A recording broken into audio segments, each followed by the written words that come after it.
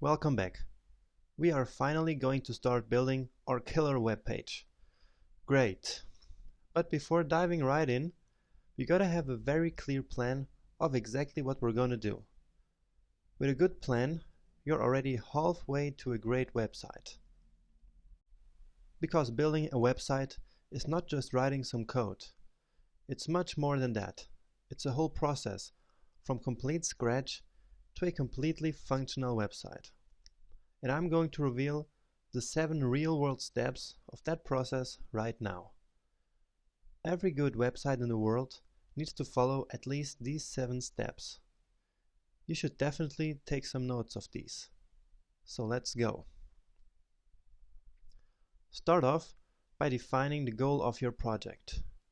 This can be showing your portfolio to the world, selling an ebook, building a blog, or whatever you want. Also define your audience. Ask yourself, which is the typical user that will visit my website? This is important because you should always design with your goal and audience in mind. Once your project is defined, plan your content carefully. This includes text, images, videos, icons, etc. Remember what I told you about visual hierarchy in the web design section? It plays an important role when you start thinking about what you want on your website and what you don't. Defining the content before actually starting the design is called the content first approach. It means that you should design for the content instead of designing a web page and then filling it with some stuff. Also define the navigation and the site structure in this step. You can draw a sitemap in this step if we're talking about a bigger project. Now it's time to get inspired and think about your design. Then get the ideas out of your head. And with that I mean, sketch your ideas before you start designing. It will help you explore ideas and create a concept of what you want to build. Using pencils and paper is a great way of quickly retaining your valuable ideas. And make as many sketches as you want, but don't spend too much time perfecting anything. Once you have an initial idea, you can concentrate on the details when designing in HTML and CSS. I advise you to never ever start designing without having an idea of what you want to build. Getting inspiration is very important in this phase, and I already told you how to do that. Now, after sketching, start to design your website using all the guidelines and tips you've learned in the web design section. You will do that using HTML and CSS, which is called designing in the browser.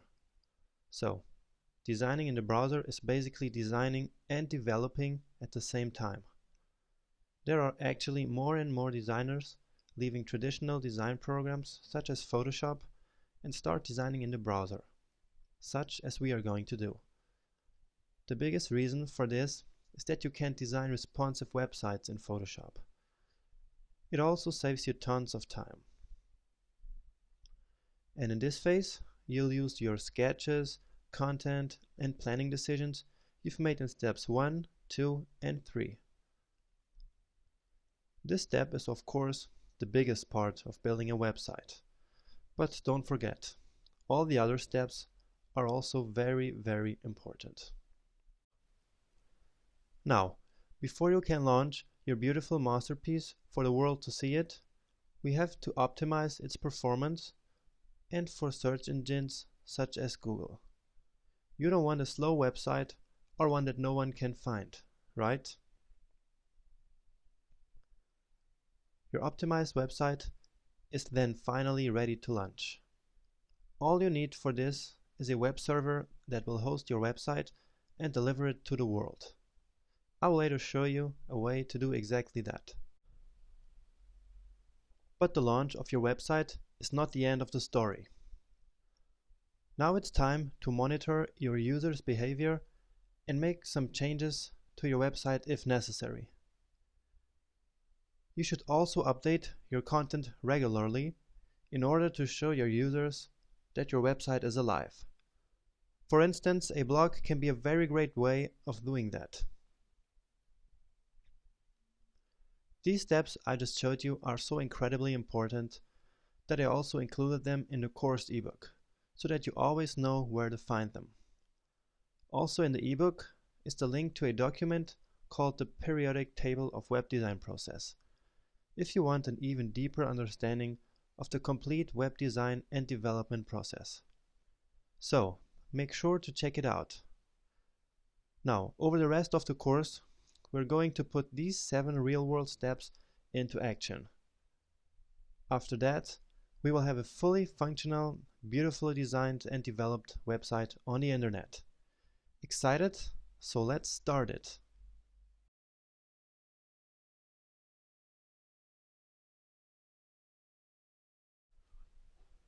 It's now time to start our project. This is so exciting. So let me introduce OmniFood to you. OmniFood is a fictional company I made up only for this course. OmniFood is a premium food delivery company devoted to bring healthy and affordable meals to people in currently 4 cities. Now, they need a new, modern and clean website that will make them look like a really professional company. And that is where we come in. We are going to do exactly that. Together, we will pretend that we were hired by OmniFood to design and develop the visual part of their website using HTML, CSS, and a little jQuery. Isn't that fun? It's like a first job. I mean, this is really cool, right? And they actually provide us with all the content that you can and should download right now from the link in the description. Now, based on what OmniFood wants from us, we will start to put the 7-step plan we discussed before in action. So, starting with step 1. As you probably remember, step 1 is all about defining the project. So the goal of the project is to show what OmniFood does, how it works, and in which city it operates in. Then, make people sign up on a subscription plan. And this is actually a pretty common project goal. And the audience for this project is busy people who don't have time to cook or don't like to cook. Simple as that. Now, step 2 was about planning the website. We will build a 1-page web page containing all the information provided by OmniFood, with a simple navigation to guide us through the page. And the content was provided by OmniFood in form of a text document and a couple of images that you already downloaded to your computer. And the navigation was also provided by OmniFood in that text document. We will look at all of that once we start building. And a sitemap is not necessary in this case because we're talking about a relatively small 1-page website here. The next step is to get inspired and sketch some ideas. Here is what I did for our project. So I will show you some sketches for the 9 different sections of the website, starting with the header and the features section. You can clearly see that I'm really bad at drawing and sketching, but I try my best because this step is really important. And as I said before, it really doesn't matter if your sketches look good or bad. We just want to get an idea of what we want to build. So these different sections I sketched here follow exactly the content OmniFood gave us. You can take a look at the document and compare it with the sketches I show you here. As we design each of these 9 sections, I will show you my sketches with greater detail. And now step 4. This is where all the fun begins. In step 4, we finally design and develop our website. This will take us from this lecture all until the end of section 6. This is because actually designing and developing the web page is of course what matters the most. So for the design, I will start by defining two essential things: colors and fonts. As for the color, I'm going with an orange tone here. We will use the flat UI colors that I showed you before to decide exactly which orange tone when we first need to use it. Remember what I said about orange earlier? It can be associated with friendliness, confidence, and courage. Well, this is exactly the kind of things I want our web page to transmit to the user in order to make him or her sign up for a subscription plan. And of course, it also looks great. Now as for the font, I showed you some great Google fonts before. We are going to use Lato. In my opinion, Lato looks really good. The semi-rounded details of the letters give the typeface a feeling of warmth, while the strong structure provides stability and seriousness. According to the designer of this font, it is male and female, serious but friendly, with the feeling of the summer.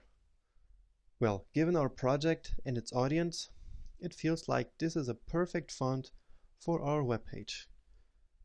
Actually, all the presentations you've been seeing in this course also use this typeface Lato. Now, having these design decisions in mind, let's finally go back to brackets and start to code our project. See you there.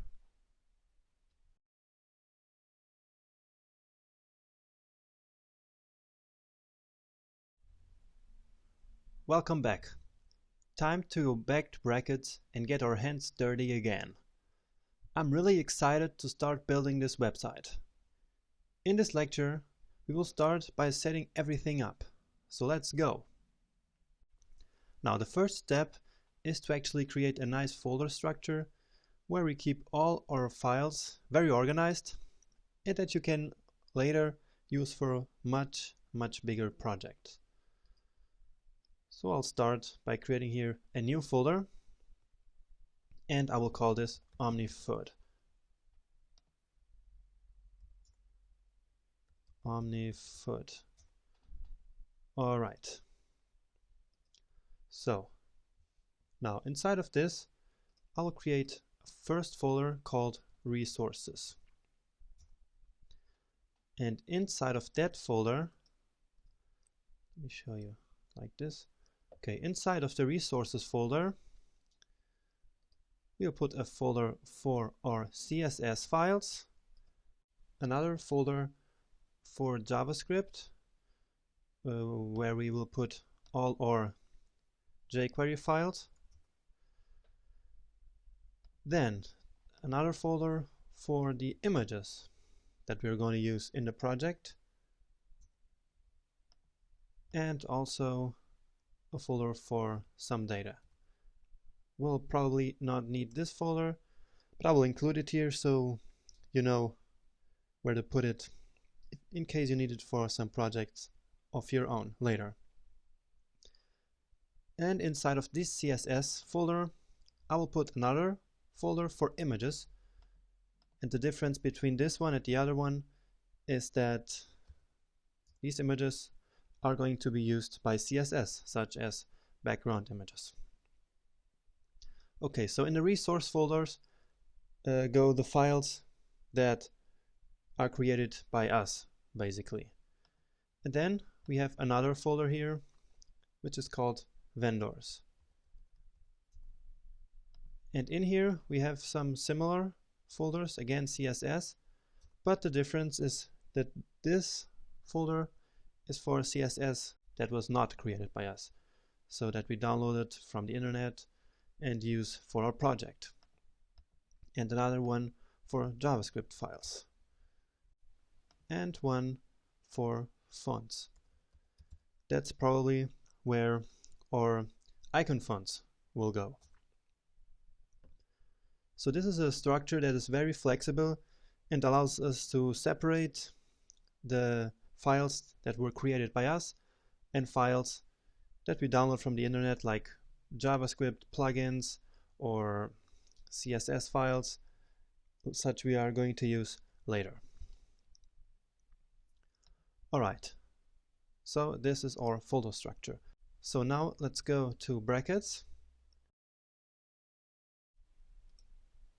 and back here, this is our old project. You probably remember how to open a project or create a new one. It's here, this button, and hit open folder, and it's on the desktop, OmniFoot. Okay, so that is our working folder. Now let's start by creating a new HTML file, and I will save it and call it again index.html, and also a new CSS file, which I will leave empty for now.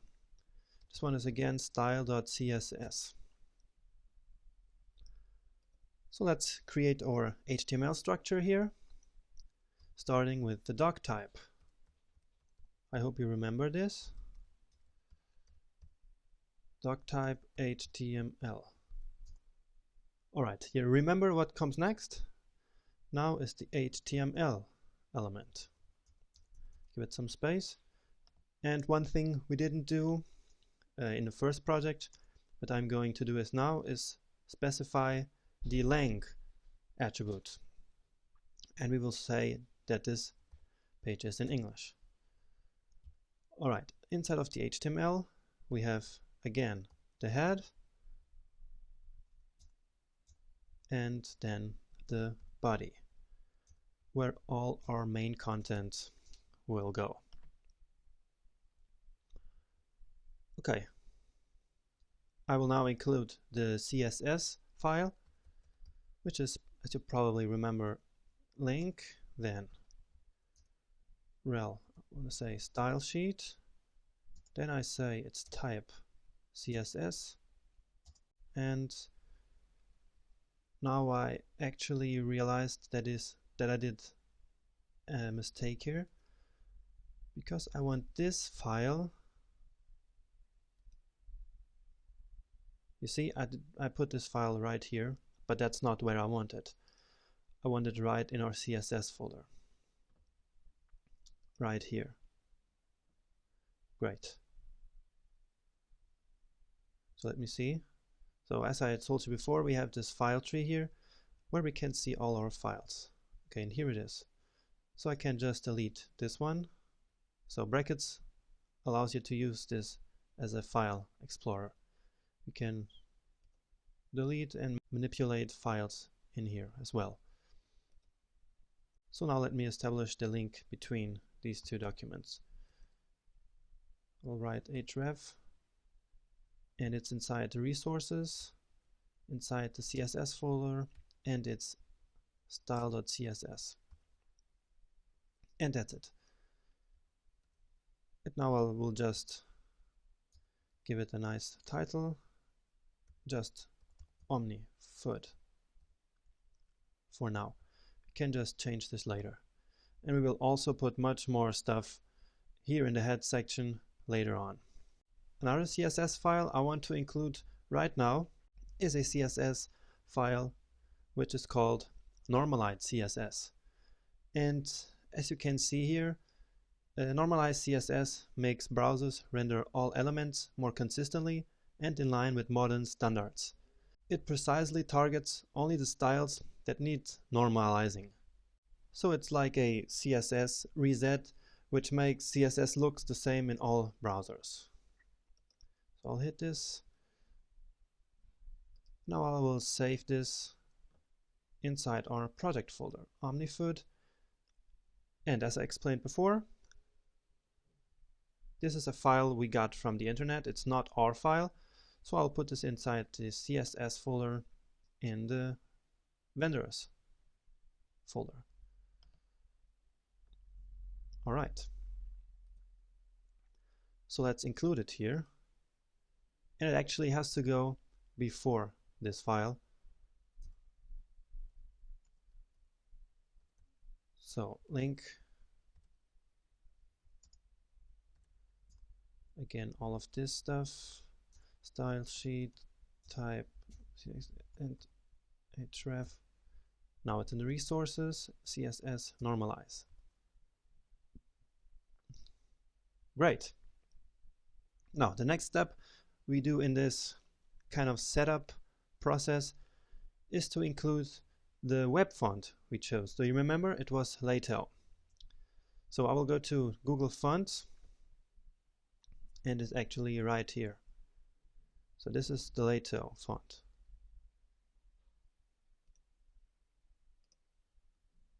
See here, there are some others here. Okay, this is Lato. So these are the different styles which are available for this typeface, with the different font weights, and down here some italics. So we want to use this one. And here we got to select all the styles we want. And I want the light one and the normal, which is already selected. I don't know about the very thin, but for now I will just use this. And also the italic, this one. We don't want to use all of them because that would affect the page speed of our web page. So we will just use these one for now, and we can always select more if we need them later. So it's very, very easy.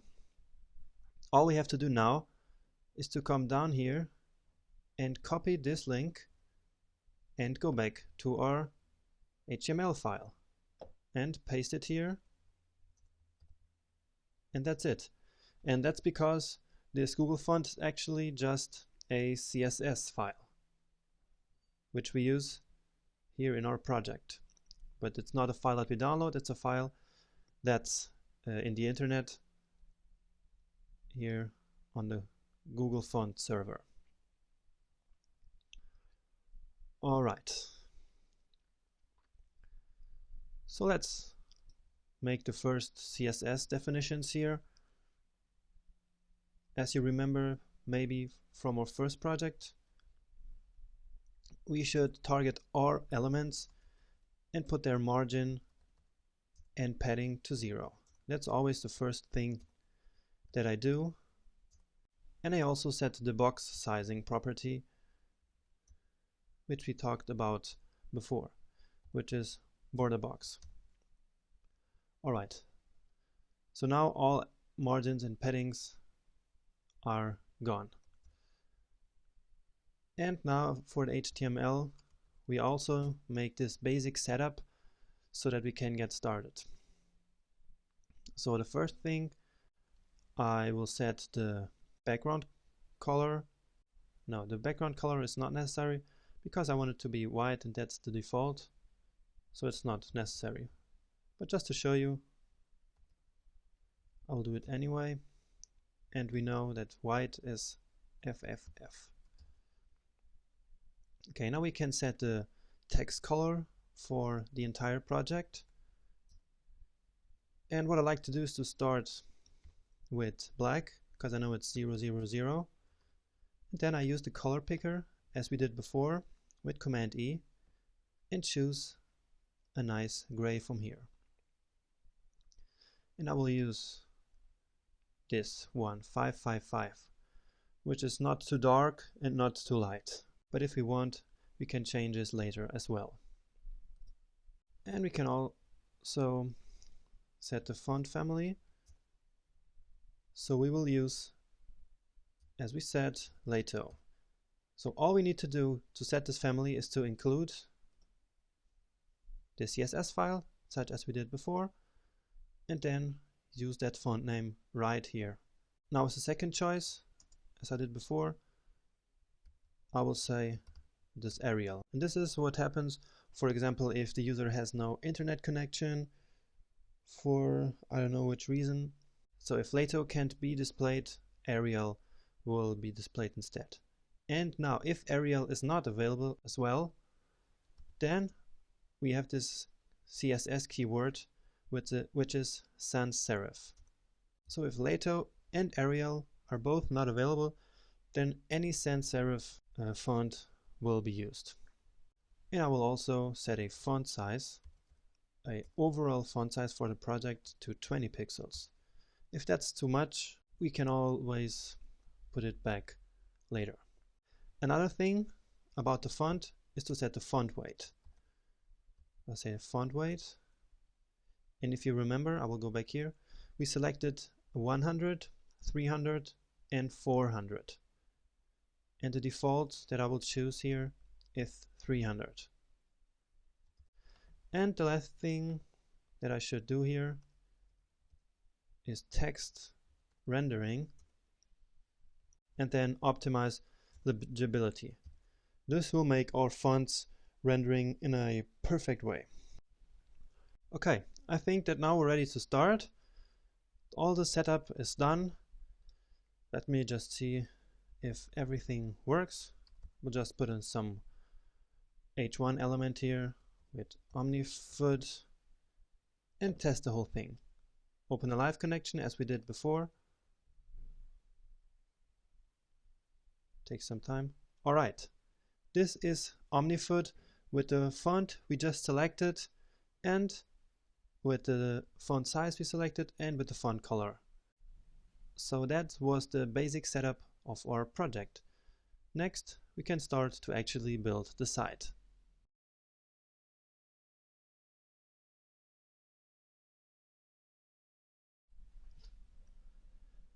Let's take a small break and talk about a very important thing in modern web design: responsive web design. You have probably heard of it by now. So, in this lecture, we will set up our project so that we can easily build a responsive website. So, what is responsive web design? Building a responsive website means that that website will work well on any device and with any screen resolution. Working well means that that website is easy to read and to navigate without needing to constantly zoom in and zoom out, which is really annoying. Here are just two examples of responsive websites. You can see that they change with the browser's width, which means that they respond to the screen size, therefore the name responsive web design. According to Google, 50% of all internet traffic already happens on mobile phones, and this will even increase in the future. In fact, Google recently announced that mobile-friendly websites will be ranked higher on their search results page. So, it's really important to embrace responsive web design right now. So, there are three main ingredients to responsive web design. First is the fluid grid. In the fluid grid, all layout elements are sized in relative units, like percentages, instead of absolute units like pixels. In the CSS section, we used a static layout and defined width with pixels. Now we are leaving that behind and work with percentages. We will set up this fluid grid in a minute. And the same goes for images, so as to prevent them from displaying outside their parent elements. And finally, media queries allow us to specify different CSS rules for different browser width. With media queries, we can target different devices like mobile phones and tablets and make the website respond to their screen size. So, now that we know the main ingredients to responsive web design, let's go back to brackets and set up the fluid grid. We will then build our website using that grid in the next lectures. We will take care of the media queries part later, after building our web page. While we build the web page, it's just important that we always use the grid. Now, the fluid grid we will use in this course is based on this little responsive grid system, which claims to be spectacularly easy responsive web design. So you can build any layout you can imagine with this fluid grid. I actually made some changes that makes things easier for us and compiled everything in one file. Please go download that file from the lecture description right now. We will come back to this website later so I can show you how that grid works. So I hope you downloaded the file by now. I actually already have it here on my desktop, so I will copy it. And then we put it in the vendors folder, because once again, it's a file that we got from the internet, and then in the CSS folder. And here we go. All right. So now back to brackets. Let's include that file. I'll do it here. Again, before the style CSS, which is our CSS file. And let me just tell you another trick, which is I can, since I don't want to write all of this again, and instead of copying, which is a little annoying, I can just do duplicate, which is Command D or probably Control D on Windows. So right here, just Command D, and here we go. Because all I want to change now is this file. So I want the grid file. Right. So now the grid file is included in our project. Now let me show you how that grid works. So on this website is a little example. So all our content will be inside columns, as you can see here. And each of these group of columns is a row. So in each row we can have 2 or 3 or 4 or 5, all the way to 12 columns, which all have the same width. And now as for the responsive part, if we resize the browser window, all of them shrink. And that means that they are defined with a relative width, because their width is always relative to the browser window. So they get smaller and smaller as I decrease the browser window. And that's what responsive web design is all about. And after a certain amount of width, they even stack. So when they get too small, we can't see any content in this column here, right? Then they will all stack, just like this. And our website, since we will use this grid, will do the same. Okay, so let's see the CSS file that we just included, and it's down here. Let me just open it. And if I click it twice, double click, then it appears up here in the working files. So we have a row and columns, and then different spans. And each of these span will be a column. For example, this span 1 of 2 is just these columns. But don't worry, we will use that in the next lecture, and then you will understand everything, just how this works. Alright, let's get back to our HTML file. And as I said, the content will be in rows. So let's just define the row. I will simply call it row.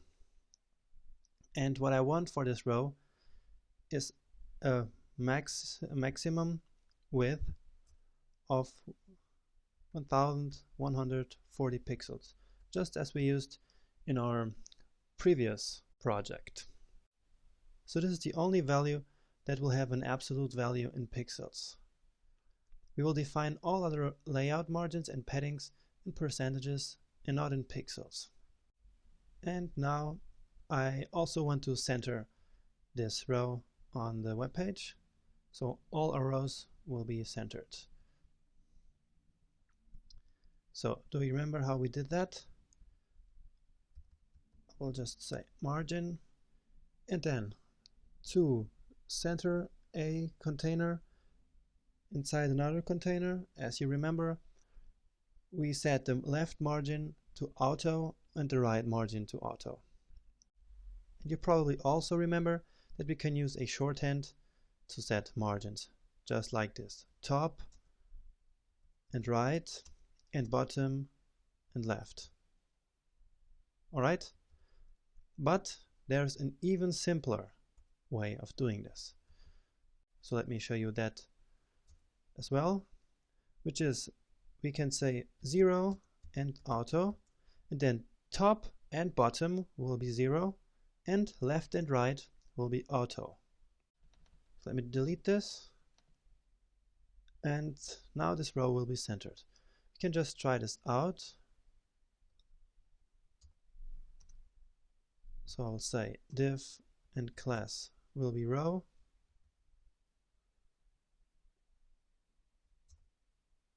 Alright, just put this here, and let's see how this looks like. Okay, you see it's perfectly centered. So now we have everything in place, so we can start building the first section of our web page, which will be the header. So don't wait and join me in the next lecture.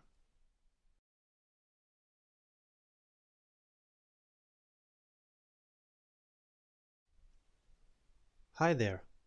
Let's build the first section of our project, the header. So this is the sketch for the header as I showed you before. And on the right side is the final result that we'll get after this lecture.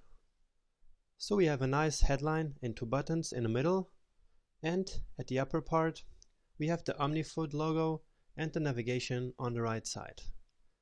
It looks really great, right? So this is what we'll learn in this section. I think it is a good idea to tell you in each of the following lectures all the new things that you're going to learn in that lecture. This way, when you want to review these lectures someday, it will be easier for you to find what you're looking for.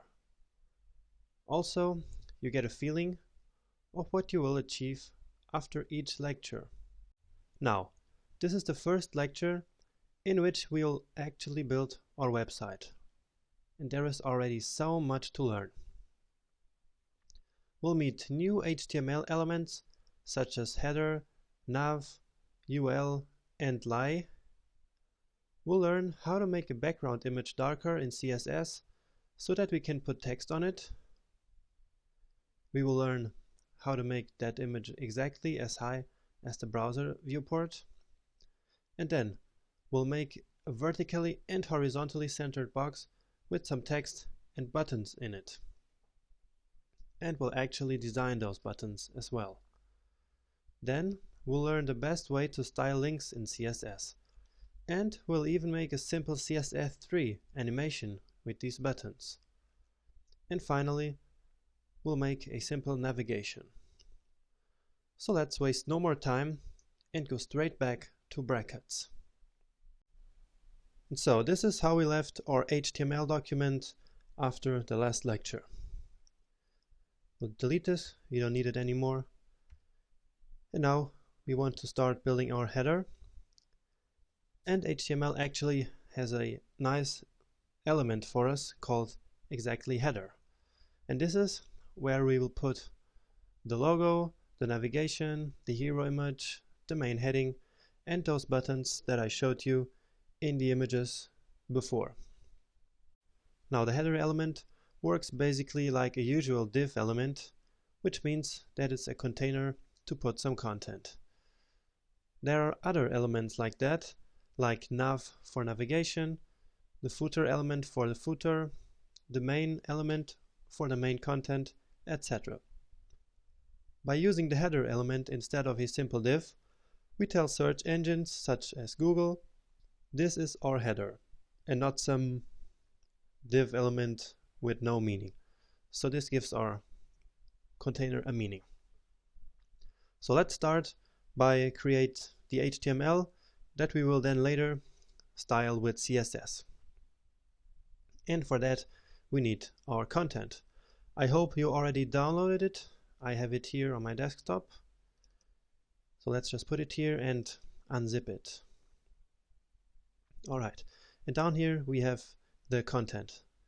I made 3 files which have exactly the same content, one for Microsoft Word, one for the Mac app Pages, and if you don't have any of those, just use this file. I will open this one, and so this is the content that we will put on our web page. And we're here at section 0, which is the header with hero image and navigation. And that's our headline, and I will just copy it because we'll need it in a minute. So back here. As I told you, we will have a vertically and horizontally centered container where that headline will be. So let's first make a div element for that container. And I will call it hero text box because this is a text box which floats over the hero image, which is the big background image. Alright, so this will be the box that we will center in a minute using some CSS. Now, that main heading that we just copied, and here it is. And now we want some buttons. And for buttons, we use the link element that we will then style with CSS to make them look like nice designed buttons. So we need the href attribute, and since we don't have anywhere to point at this moment, so we have no document where we want to link to, we put a dummy link, and that's usually made using this hash symbol. So this link points nowhere right now. So let me just get the text. It is I am hungry, and this button will later take us all the way down to the sign up section. And the second button will be show me more. So in this one, I'm just copying it here. So I'm hungry, and now I've duplicated as I showed you before with Command D or Control D. And in here goes show me more. Alright, so now let's style the whole thing using CSS. But first, let's see how it looks like. Alright, so this is what we just put on our HTML file. So let's style it here. And add a new rule here for the header. And the first thing that we're going to do is to set the background image. And in order to do that, let's go back to our folder. And we have the OmniFoot contents, and the background image that OmniFoot gave us is called hero, this hero image. So this is the image that we will use as our background image. I actually got this image from one of the resources that you can find in the course ebook. Okay, so you probably already know where to put this. It's in the resources folder, CSS, and then images, because it's a background image, and we will use it in the CSS file, from the CSS file. So now, how do we use this in CSS? It's quite simple.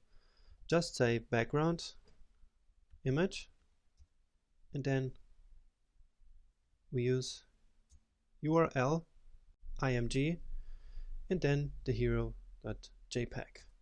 So this is our image.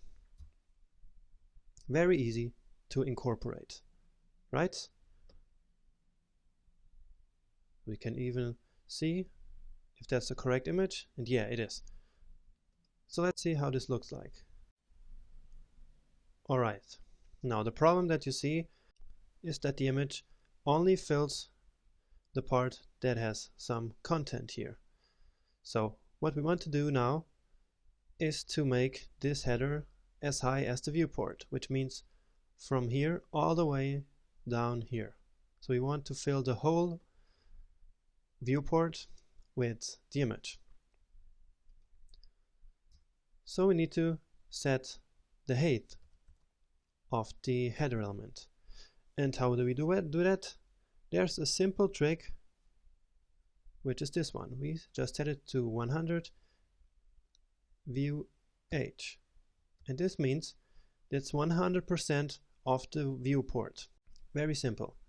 So let's see if it worked. Alright, now the image looks like we want it. Now we have some problem here, which is this white space here, and I will tell you why this happens. This is pretty annoying. It's because of this h1 element, which has a, I will tell you this, using the Chrome developer tools as I showed you before. Let me just show you this quickly. So as you see with the orange bars, this has some margin top and bottom, and this is because of the normalize CSS file. So we have to get rid of that before we can do anything else. This is really annoying. So let me just margin 0. And now it should have been gone. Now the image doesn't look quite as we want it, right? Because it's way too zoomed in. So we have to tell the browser in some way that we want to see the whole image. And we do this using the background size. Background size, and we say cover. And also we want to have the background centered. So we use background position center. And that's much nicer. Very, very good. Now if we would resize this window, it will always find a way to let us see all the image. So now let's find a way to center this box, which has this title and those buttons that we'll style in a minute. So this is called, let me see, hero text box. We'll copy it actually and paste it here. So how do we do this? We will actually not use the responsive fluid grid that we set up before, because we want this box to be an absolutely positioned box, because that's the only way we can vertically and horizontally center it. And I will assign the width of the row, which is, if you remember, 1140 pixels. So this will look like a row because it has the same width, but it will be absolutely positioned. And in order to do that, we say we want it 50% from the top and 50% from the left. So let's see what this looks like. So 50% from the left and 50% from the top. Okay, but this looks weird, right? So we have to use a little trick here. which is with the transform property. And we use translate and then minus 50%, minus 50%. And what this does is to translate the element half of its width and of its height up and to the left. Alright, so now it is centered, it's nicely centered as we want. So it always stays in the middle here. Now as you can see, the contrast between the text and the image is way too low. For example, right here we have a very hard time to see anything. And that's what we learned right in the first section, in the web design section, that it is a bad idea to just put text on image. And we're going to use one of the solutions, which is simply make the image darker. So let's see how we can do that. So the little trick that we use here is that we'll put a linear gradient on top of the image. So this is like using two background images at the same time.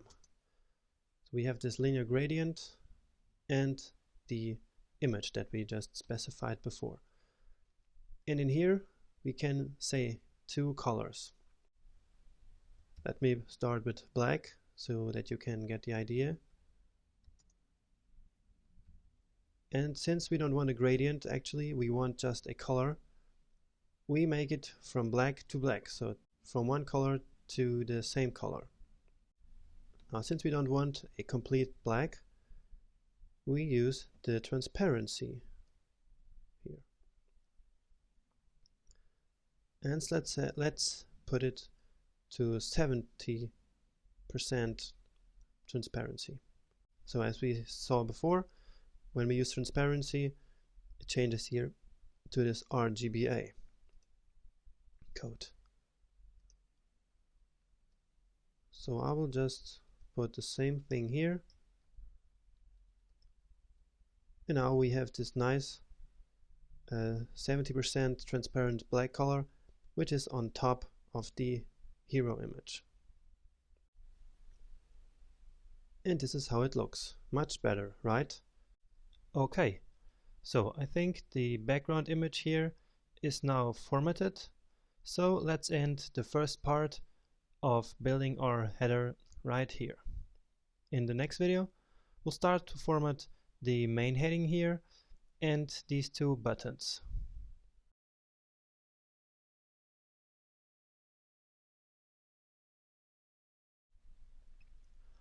Welcome back to part 2 of building the header.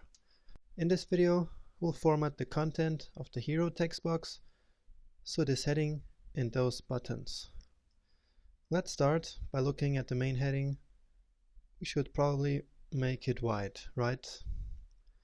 So let's go back to the H1 style here and continue to define how it should look like. So color, I will make it right, and I will specify its font size as well. Now, the basic font size of our HTML document is 20 pixels. Now, in responsive web design, we want everything to be relative. So we can say that our font size should be 200%. And then this means that our heading element will be 40 pixels, which is exactly 200% of 20 pixels, right? So if we later want to change this size, we can just change the HTML global font size, let's say to 18, and then this size will automatically decrease as well. And we will use this method for all other elements on the web page. So they will all be defined relatively to this base size of 20 pixels. And then by adjusting this, all other elements will automatically adjust their size. And 200% looks good to start with, or maybe 240%, because we really want this to be big. So let's check how it looks like. Okay, much better. Now you probably remember that I said in the design section that when we use very big headlines, we should decrease the font weight. And we will do that right now. And we should also maybe set this to uppercase, because I think it looks much better. So let's go back here and do that. And like with this, I can show you many ways to format text. So let's decrease the font weight to 300. Because usually the H1 elements come with bold formatting, and that's not what we want. And we will make it uppercase. For that we use the text transform property. Let's say uppercase. And another thing we can do is the letter spacing, so it's not so compressed, and also a word spacing, so some space between different words. All of this makes a big headline like this look much better. I can go with 3 pixels here, for example, or maybe 4. Let's see how it looks like. Okay, much better now. But now we have this ugly line break here, healthy meals, and we don't want that. So let's just break it here, so that we have goodbye junk food, and then in the next line, hello super healthy meals, right? This will be much better. So do you remember how we do that? Easy as this, just a BR element.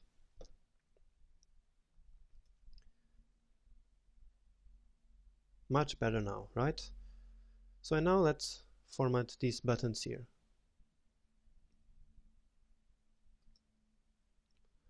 First we should attribute some class to this one, and I usually call them button. And now we will have 2 kinds of buttons.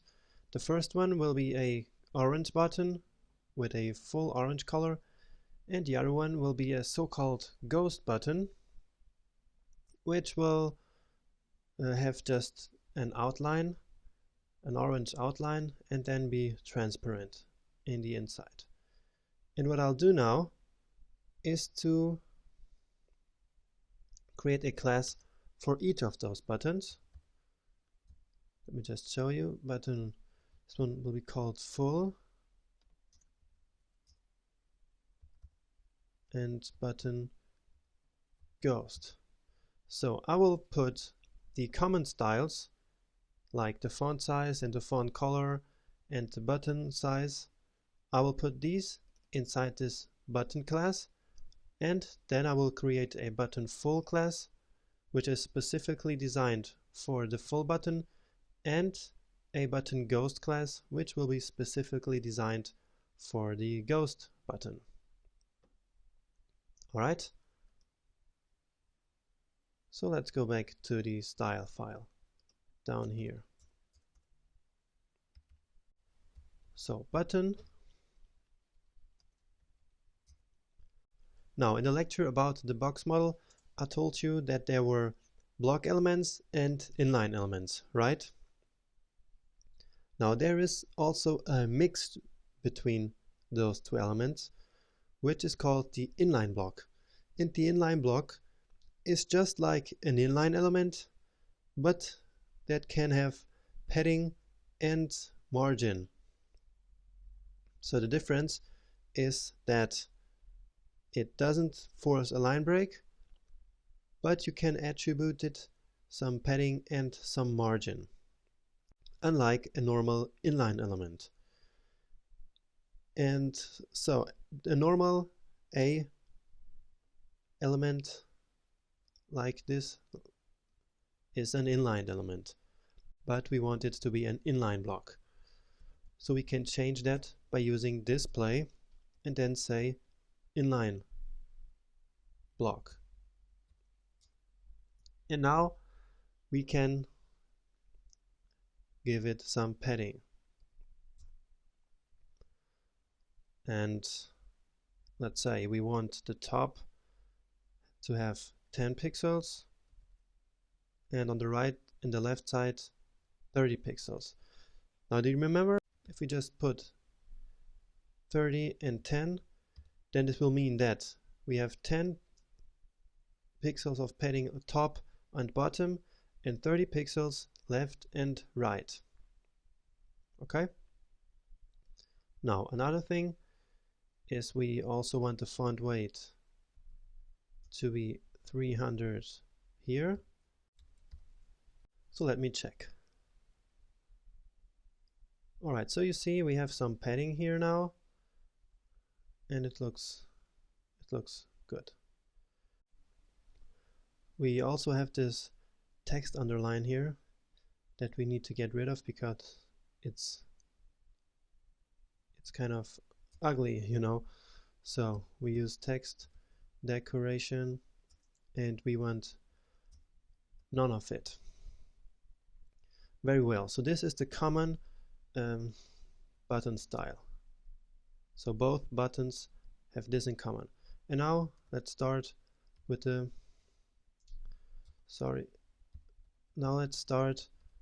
full button. And now let's choose a color. As I told you before, we will use the flat UI tool right here. Flat UI colors. Okay, that's the one we want. So we have some oranges down here, and to me it looks like this one is the best to use in this case. So I'll just click here.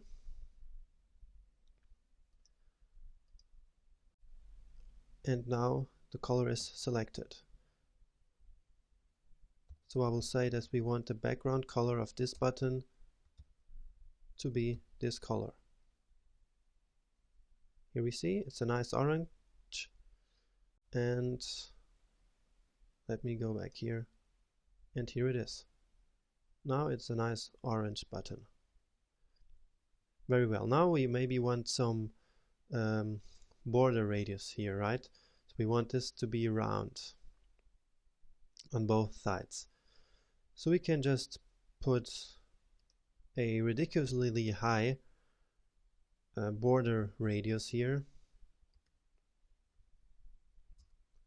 like, I don't know, 200 pixels. Very well. Now the text should probably be white for this button, right? Actually, for both of the buttons. So let's put it right here. Color FFF is white. So very well. Now the style for the ghost button. We want the border to be orange. So we did this before. With this border, we want it to be 1 pixel, solid line, and then the color. And we will use this color here. Now you see this button is slightly bigger than this one, and there's a reason for that. If you remember from the box model, the height and the width of an element is the content plus the padding plus the border. So this element is higher because it has that 1 pixel border. So in order to make these two the same height and width, we just add that border to this button as well. And we also want some distance between this, right? And probably the best way of doing this is to add some bottom margin to this H1 element. Let's go back And as I said, we will add this border here so that they look the same, and then some margin bottom. So this one is the margin top, right? And here we want the margin bottom like 20 pixels maybe.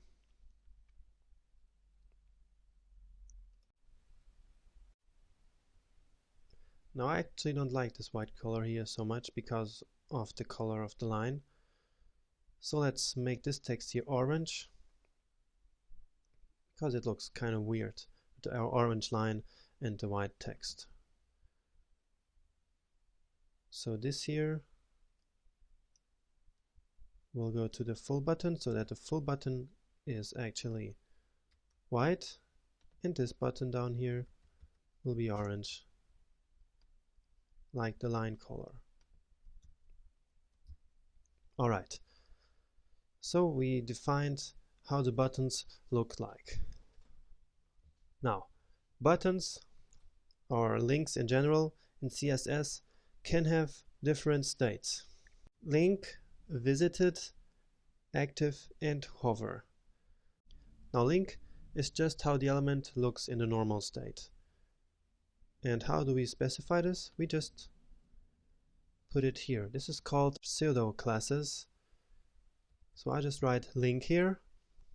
So this means the A element in its normal state. Then we have the visited state, which is how the element will look like after it has been visited. And maybe sometimes you notice that some links in some internet websites look different after you have clicked them. Now we don't want this to happen, so we say that the visited links should look just like the normal links in their normal state. So we do this here. So we say button visited. So button link and button visited have both the same style, which means they will both look the same. And we have to do the same thing down here. Button link and button full visited, and the same thing down here. Button ghost link. Alright. Now there are two different states, which is hover when we put our mouse over a button, and the active state, which is when we click on a button. And we can specify that in CSS here. So we can say what will happen when we put the mouse on the button. And in order to do so, we say button and then hover. And we want the button to look exactly the same when we hover it or when we click on it, so when it's active. So we say button hover and button active. And what we want our buttons to do is to have a darker orange tone so that we can see some change there, right? Do you remember the tool that we used to get darker shades of a color? It is the 0 to 255 tool. Let me just copy this.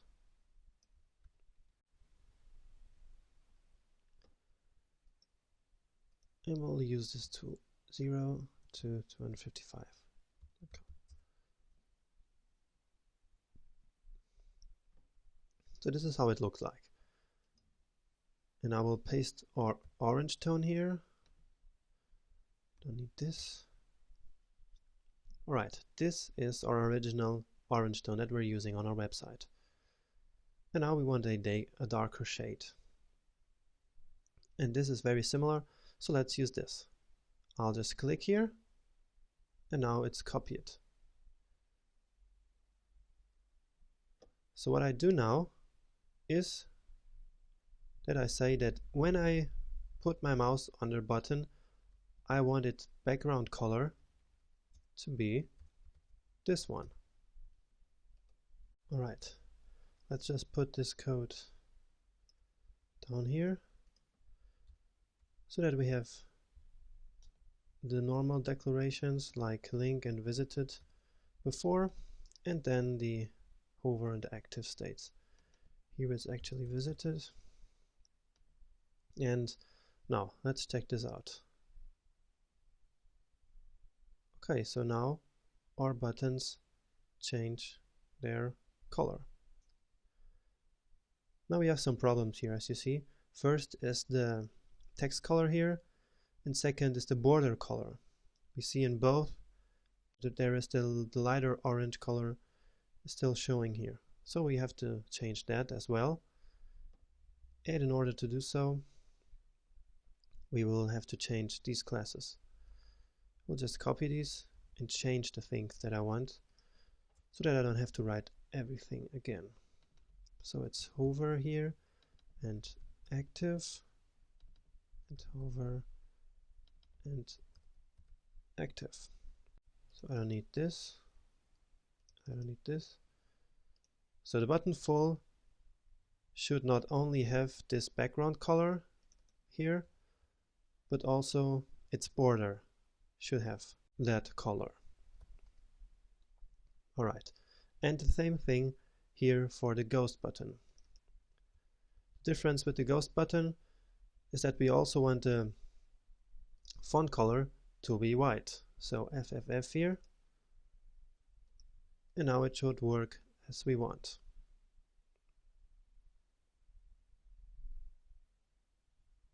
Great. Now this looks great, right? Now one thing, and this is a little more advanced, is that we want to have a little transition from one color to the other. So this gets just orange instantaneously, but we want to see a nice transition. And we can actually do this using just CSS. And I will just show you how. So all we need to do here is in the button class to set the transition property. And this is actually CSS3 already. So what we want to say here is that the background color should change with a transition. Let me just write it. Background color. Now we'll say 0.2 seconds. So what happens now is that when we hover over a link, over one of these buttons, the background color will not change instantaneously, but over a period of 0.2 seconds. And we want not only the background color to change, but also the border and also the font color.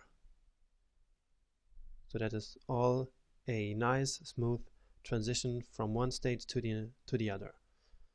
So we can specify more than one property here.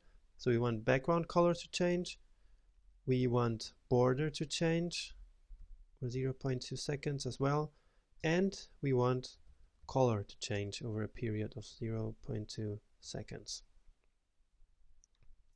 Right? So let's see how this works. But last thing, we also want some margins between the buttons, because they're like glued together right now. So let me just change here the full button. I will add a margin to the right. So when I say, for example, 15 pixels to the right, then the button will show this nice distance. And as you see, the transition works exactly as we planned it, right? In both buttons. So this looks much better than it did before. And yeah, you just learned how to do this. Great, right? And this closes part 2 of building the header. In the next and last part of building the header, we'll just add a simple navigation and the OmniFoot logo. See you there.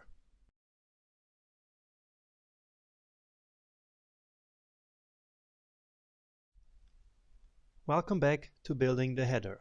This is part 3. Let's continue. So this already looks very good.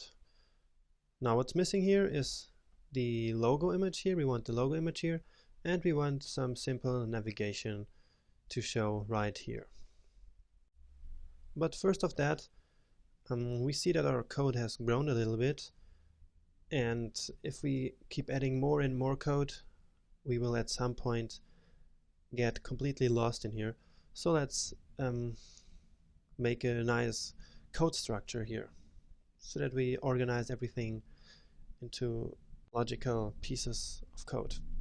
And for that we will use CSS comments, and comments are like code that will not be seen by the browser.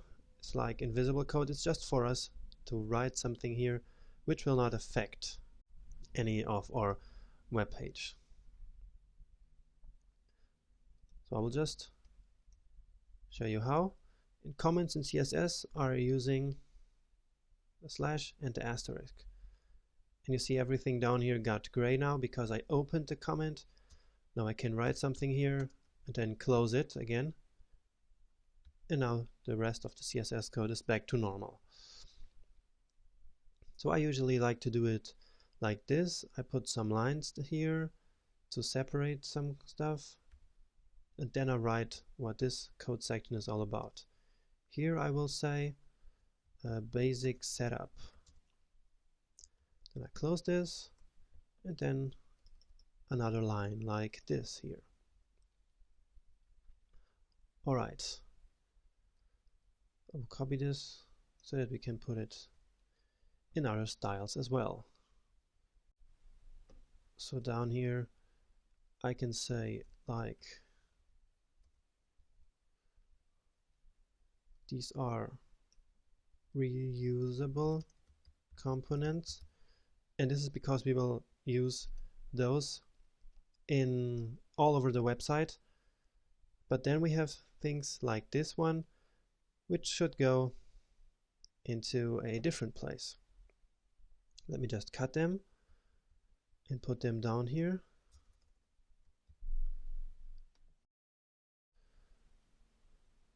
So I will put one of these sections for each of the sections that we will build on our website. So when we later browse our code, we know exactly where to look like for different stuff. So header. So all the code for our header goes here. Now the buttons that we're going to reuse maybe in different places can stay right here. Now we'll just say that these are buttons.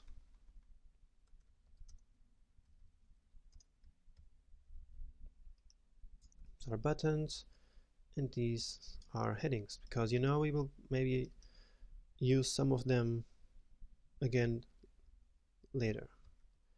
Headings. And we can keep adding more comments like that later down the road. So now everything is nicely separated, and then we know exactly where to look for our CSS code. So we already learned a lot of stuff in this lecture, but we will go even further, because we will now put a logo and a navigation bar on top of this page. So we formatted everything inside of this content, and now let's add a nav element where the navigation and the button will go. And now to center everything inside of that navigation, I will use a row. Do you remember? We said that the row will always be centered. So this will be a row div. Alright. Now we want the logo to be here, and for that let me just first put the logo inside our folder. So I will go back to our contents folder, and this is the content OmniFoot provided us. And actually most of these are images, so I will just put all of them, we'll copy them and put all of them inside our images. Now I'll paste them here. Okay, except for maybe the text. I will delete the text here. And alright, great. So we want the white logo. They actually gave us two logos, a black one and a white one. And we want the white logo here because the background is so dark that the best thing to do is to use the white logo here. Now the best way to put an image, you probably remember how to do that. It's image and then source. And we already know how it is, where it is, right? So we go to resources, image, and now it should be down here somewhere. It is logo white. Alright, and now the alternative text, which we will say is just OmniFoot logo. And of course we have to give it a class so that we can format it. The logo should be just right for this. Alright, and now for the navigation. Now the navigation is usually done using a so-called unordered list. An unordered list is just like some bullet points, where each bullet point will be an element of the navigation. So how do we do that? UL stands for unordered list. And let's just call it main nav. And now for each of the elements inside of an unordered list, we say LE, which means like list element. And now each of the list elements will be a link, because that's what a navigation is all about, right? Navigation is like a collection of links. So let's see what OmniFoot had in mind for this navigation, what they want there. So they want, let me just copy this so it's easier. Just down here. I will delete it after this. So these will be links. So a element, href will be, again, it will point nowhere for now, so it will be like an empty link. So I'll use the hash sign again. And this is here food delivery.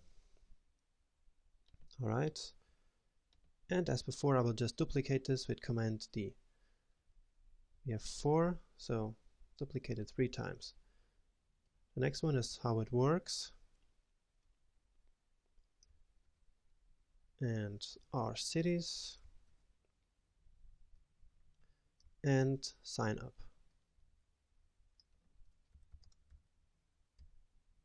Alright.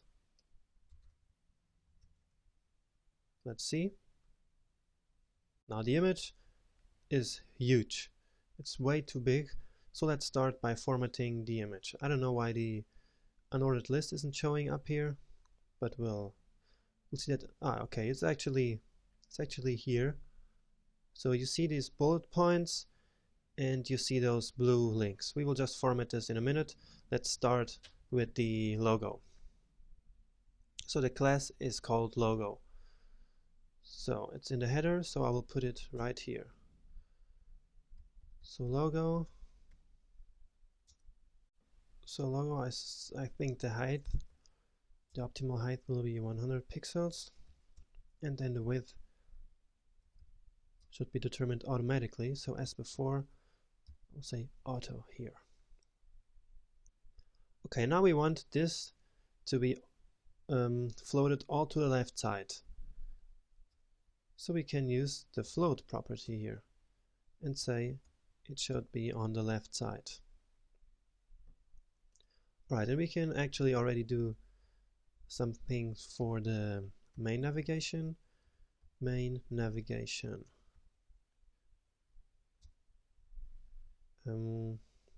Just say that it should float to the right side. So this is what it looks like. So the food delivery logo is right here on this side, and the navigation is on the right side, just as we specified it before.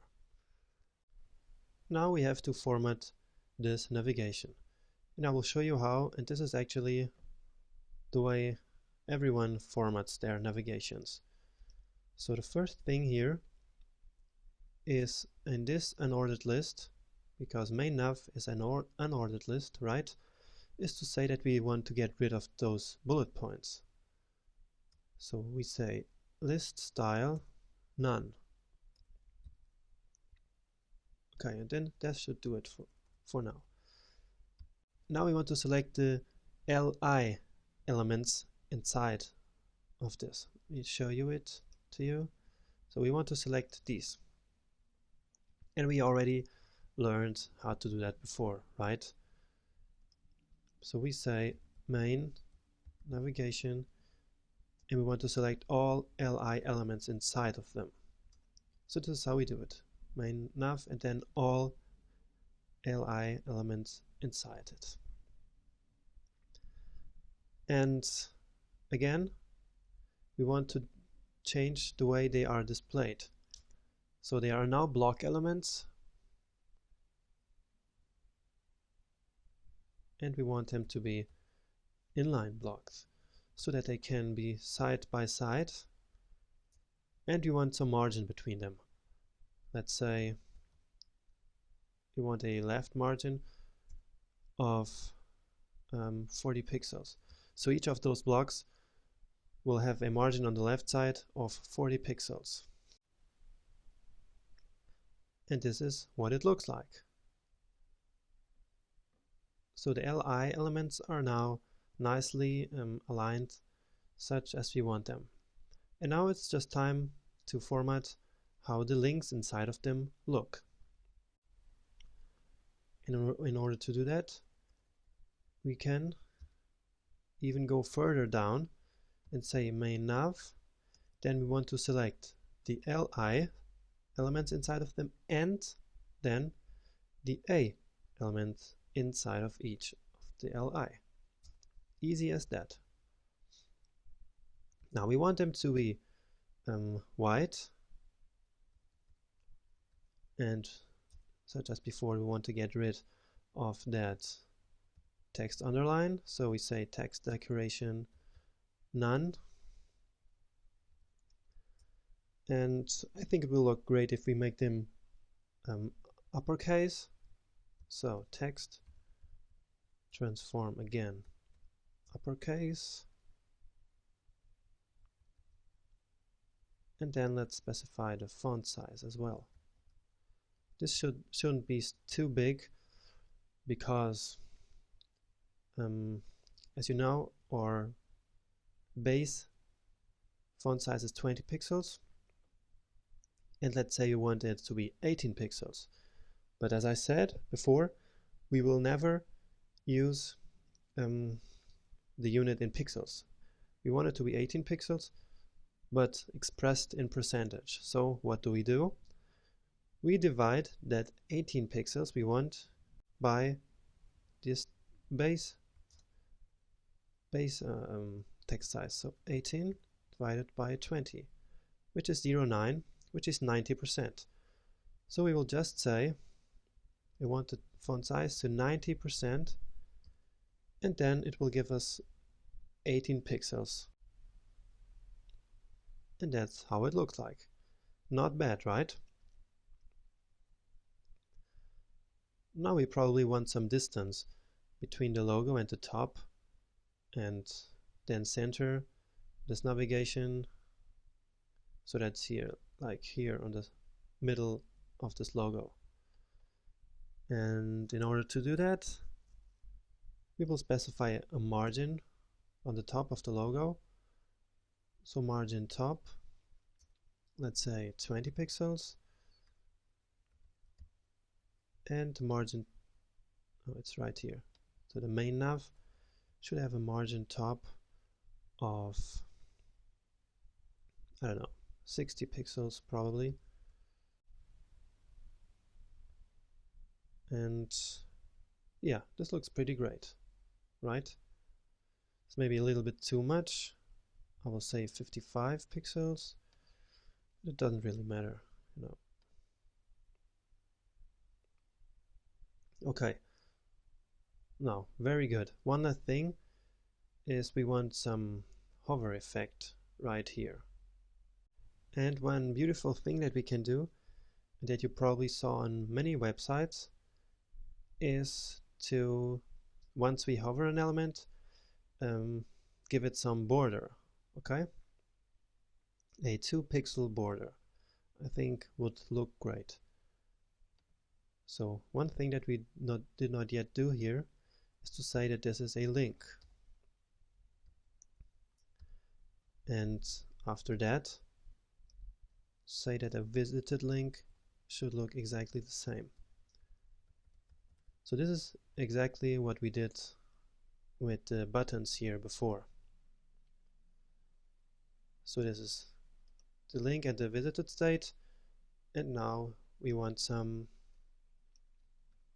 hover and active states. Hover and active states.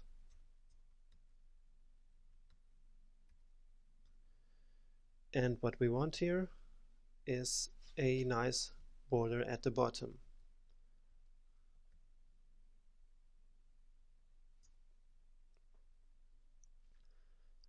With, let's say, 2 pixels, again a solid line, and the color can be our orange color. That would look great. So our orange color is this one here, right? But we will probably use this a lot of time, so I will just make a comment here and paste it. Orange color. So each time we want it, we know where to find it. Okay? So we want this to be orange. Now, in order for this to happen, we need this border to exist before we actually hover it. But since we don't want to see it, we make it transparent. It's a nice thing we can do in CSS is we can say transparent. So it will not be visible until we actually hover it. And such as with the buttons, we want a nice transition here. And you know already how to do this. So we say transition and then the property we want to animate. So it's border bottom in this case. And again 0.2 second interval between those. So how does it look like? Okay, it works. Great. Now this doesn't look so good because we want some more space between the line and the text, right? And there's an easy way to do this, and maybe you can guess already how we will do this. It is to specify a padding for the link, and the padding is an inside space, so a space inside of the box which goes between the content and the border. So we'll add some padding to the bottom and also to the top, and we can make it, for example, 8 pixels. Let me put it here. So we want a padding top and bottom of 8 pixels, so we put it here, and left and right 0 pixels. And I think now everything is perfect. Just check it. Alright, this looks absolutely fantastic, don't you think so? Okay, so the first section is completely designed. We have learned a lot of stuff in this section. Congratulations! You just built the first section of your real-world website. Isn't that great? This was a lot of stuff to absorb, and if you didn't understand everything right away, don't worry, you can always go back if you want. So now come with me to the next section.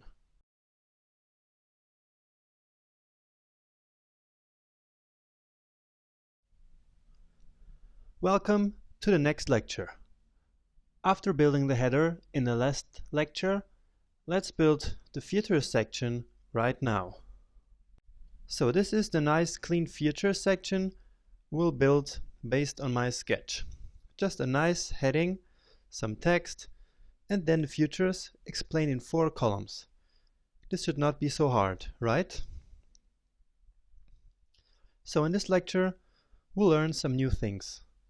We'll learn how to put content on a website directly from CSS with the after pseudo class. We'll use the fluid grid for the first time in order to build the 4 features column. And we'll also use beautiful icons in those columns as well. So, let's go. So this is where we left our project after the last lecture. The header is all built. Now it's time to start adding the first section. And in HTML, we actually have an element for that, which is called section. And this is just like the header, it's a container so that we can tell this is a section. So I'll call this section features. And now let's start with the title and with the paragraph. We'll put that in a row. So class row, because of course we want this centered. And now let's put a heading here. Now each web page should only have one H1 element, which means only one main heading. We already used that main heading here, and so for now in each of the sections we will put an H2 title. Let's see what content we have for this section, and here it is. I will copy all of it actually and put it down here, such as I did the last time. Now, I already showed you how to make comments in CSS. Now I will tell you the same thing for HTML, and it's very easy. Just like this. You see everything turned gray here, and now to close it, it's just like this. And now this is a comment, and it will not appear anywhere.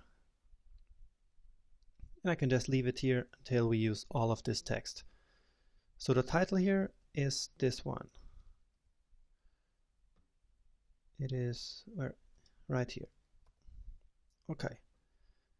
Get food fast, not fast food. Okay, instead of this, I actually want an larger dash. That's called an M dash.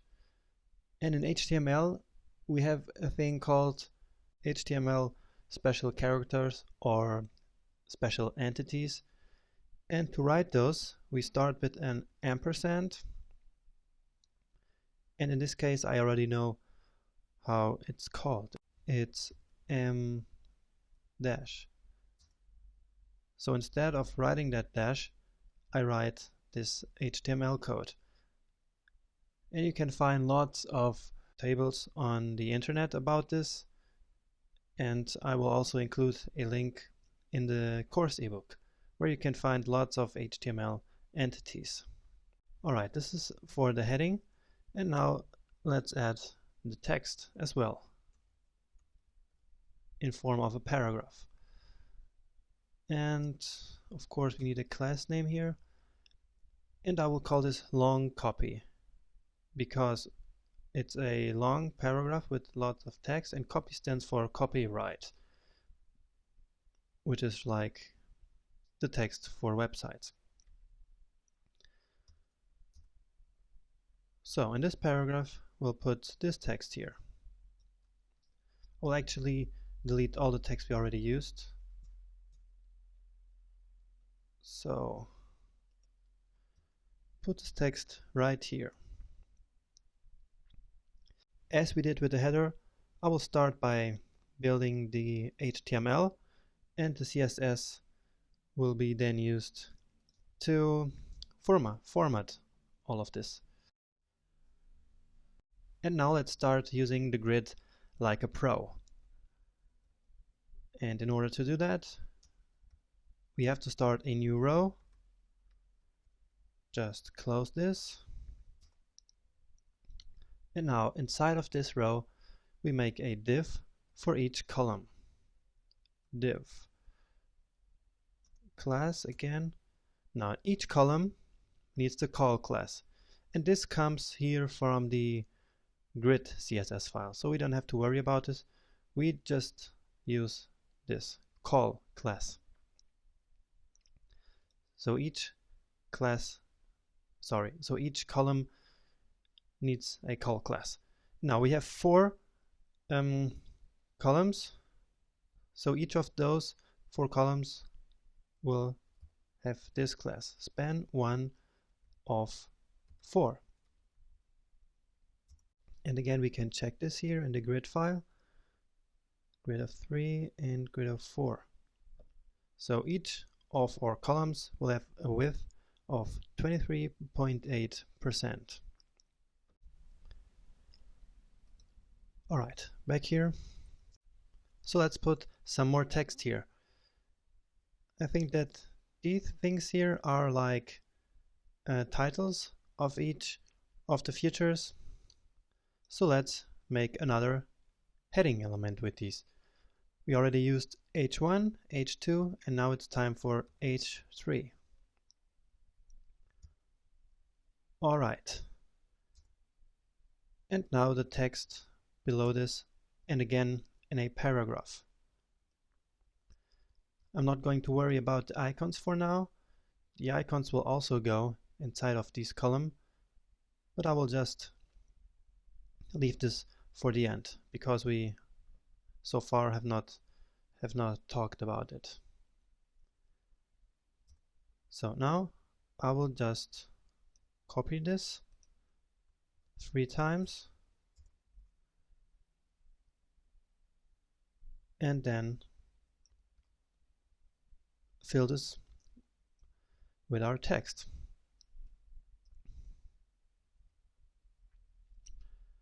It's kind of boring, I guess.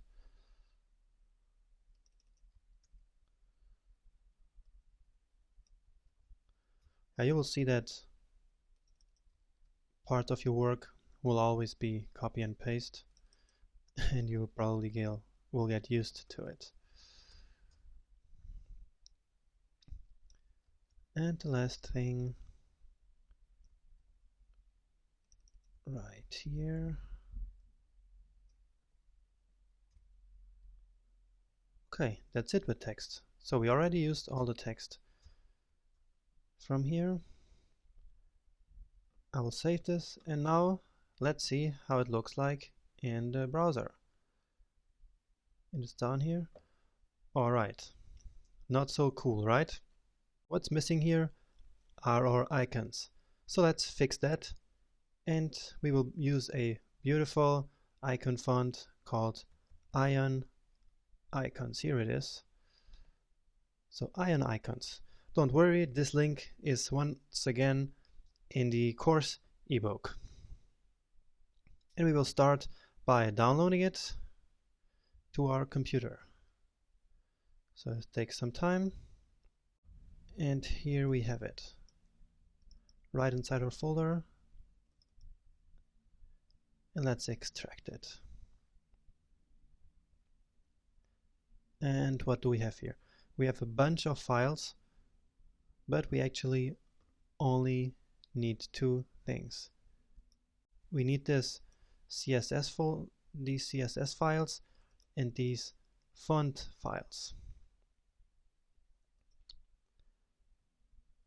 We actually need this Ion Icons minify CSS We will paste this inside our vendors folder, CSS, because you already know it's a file that we got from the internet.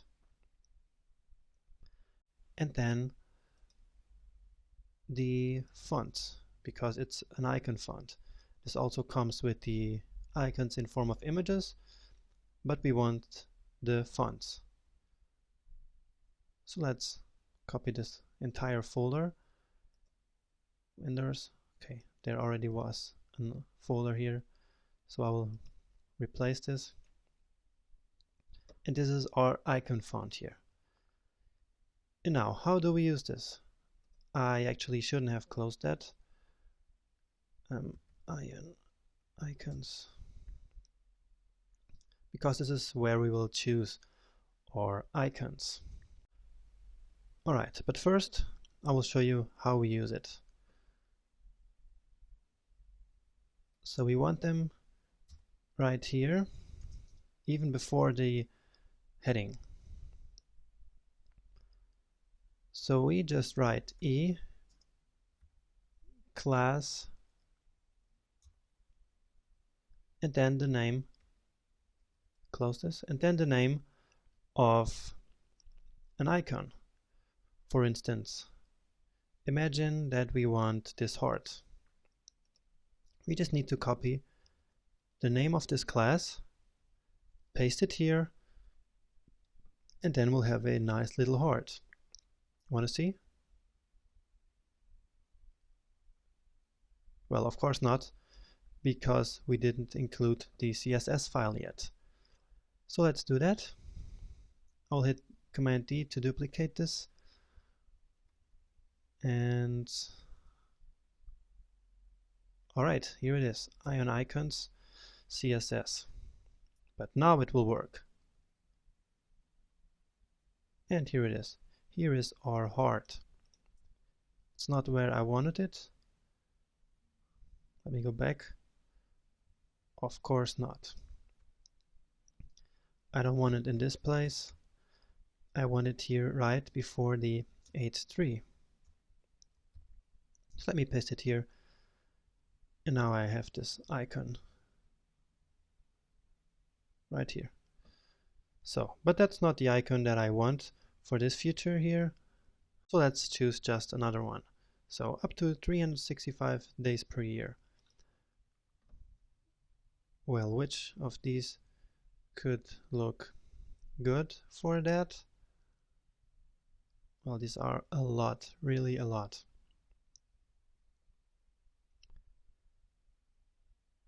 You will need some time to go through all of them. And I choose to go with these icons here. These are iOS inspired, which you can see from the name. And I really like those line icons. So I will choose all icons of this class so that we have some consistency here. And this looks great for the first feature, I think, because it's the infinity symbol, and 365 days per year is kind of an infinity. So the next one is ready in 20 minutes, and we could use kind of a watch for that, like this one here. So copy it, paste it here. So I class, paste and close it. And the next one is 100% organic. So let me see what we have for that. But first let's check if they're showing up here. Okay, they are. Cool. Now let me choose another one for the 100% organic. But I'm going with this little carrot here. So let me just write it here. I class, and last but not least, we have the order anything feature. And that could be like a shopping cart. Let's see if we find one. Here we go. Copy and paste. Alright, so this is our HTML. In the next lecture, we will format this so that it looks professionally designed. So don't wait, come with me to the next lecture.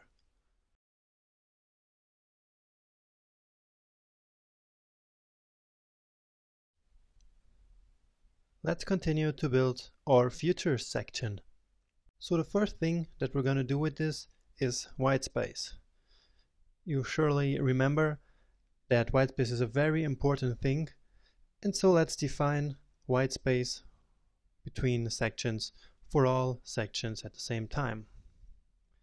So let's format the section, and I will do it here right in the reusable components part of our code.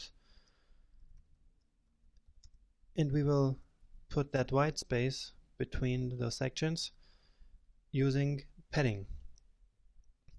Now you maybe say that to put a space between elements we use margin, and that's actually right, but I will use padding because I will later have I'm planning to have some sections with background colors, and in order to preserve that background color, we need to make sure that the space is inside of each of the boxes.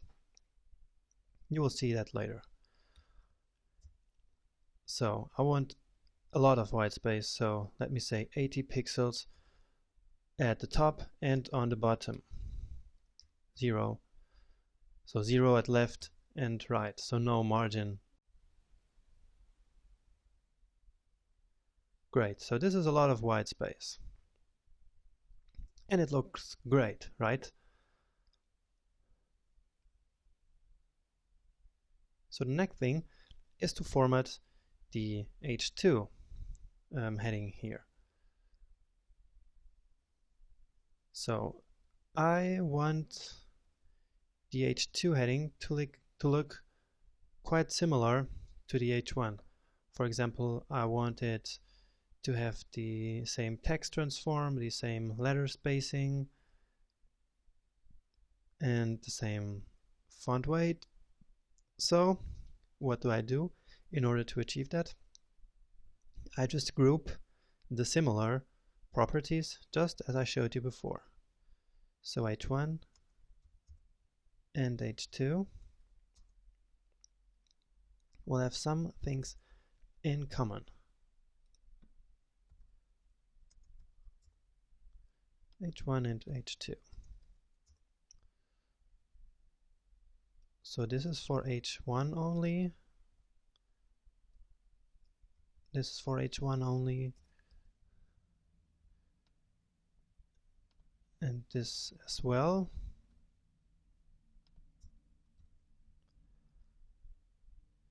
And also this. But the rest we can leave here for both.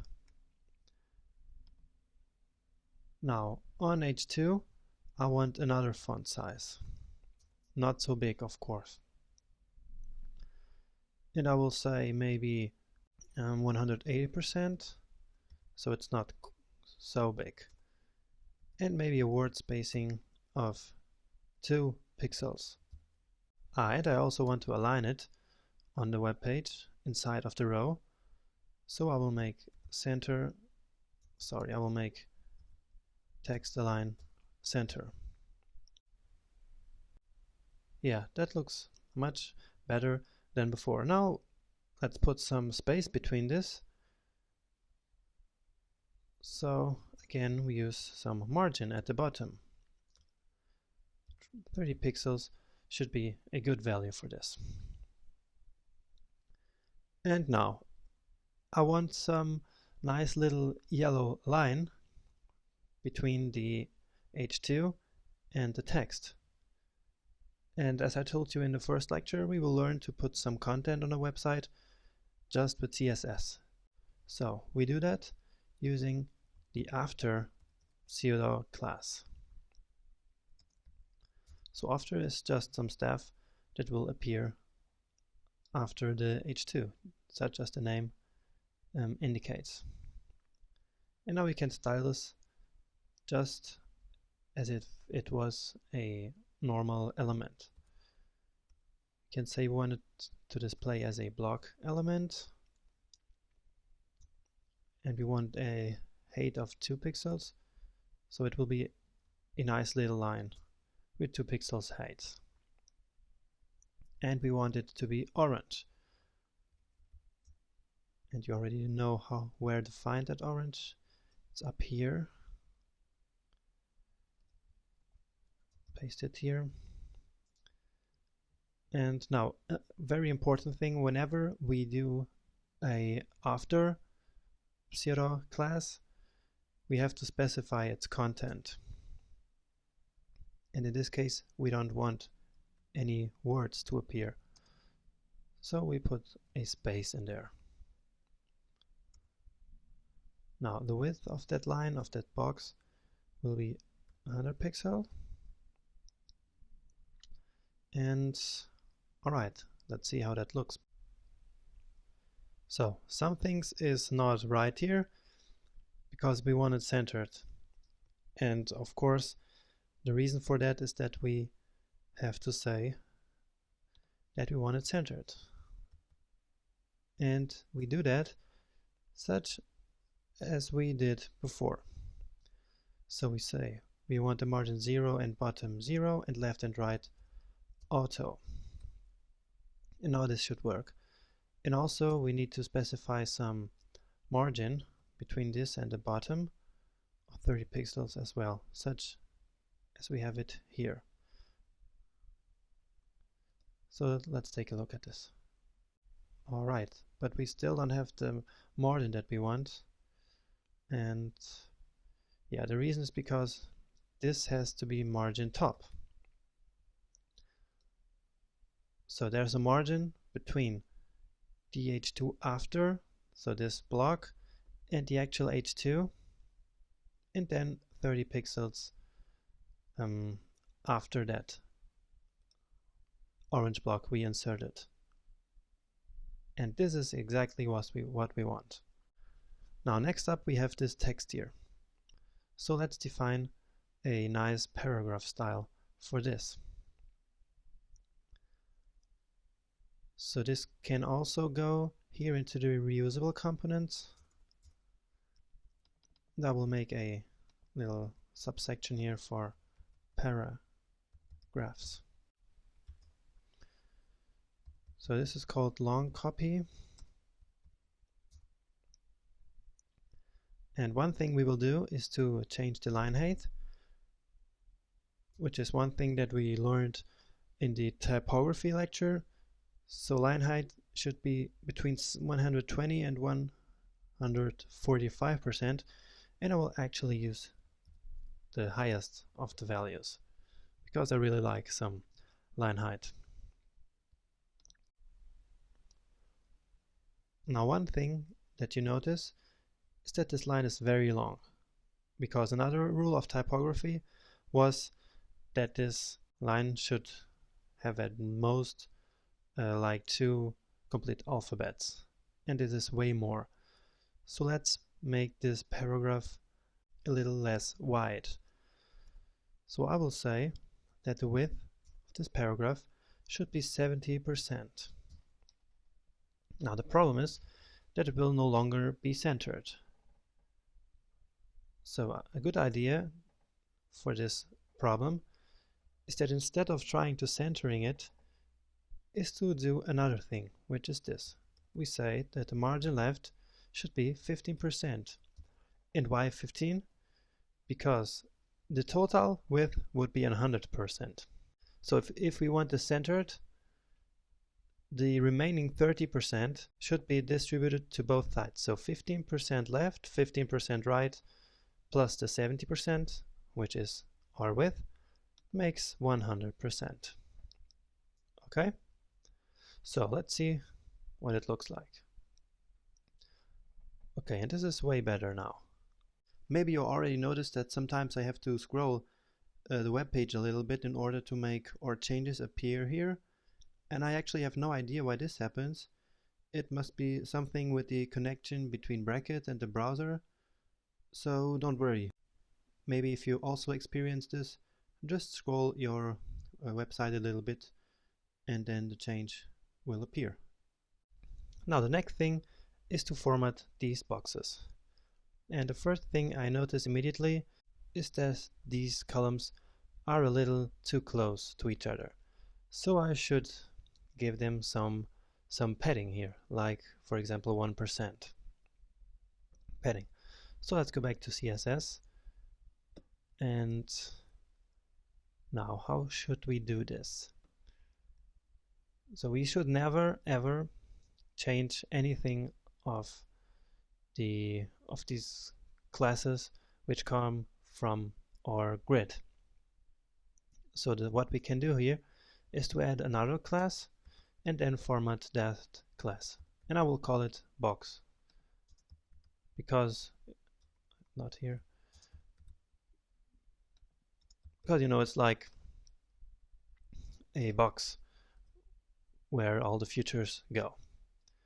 And I will actually reuse this box probably later. So let me just put it here. I will call it box. And I just want to have it a padding of 1%. All right. And that looks a little bit better now. Now, these H3 elements here, they should be similar to this one, but a little smaller.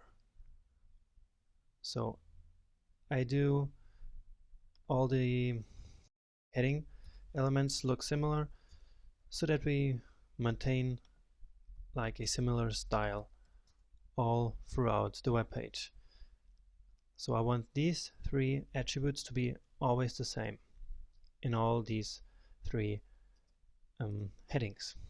And for the H3 ones in specific,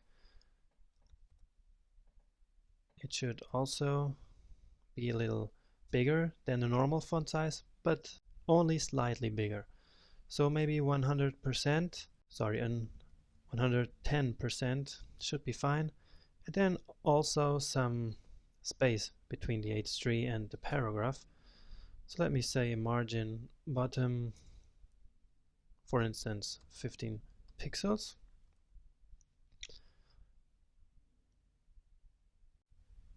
All right. Now I really don't like that this text doesn't fit in one line. So what can we do about that? Let's go back, and maybe the reason for that is this letter spacing.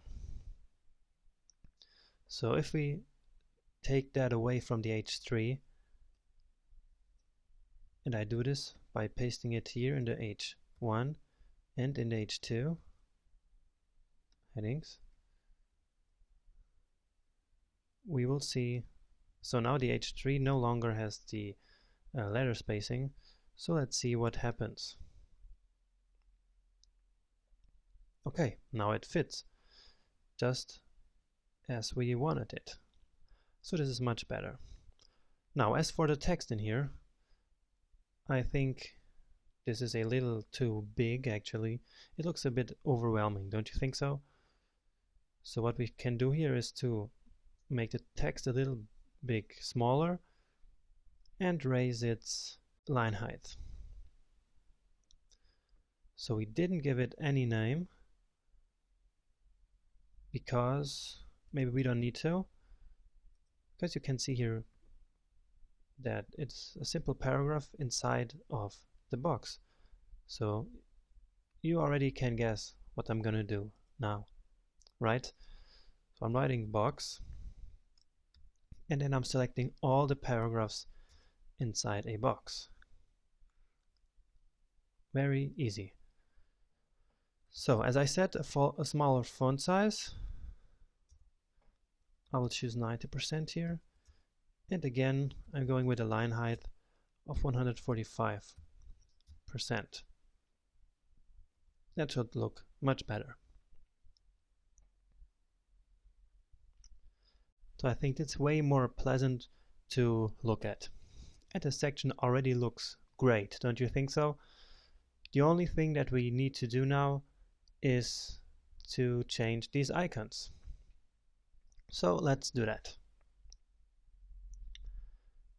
And in order to do that, I will actually define a new class for all those icons. And I will call this icon big, because we will use some other icons down the road, and they will probably not be as big as these. So let's just call these icons big icons. Makes sense, right? So I can just say I will want paragraphs, here I want some icons. So you see, I'm really worried with keeping this code organized, and you will see when you have bigger projects, this becomes incredibly important. So in order to make you get used to this is why I'm doing this. So let's define the icon big class. And as you know, this is an icon font, so it's really a font. So we can set its font size, for instance, and I will make it really big. I will start with 400%, and if it's too big, we can always reduce that. And I also want this icon to display as a block, display block, so that it forces a line break, as you already know. I want it to be orange, so again, as if it was a real font, we can set its color, because color really means font color. So I will again copy this orange color that we're already used to and put it right here. And maybe a little margin between the icon and the heading. So margin bottom, of course, and let's say 10 pixels.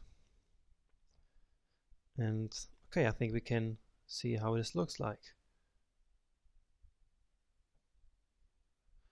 Okay, great. Well, the icons are probably a little too big, right? So I think, well, maybe 350%. And let's check it again. Yeah, that's better. So this is really designing in the browser. That's what I meant when I told you what designing in the browser was all about. It's trying, tweaking the CSS code and see what looks best and what works best in order to make our website as good as we can. So I think this section is ready. It looks great, right? And see you in the next section.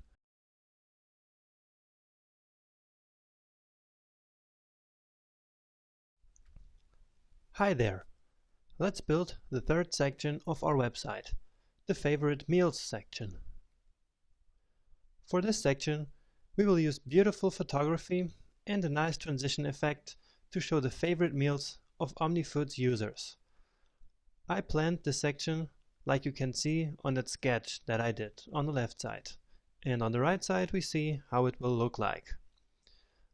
Notice that this section has no title and uses 100% of the browser's width. So no row class here. I choose this design so that those beautiful images have a bigger impact. In this lecture, you will learn how to make a grid of beautiful images and how to make a nice zoom in transition just using CSS. This is really powerful CSS3 stuff.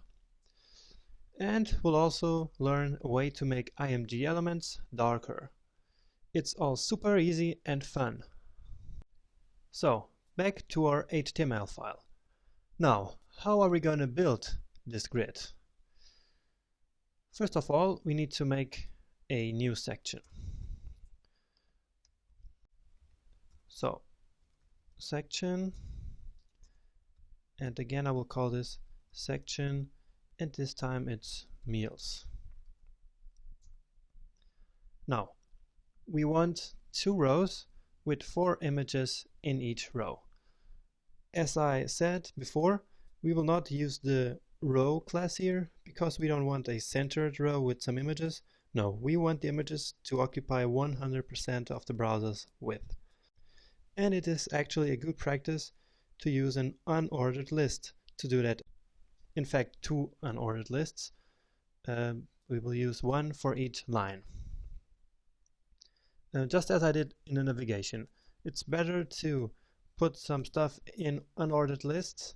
For example, those 4 links in the navigation or these images that we're going to use now, then to throw the images onto that website. So this is what we're going to do now. Well, class, and I will call this meals showcase. Alright, and you remember it, we will have that li element inside of that. And now inside of this list we can put anything we want. In the navigation we put links in here. Now we will see a new HTML element called figure. And figure is also like a container which can contain a image and also a caption for that image. In this case we will only put an image inside of this container and no caption, because I don't want to make things all too complicated here. But just so you know, there is an element called fig caption, and you can use that to put some caption in here. So image, as you remember, we have to specify the source attribute. And now, where is our image? It is probably in resources and then image. And now let's better check what's inside of that folder so that we're completely sure. So resources, images, and yeah, you see here these are our meals. So 1, 2, 3, 4, 5, 6, 7, 8. This is the order of the images. And actually in the text file we have the name of the meals, and we can put those names in the alt description of the image, right? So here we just want this image. Let me paste those names here again with a comment as I showed you before, and close this comment. Okay, so this is the alternative text. As you already know, in case that the image cannot be displayed for some reason. And that's it. So I will copy this 3 more times so that we have 4 images here.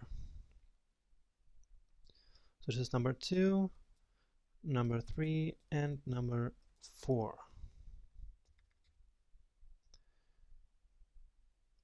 And just copy these alt texts.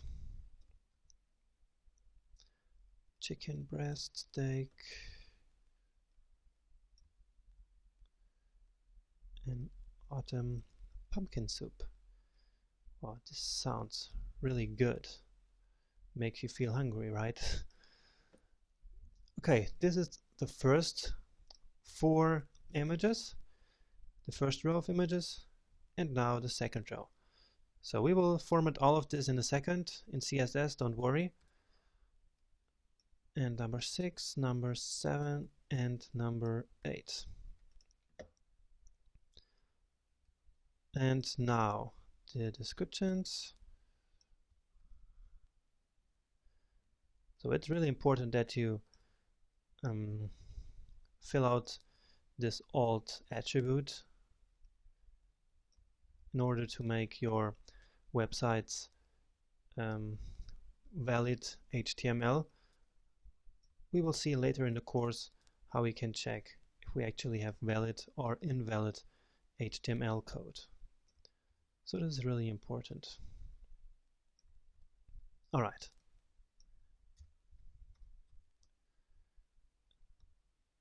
So let's see what it looks like on our web page.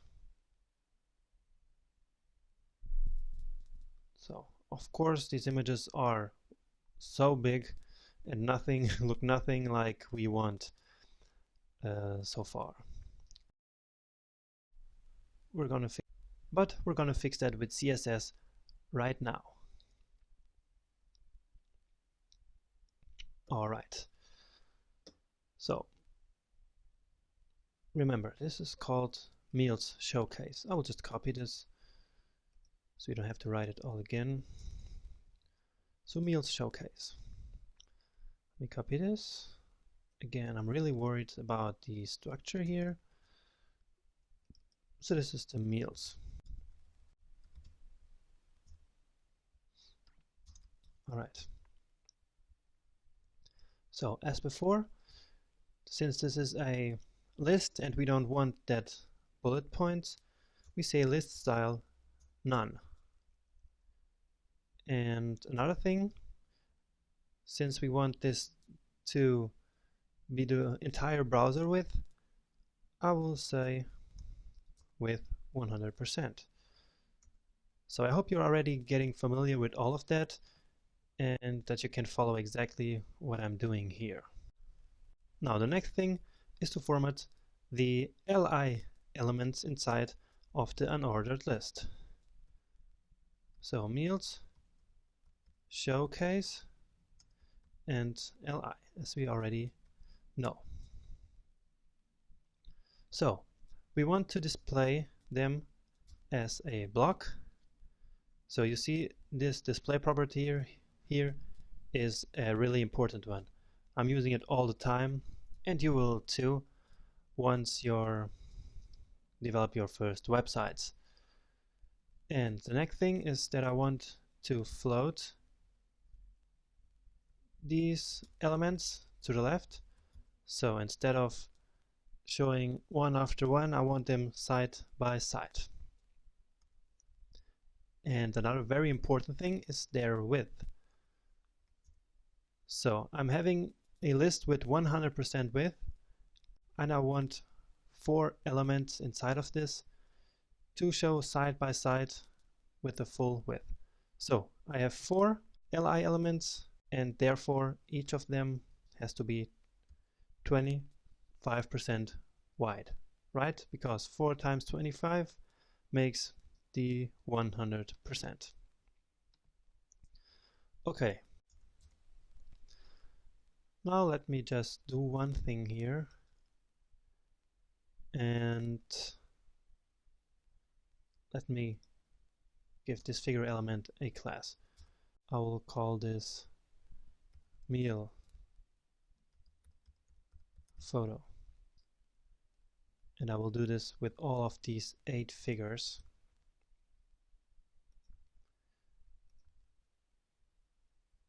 And 1, 2, 3, 4. All right. Now, what I want to do now is to format these. So it's meal photo. And what I got to do now is to say this, width 100%. Now saying that this element with the class meal photo has a width of 100% means just that it has the exact width of its parent, which is meal showcase li. And we have also to say that it has a margin 0. I know that we already did this in the beginning here. It's maybe what you're wondering. But as with the h1 element, this normalized file defines some margin for that element, and so we have to override that specifically. And now I need to format the actual photo, the actual image inside of the photo container. And the most important thing I have to do is again width equals 100%. And this will do exactly the same thing as before. It will assure that the image is exactly as wide as its container, which is this element. And the height will then be set automatically. So what does it look like? Alright, this is exactly what we want, right? So this looks great. The images are already here, but we're not quite done with this because, as I said in the introduction of this lecture, we want to add some cool transitions here. And that's what we're going to do in part 2 of building the meals section. See you there.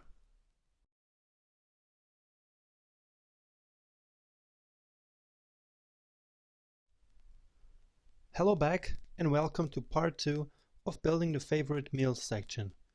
Let's go straight back into brackets. So let's continue formatting this section. Now the first thing we notice, and that we didn't correct yet, is this large distance between these two sections, which doesn't look natural. And that's because this section, like the other section as well, has a big padding, which goes like until here.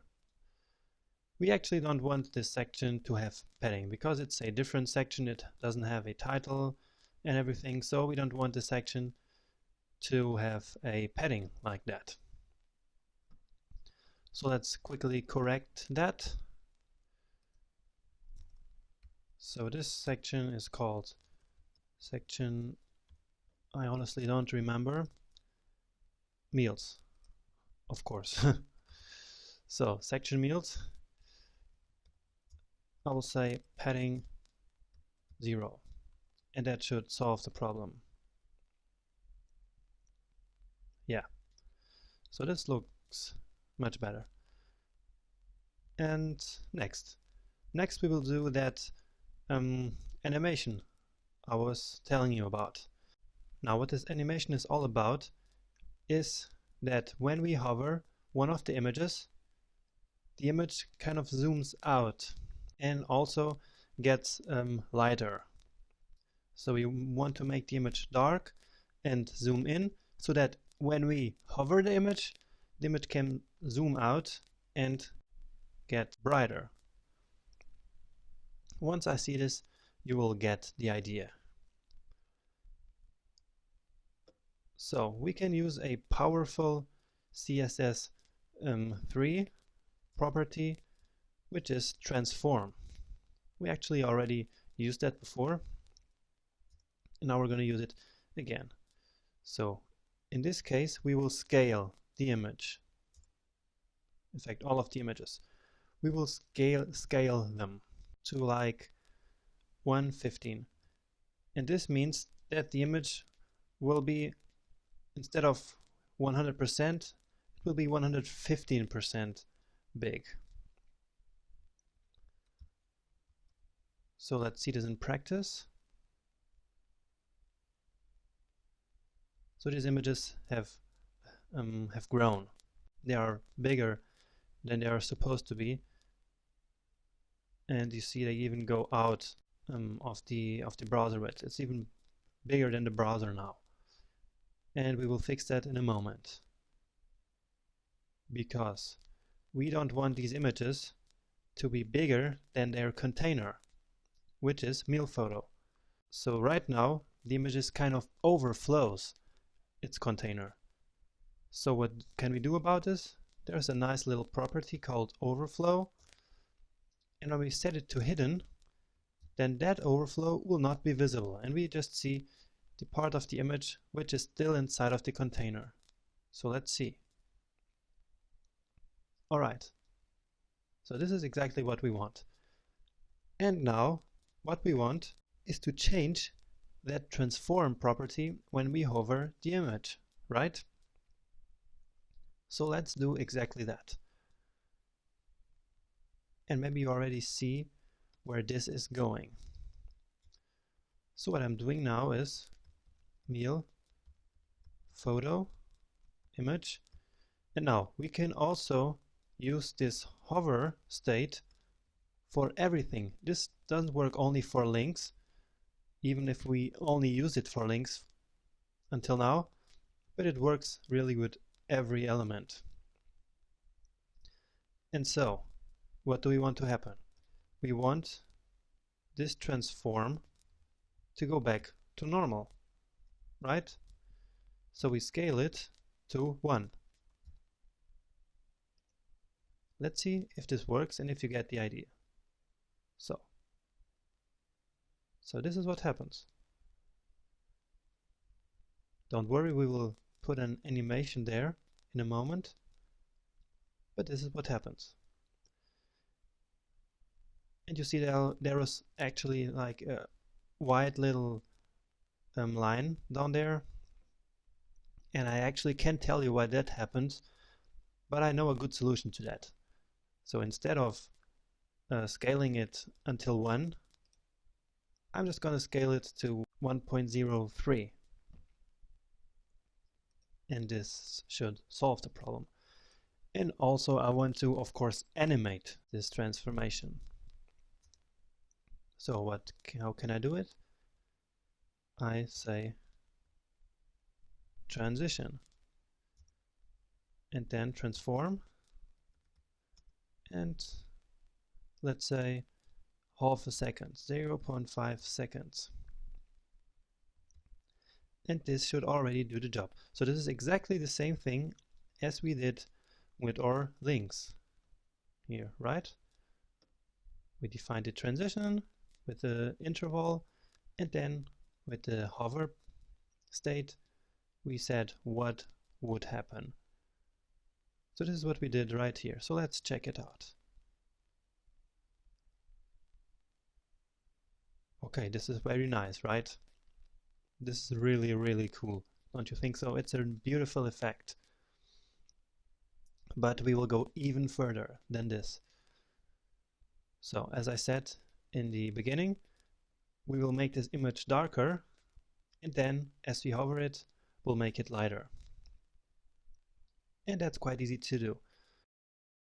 As we built the header, we learned how to make a background image darker, which was our hero image, right? And now let's try to make this image darker. And let me show you how we're going to do that. So if we set the opacity, yet another CSS property, you see you're using a lot of properties here. I mean, I'm covering almost everything that you need to know with just this website. So opacity 0.7, so this is 70%. And okay, just to show you, let me show you what this looks like. So this is kind of white now, and it's white because its background is white. So if we want to make this darker, we just put the background of this image to black, 0, 0, 0. So behind that image we now have a black container, and since this image is now opaque, it will get darker. Very well. This looks really great, right? And now we just have to animate the opacity here. So when we hover, we also want the opacity to change back to 1, which is 100%. And in order to animate it, we put it right here. So opacity 0.5 seconds. And now we should see both of the things animated. And here we go. Wow, this is really exciting, right? This looks so great. Let's see how simple this was. So I think the section is also done here. Another thing that I noticed when I was revisiting this section here was that we maybe need some space between this paragraph here and these columns. So what I'm going to do is to add some bottom margin to this paragraph. So it's, if you remember, it's the long copy class, and I will again make a little section here for that called futures. All right, because where is it? So it's this class, but I don't want to make a margin to all long copy class element that we will use throughout the website. So again, I'm using the long copy inside of the section futures. So let me just copy this. See, this is a very usual practice. You see section futures and then the long copy which is inside of that, and then we just specify its margin bottom and set it to 40 pixels. And now this looks much better, right? Okay, probably 40 was a little too much. Again, this is really designing in the browser, and it's really great. Yeah, this looks cool now. Don't you think so? So let me revisit the whole thing. We designed this section, everything beautiful. Then we did this section, and now we even have this powerful transition stuff. Wow, you've learned such a lot so far.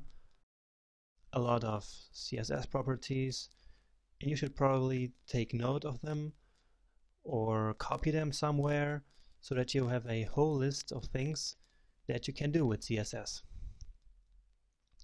So that's it for now, and maybe you want to take a break now, or you can just join me in the next lecture where we will design our next section. So see you there, and bye.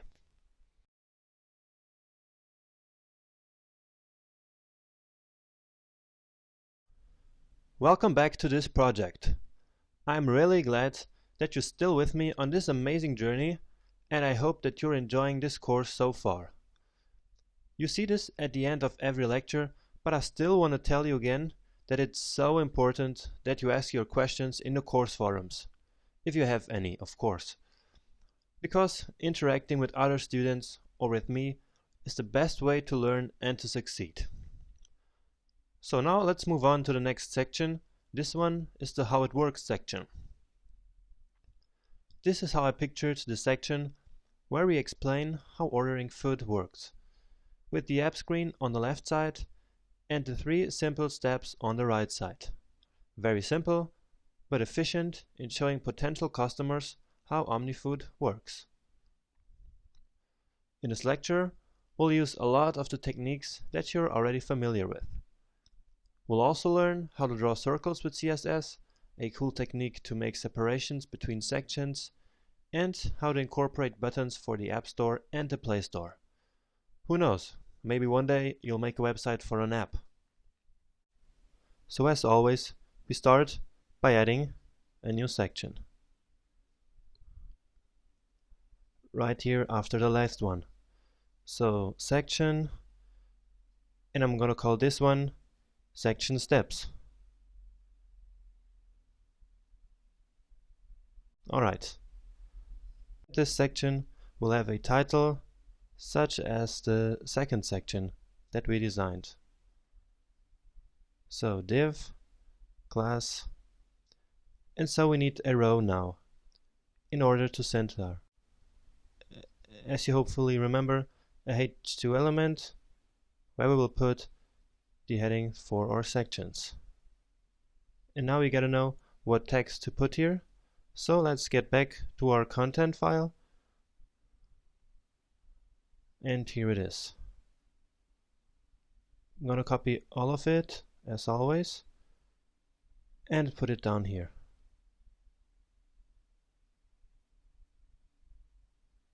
So the title is this one, paste it here, and just as the last time, this will be an M dash. Alright, simple as that. Now in this case, we don't have a paragraph after this, and we'll start with showing the iPhone and the app on the left side, and on the right side the 3 steps. So this time we have 2 columns and not 4. So again, I need to start a new row. So class row. Now we have, as I said, 2 columns. So as always, a column needs the call class. It's a span 1 of 2, because we will have 2 columns. And in the first column, we want our iPhone with a screenshot on it. So it's an image, of course, and we already know it's very easy to build an image on our site. So in this resources folder and image folder, now let's see where it is. App iPhone, I guess. And we also need an alternative text, which can be OmniFood app on iPhone. Okay. And let me just give this a class called maybe app screen.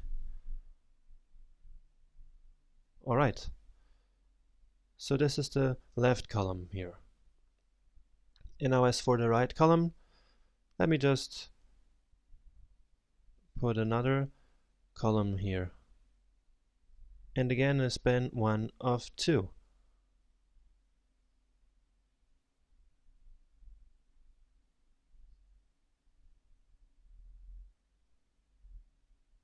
Is to actually start with 3 containers, which will then contain the number of the step and the corresponding text. So this we'll call works step. So step of how the works section. Alright. Now the number itself will also be a div element. We don't need a class name here for now. So we will then make this div round. Then for the text, as usual, we will put the text inside a paragraph. And the text is down here.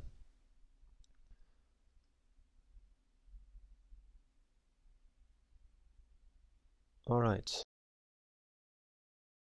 Now I will just copy this and paste this down here 2 times, because I don't feel like writing it all again.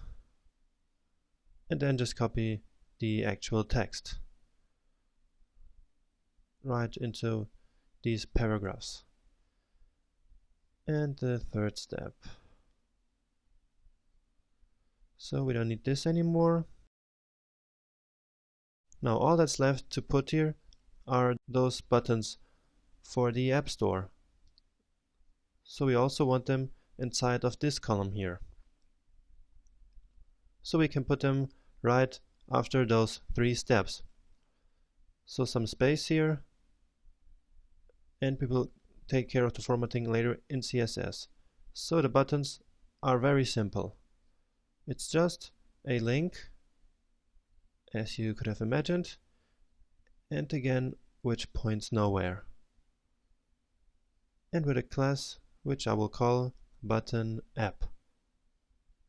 And now instead of putting some text here, we will put an image, and then that image will serve as the button. So img source, and we actually already have those images in our folder, but they're really easy to get from the internet. For instance, the button for the App Store, you can just get it from the Apple website. So in the resources folder, image, and then it should be down here somewhere. So it's download app. Let's see if that's right. Yeah. Now we need an alternative text here as well. This is App Store button. Okay, and that's it actually. That's all it takes. Now I will duplicate this with Command D. And down here just change it. It is App Android. And then here it's Play Store. And that's all it takes. So this is the content of our How It Works section. So let's save this and go to our browser. And here it is. Unformatted, as you can see. So the title already looks nice because we already formatted it before. And we have those two columns here that we defined and our two buttons. And now we need to go back to CSS and style the whole thing. So let's do that.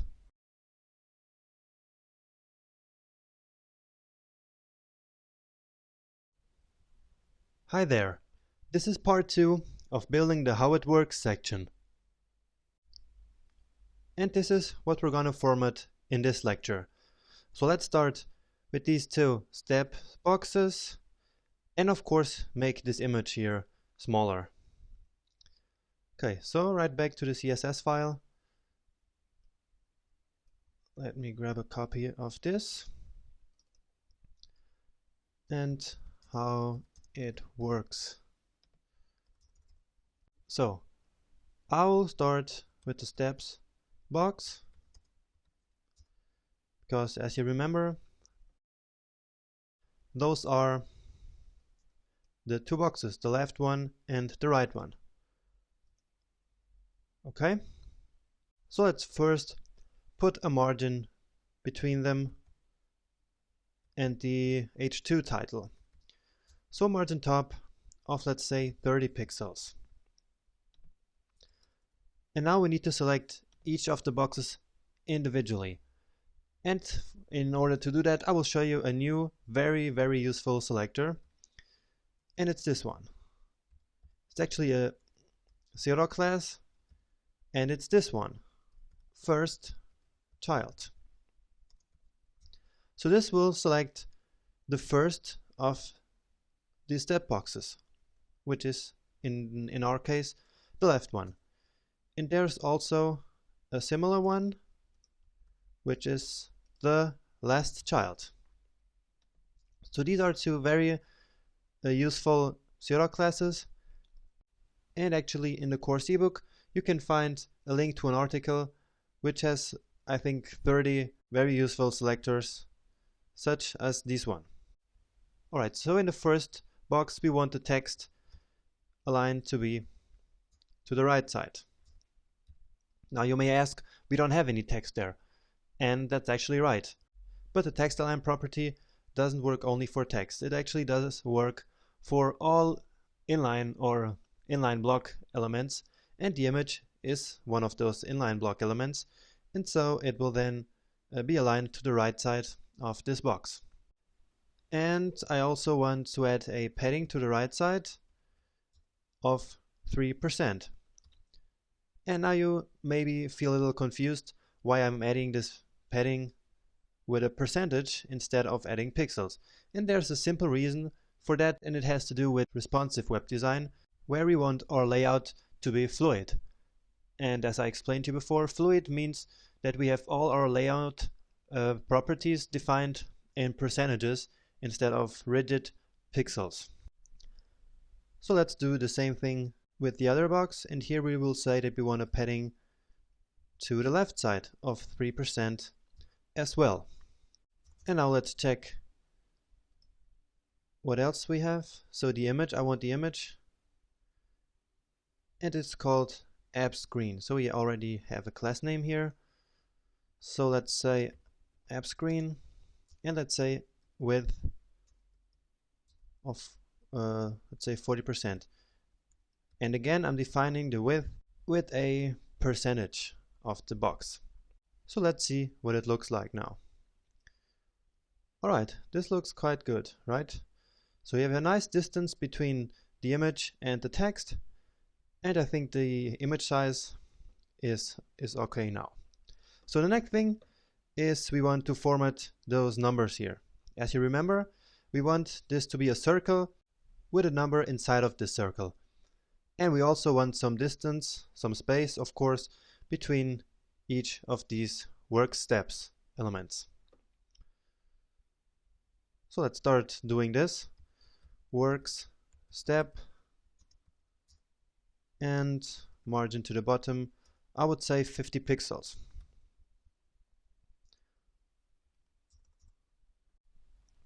And again, let's check our HTML file. So we want to select the div element inside of a work steps, because that will be our number. So works step div. And what are we going to do? First, let's set its color to orange. And we already know where that is. It's up here. Then we also want a border, and I will use 2 pixels here, such as in other elements on a website, so to keep some consistency here, and here with the same color as well.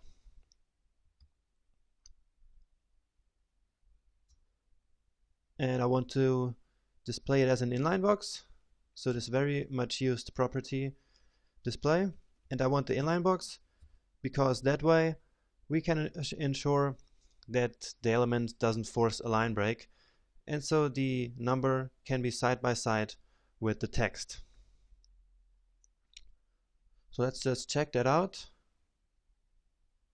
Okay, great. So we have some distance here now, and so now let's continue formatting this. It's now a square and we want it to be a circle, and you probably remember how to do it. That's border radius 50%. And we can now define the height of that element, let's say 50 pixel, and the width. Of course, if we want it to be a circle, it has to be as high as it's wide. And inside of this box, the number should be centered. So text align center. So let's check this out. Alright, it's already circular. We will now increase the font size of this and give it some padding. So you see, this is now really designing in the browser. One thing is that's also left to do is to make this text appear here on the side, and in order to do that we need to define a float property for that element. So some padding, as I said, I would say like 5 pixel, and then let's make it float to the left. So you see we have a whole lot of properties here for this little element. Another thing is the font size. Let's say 150%. Alright. Okay, this looks already quite good, right? Now what I would do now is to define some margin to the right here and maybe increase the size of those circles.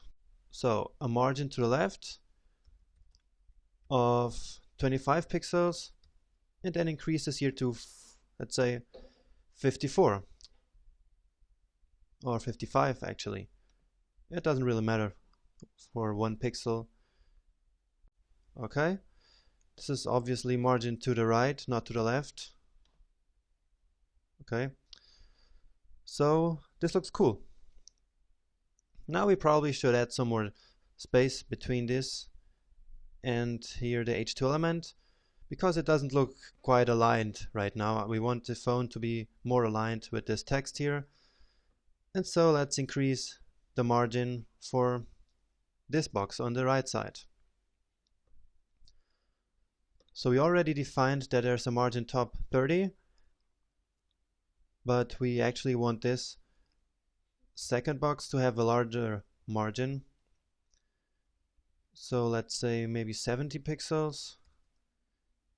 And so we can cut this and put it here. So the first one will have 30 and the second one will have 70 pixels. And so I don't need this one anymore. And alright. Great. And now one thing left to do is to format these buttons here. We want them, of course, to be the same size, and this one is way too big. So let's do that as well. We can just say, well, I better check the HTML because I don't remember exactly. Okay, so we have the button app, and now we want to style the image inside of the button app class. So button app img, and we want to set a height for them, let's say 50 pixels, so that they look the same. So the width is then defined automatically, of course, and let's say a margin between them. So I'll set a margin to the right side of 10 pixels. And let's check that out. Great, now they look quite similar. Now it's time to add some margin here, so that these two are not so close to the text. We want them to be more like here at the bottom of the phone. So in order to do that, I will actually show you a new selector, because what I want to do here is to add a space to the last work steps. So I'll do that here, and I'll say works step, and then I say last of type. This is quite similar to last child, but so in order that you get to know last of type as well, I'll show you this too. So now I say that I want a larger margin here to the bottom, and in this case I will say 80 pixels instead of those 50. So the work steps all have 50 pixels, but now I say that the last one will have 80 pixels. Okay, right.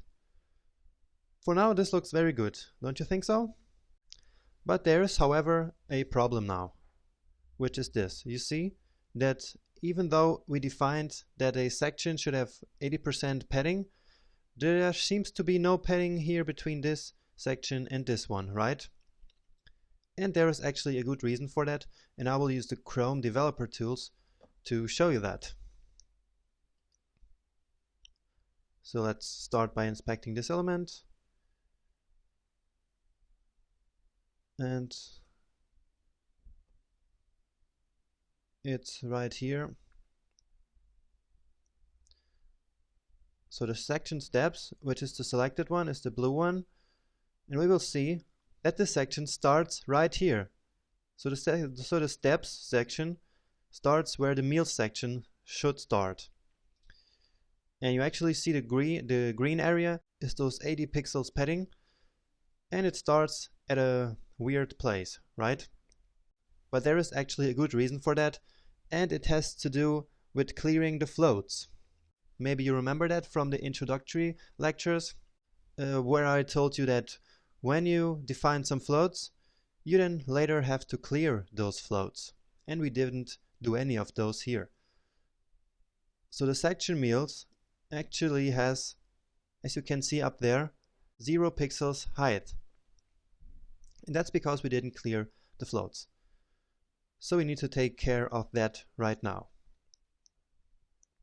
And so we go back here And yeah, the live preview was cancelled because, as I told you before, when you open the Google Chrome developer tools in this live window, then the connection gets lost. Now, clearing those floats, I will now show you a new class which is very used in web design and web development, and it's called the clearfix class, and I will define it now. But don't worry about understanding exactly what I'm going to do here. We just use this class to clear the floats, and the actual clearing happens right here. So let me just complete this. So again, don't worry so much about understanding this. See, it's hidden. Okay, so what this class will do, it will clear the float after an element. So we will actually add this class here in the UL, and I will explain you why. This is because the child elements of this class, which are the li elements, are the ones who have the float property. And so we say that the parent has this clearfix class, and then that float will be cleared right after the UL element. And we do that here, and we do that here, and now that problem should be solved. So let's open up the connection again and close the old one. And here we are. So this works. Now we have our space here such as we want to. So we can confirm this. It's section meals. And now the section meals no longer has 0 pixels height, but it has its actual 546 pixels high. And everything works just right. So one last thing to do that I told you at the beginning of this lecture is to create a good way to separate between different sections. And what I want to do here is to add a very, very subtle background color to this section. So it's section steps and background color, and I will start with white. And so, as I said, I want a very subtle effect here, so such as this one, and you will not notice it right now. The live connection was lost again, I don't know why. So this one is white, and this has a very subtle gray color, and you don't notice it so much now, but you will notice the difference once we design our next section, and it will have a great effect. So now we have 4 sections designed, and it's already starting to look very promising, I think. And so in the next lecture we're starting with our cities section. So feel free to review this lecture or to even ask some questions in the course forums if you have some. And then after that, see you in the next lecture.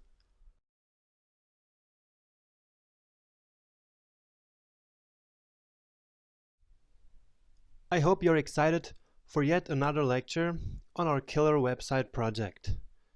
In this lecture, we'll build the section where the user can see in which cities OmniFood works.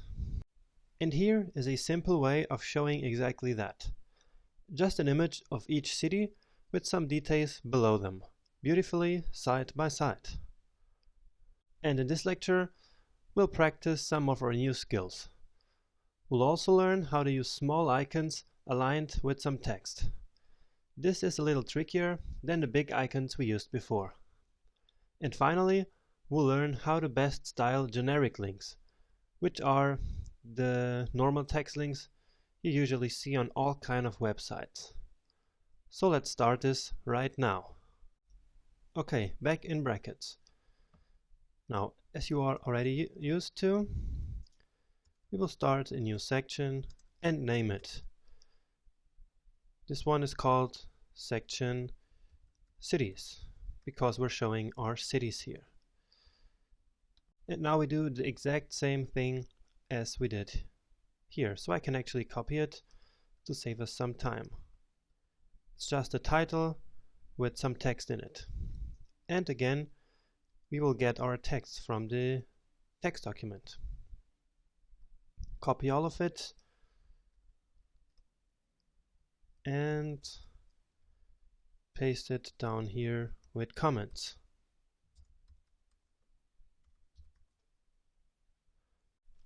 So copy this and paste it here.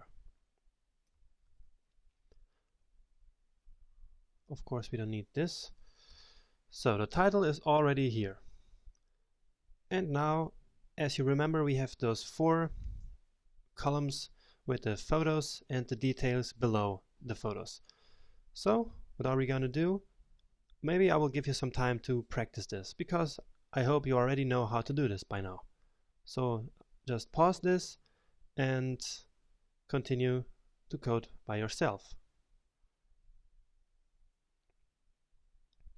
Alright, so I hope that you managed to write some code here, and now I will show you how I would do it. So of course we need a new row. And then some columns inside of it.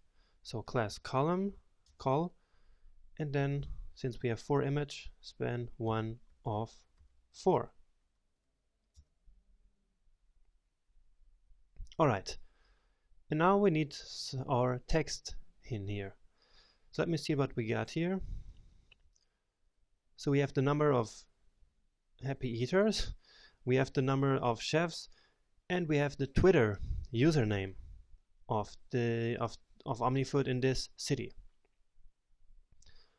So what I will do here is to use an icon for each of those and then write the text. So an icon for the eaters, one icon for the top chefs, and one icon for the Twitter username.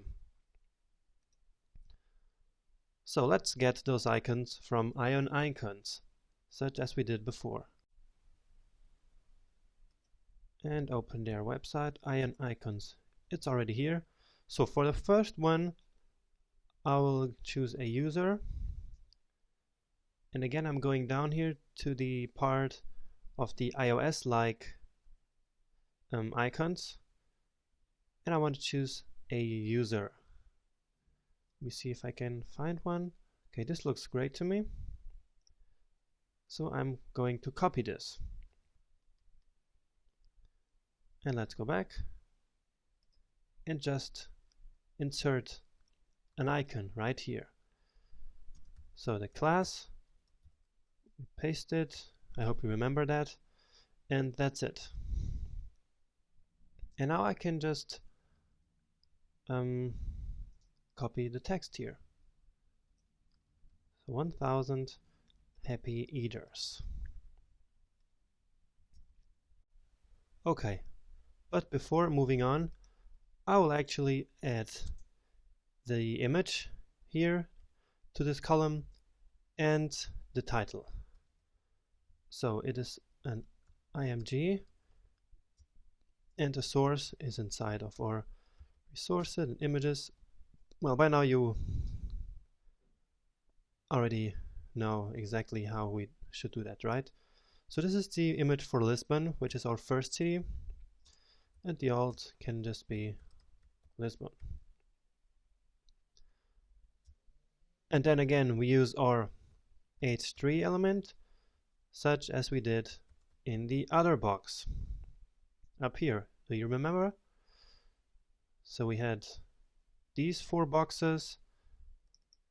It actually had the class box and then an h3 title. And I will now also reuse this class down here. so that those boxes looks quite of similar. So I want this column here to be a box as well. So, and now you start to see that we're starting to reuse some of the classes on our website, and that's really nice because that saves us time of formatting, and at the same time it allows us to have some consistency throughout our web page. So now we have the image here and we have the title, and I guess the best idea is to put each of these icons together with the text inside a container, so a div element, and we can call them like city future. Don't need this here. Great. So we have the image, the title, and now we will have one little container for each of the three details. So we have the eaters, then we have the top chefs, and we have the Twitter username. And now let's just choose an icon for the top chefs and for the Twitter name. So back in the Ion Icons library here, let's choose a cool icon for the top chefs. Maybe a star would be a good idea. So let's see if we can find something like that. There's really a huge amount of icons here. Okay, let me copy this and then paste it right here. This is a star, and now for the Twitter username we have a couple of social icons down here, like all kinds of icons that you can imagine: Twitter, Facebook, Google+, Dribbble, Instagram, Snapchat, really everything you can imagine. And we will actually use them later, but for now we just need this Twitter icon. Alright, so let me just check how this looks like on our website.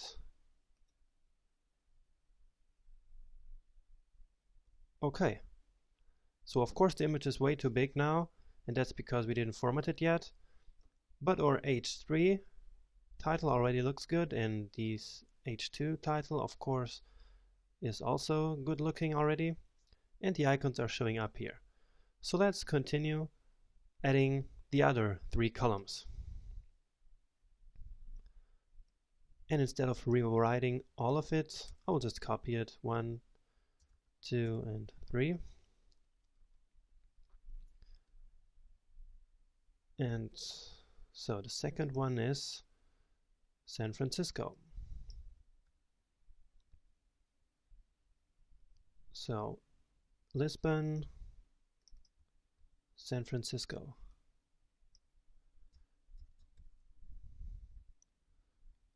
Let me look for the image. Lisbon, San Francisco. Oh, the last one. Now it's just a matter of changing all the stuff. So instead of we have 3700, then 160, and here it's SF. San Francisco. So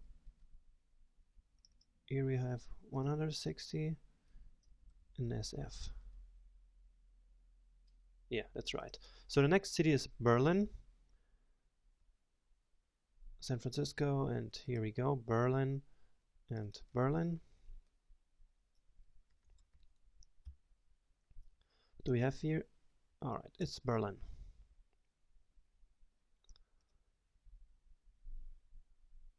And here we have 2300 and 110.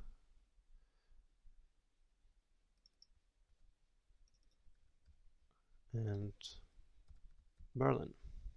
And the last one is London.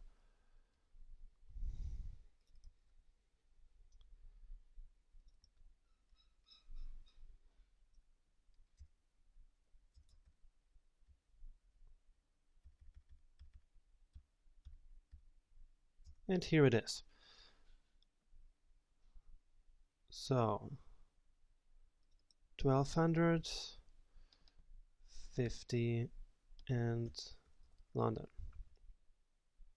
Alright, great. Don't need this. I'll actually leave the comments there. So, great. I think the markup is here. Let's check it. Great. So it's not formatted, as you can see, but the content is here, and all we need to do next is to format it. And actually, I want to show you this. Remember in the last section, we defined this gray color here. And as I told you, it is a great way of separating sections from one another. And now we can see that. So you come down here, and it's beautifully separated just by this color and by this white space, of course. So we have lots of white space, which gives our website visual hierarchy, and it actually looks designed with all this white space here, and between the images and the title. I think it really looks great so far. And yeah, see you in the next lecture, where we will then use CSS to format this thing here. Okay, see you there.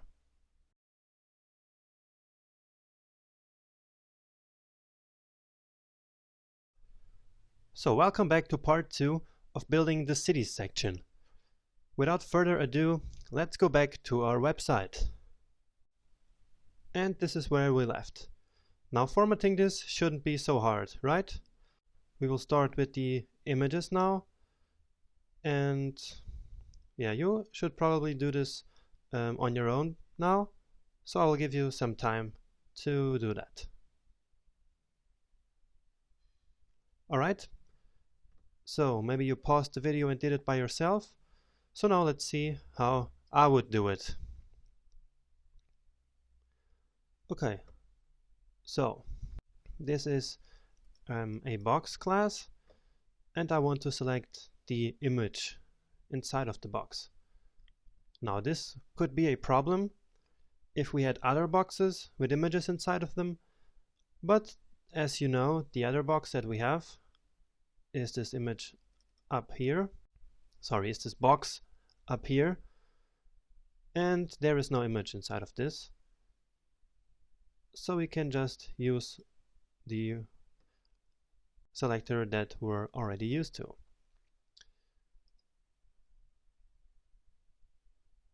Okay. Let's add another code section here. This one is the cities.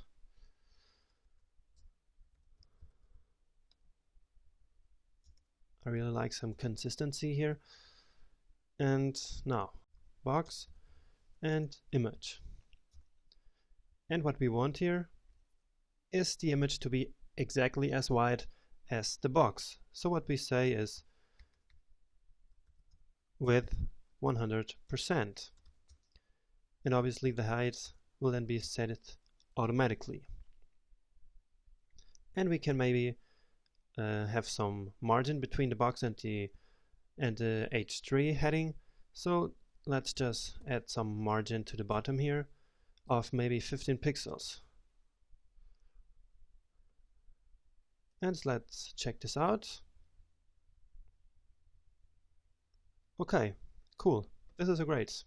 And now let's add some margin to these lines here. And if you remember, each of those is a div element called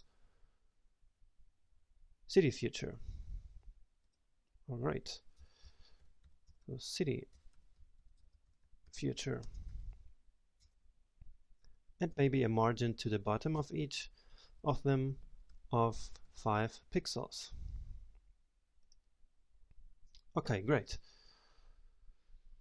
And now comes the most difficult part, which is to format those icons right here. I would like to make them a little bigger and maybe aligned to one each other, and have an orange color. So let's try to do that. So if you remember the other icons that we used, we actually gave them a class name. As you can see here, we called them icon big. So now let's call these ones icon small. I should have done this before I started to copy, but alright. Now I have to copy it all in all classes here, in all icons, but it doesn't take so long. So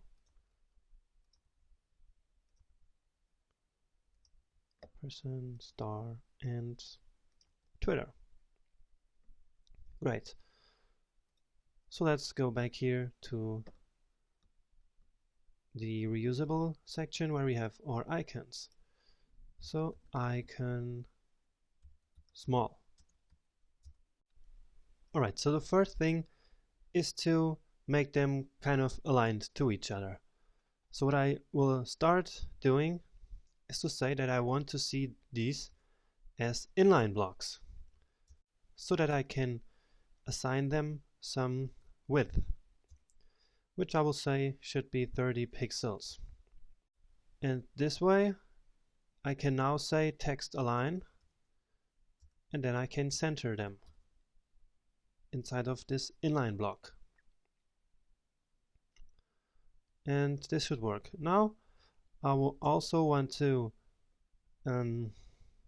give them this nice orange color that we used before. We'll get it here and paste it right here.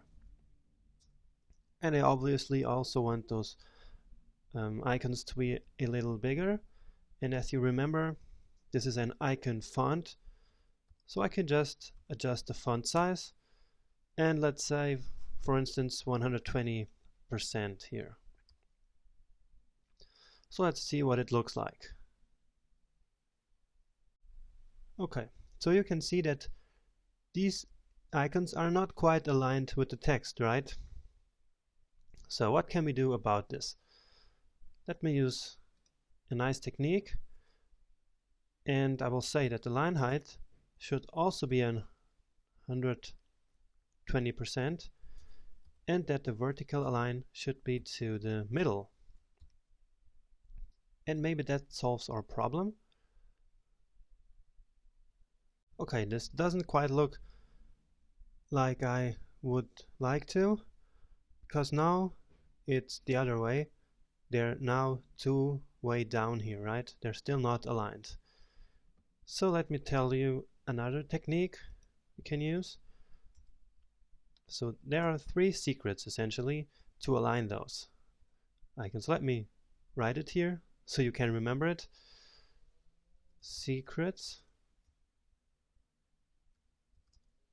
to align text and icons. So comments are a great way to do exactly that, right? To comment or code. So we can now set another margin to the top, and this is a new thing because now we will set a negative margin. So negative margin does exactly the opposite thing than a positive margin. So a positive margin gives a space, and the negative margin is kind of takes space away.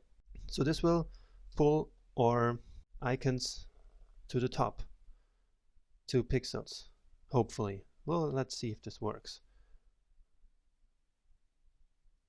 2 was maybe not enough.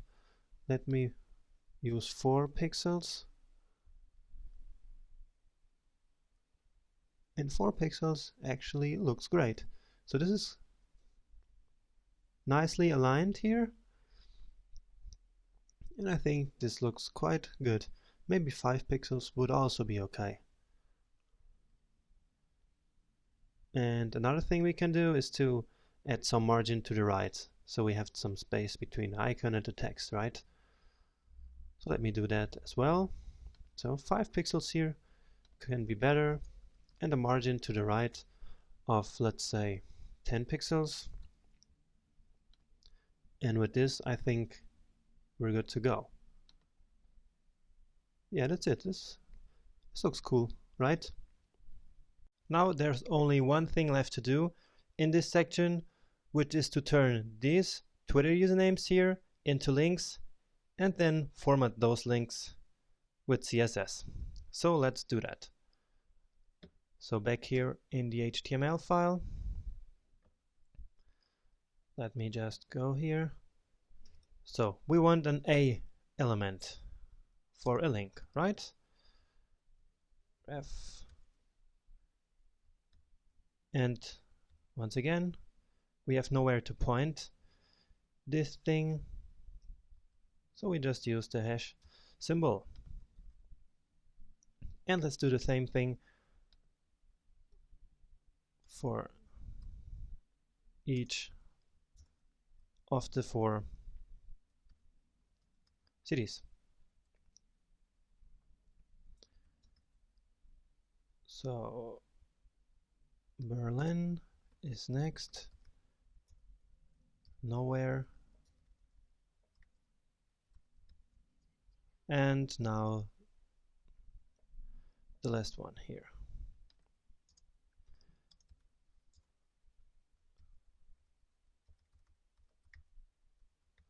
So what does it look like?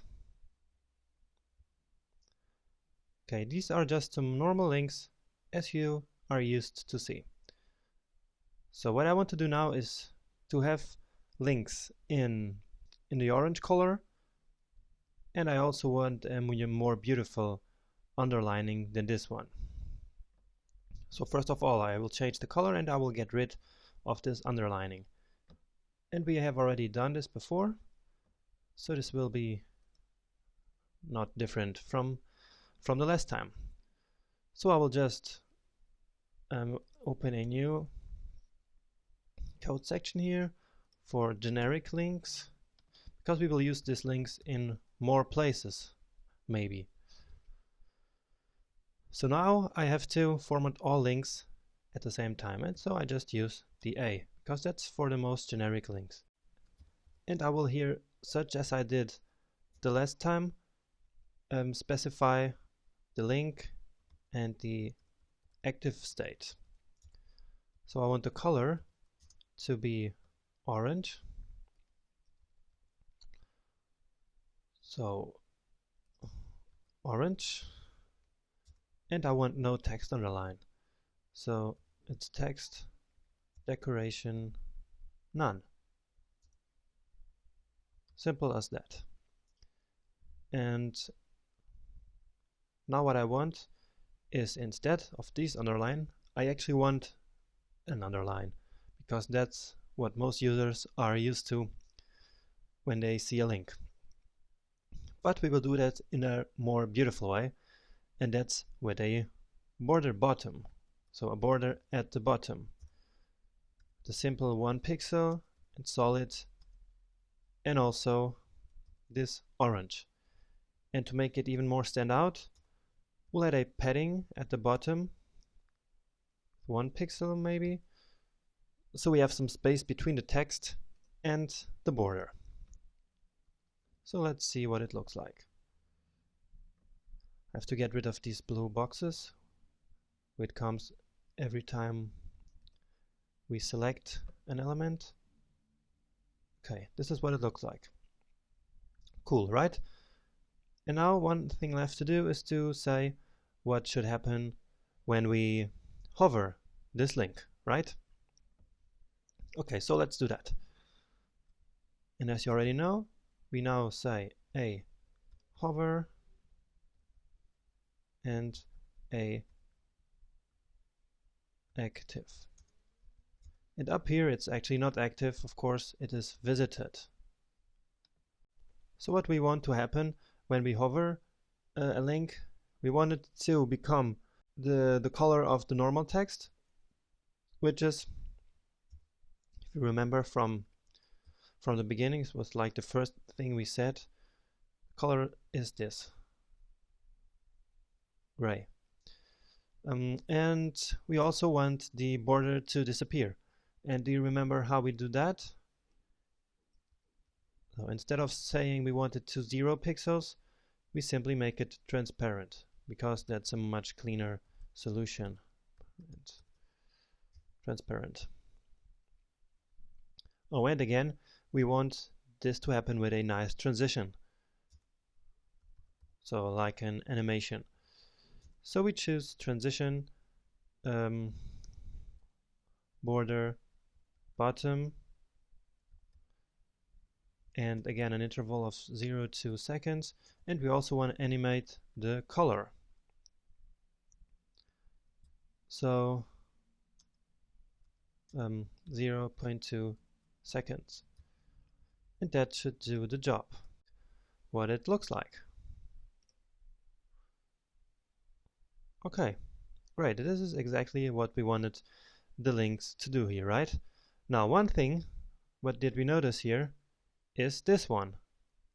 Because this is also a link, this now also have this this annoying underline, which we actually don't want. These one don't have it, and these of course not, because in this ones we specified the border specifically, which we didn't do on these images, actually on these links. So we need to fix that, and it's quite easy. We just have to go down here to the how it works section, right? And where is it?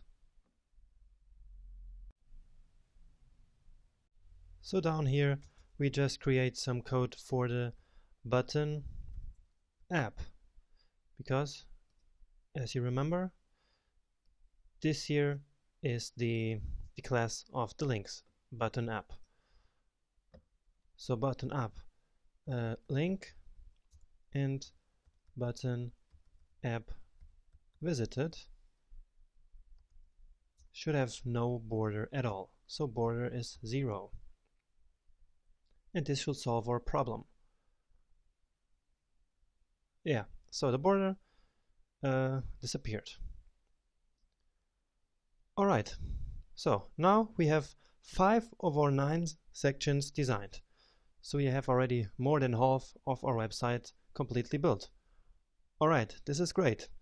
So next up we have a customer testimonials section, which will also be very beautiful, as you will see.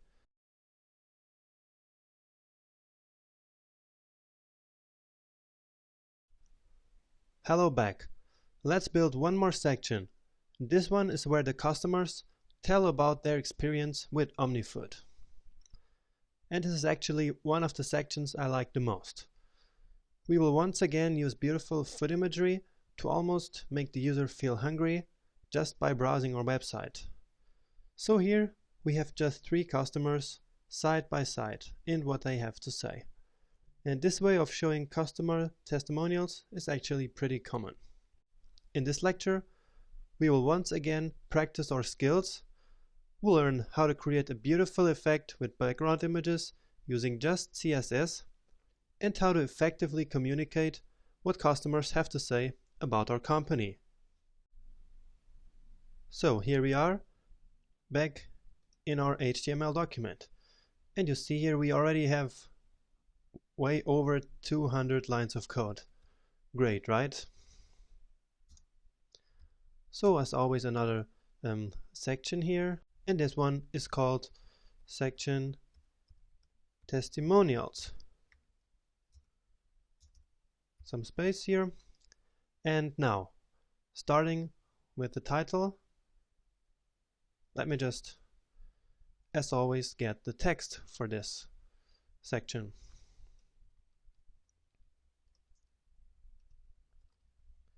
And here we go. So the title here will be "Our customers can't live without us." So div class and another row here. And in this row we will have nothing but the title, the h2 element, which we already are pretty used to by now. And now another row, and in this row is where we will have our customer opinions. Now, since we have three customers, we will of course include 3 columns here. So you already know how to do this. Span 1 of 3, because we have 3 columns. And now HTML actually has an element designed precisely to include quotes into HTML documents. And what I'm talking about is the element block quote. And in this element we can just paste our text. Very well. And yet another HTML element is the site element. And the site element is obviously where we will put the name of the person who expressed this opinion. So inside of a block quote usually goes the text, and then a site element where we will put the author of this text. Now, beside this text, we also have an image of this person, and we can also include this into this site element. So the image is pretty easy to include here. Let's go to resources, image, and we have our customers down here. You see 1, 2, and 3. So next I just have to change the number. So this is our first customer. And okay, I think that's the correct HTML for one of the columns. So let me just copy this as usual and paste it here so we can complete our row. So we have 3 nice columns. Now, as always, let me copy this text here. It's Joana Silva, which comes probably from Portugal. And now this is image 2. And that's her. And the last one.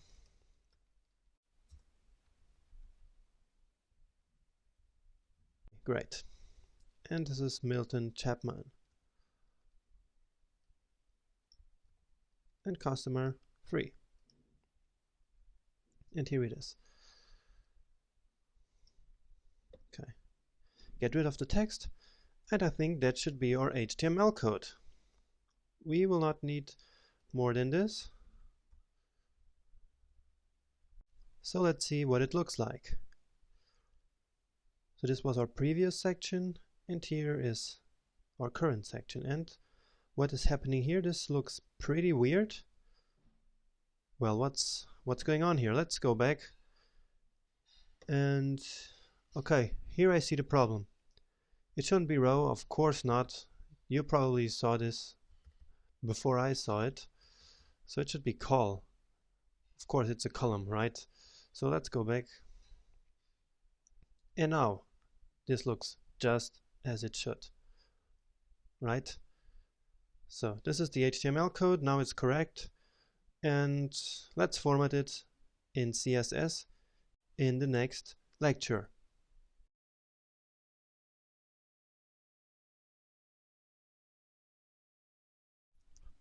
Hello and welcome back to building the customer testimonial section.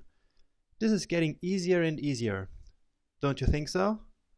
So let's have some more fun with CSS. So this is where we left our website in the last lecture. And now let's start by adding a beautiful background image that is actually in the folder of our contents, in our project folder. So right here. So it will be a background image. So this image right now is here. It is called back customers, but since it will be a background image, it should be here inside our CSS folder.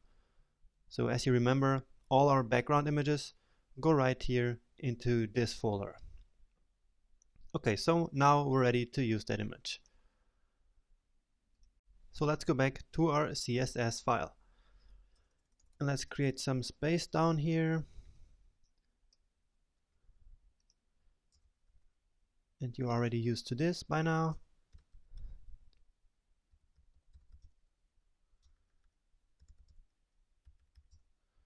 So let's start to define the code for this section.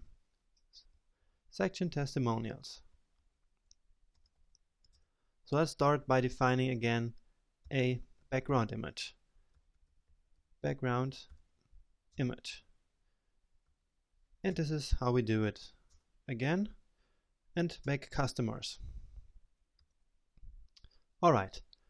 So as before, we want this image to fill the whole width of the browser, so we say background size cover. So this is probably what you will always want to do with your images. So let's see the result of this. Alright, so this is way too bright, and it's the same situation as we had before on our header section. So we will once again make this image darker. And I hope you remember how we did that. So it's like setting multiple backgrounds here. So we have a gradient with a black opaque color and then the customer images. So we create a linear gradient. So as before, I will start with complete black and then change it with the color picker. And Command E. And let's set this to, let's say, 80%. And here the same exact thing. So 80%. This looks probably way better right now. Right. So now what we have to do is, of course, to make all the text inside of this white. And then, believe me, it will look great. So color and color white. And let's check it. Okay, this looks cool. Now I want to show you a very cool effect that you can achieve with background images in CSS. And I'm talking about this property. It is background attachment. And if we set this to fixed, then let me show you what this will look like. So it's like the image always stays in the same place, and we scroll our website and the image stays always on the same place. So I think this is a cool effect and it's really easy to achieve. And in fact, we should do the same thing up here. Okay, so I will just copy this to the header CSS block just to see if it looks cool there as well. Okay, and this is the effect. So the image stays in the same place and we just scroll, and I think this is really cool. And down here it will look even cooler once we add more sections below this. So the next step would be to define these block quotes elements right here. So this is very straightforward. Of course, just write our block quote selector. And the first thing is we maybe want some padding there, because you saw that the boxes were very close to each other. And I will say 2%. And then it is quite usual to show the customer testimonials in an italic style. So in order to do that, I will say font style italic. So, and I can do this only because I already incorporated the italic style for my Google fonts here. Okay, so whenever you need italics on your website, you need to include that web font. Now another thing is I want some line height here as always, and I will again choose 145% here. Okay, much better, right? And now we can format the site element and the images that are inside of the site element as well. So this is again very easy. We can do this because we will only use the site and the black quote elements in this place, so we don't need to make any class for those. So in here I would say that the font size could be a little smaller, like 90% maybe, and let's add some margin to the top as well. Margin top of, let's say, 25 pixels. And now for the image, so it's the image inside of the site, and by now you're already really familiar with all of that. So the image, I will say, will have a height of 50 pixels and a border radius of 50%. And yeah, you already know as well that this makes any element round. And we want some margin to the right side as well. Let me say here 10 pixels. So we made some changes here, so let me check it again. Okay, so what is going on here? We need a line break here. So it's the text, and then the text just continues with the image and then the rest of the text. Now the best way to actually do this is to define this as a block element, right? So what we can do is to say that the site element should be a block element. And so once more we use the display property with block, and this should do the job. Exactly. So this is what I hoped for. Now it's a block element, and so it is a line for itself. Now I want this text here to be aligned with this, and this is again very easy. We just say that we want some vertical align to the middle. And now it should look just as we want it. I think the images are a little too big, don't you think so? They take up too much space, I guess. Now what's also missing here is like a big quotation mark, which we can put here. And I will show you a great way to do this, and we will once again use the after pseudo class.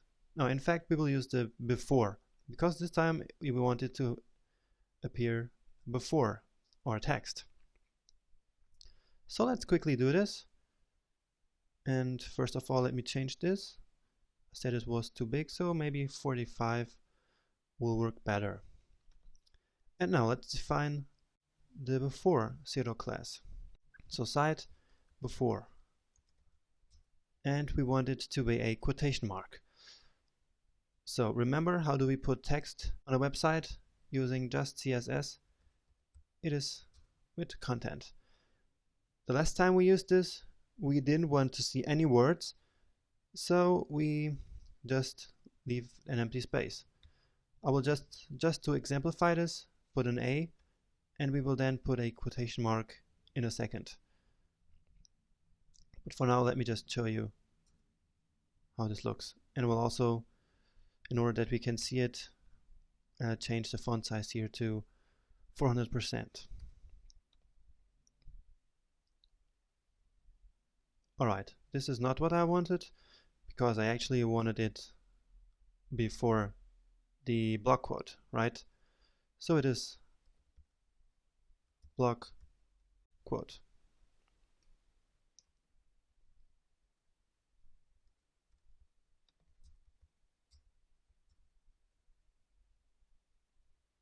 And here we go.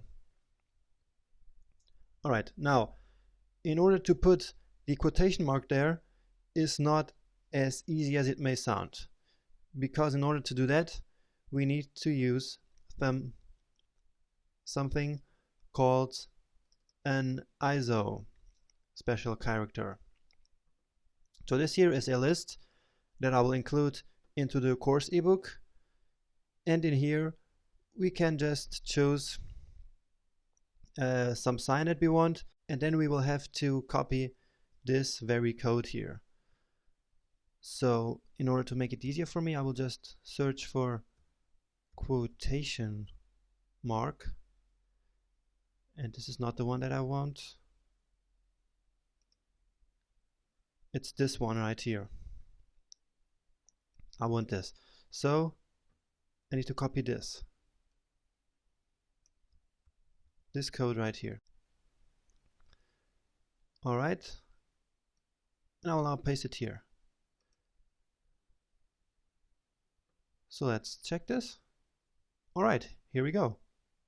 Cool, right? Now we need to have this in a new line once again, so we have to make this as a block element. So let's do that.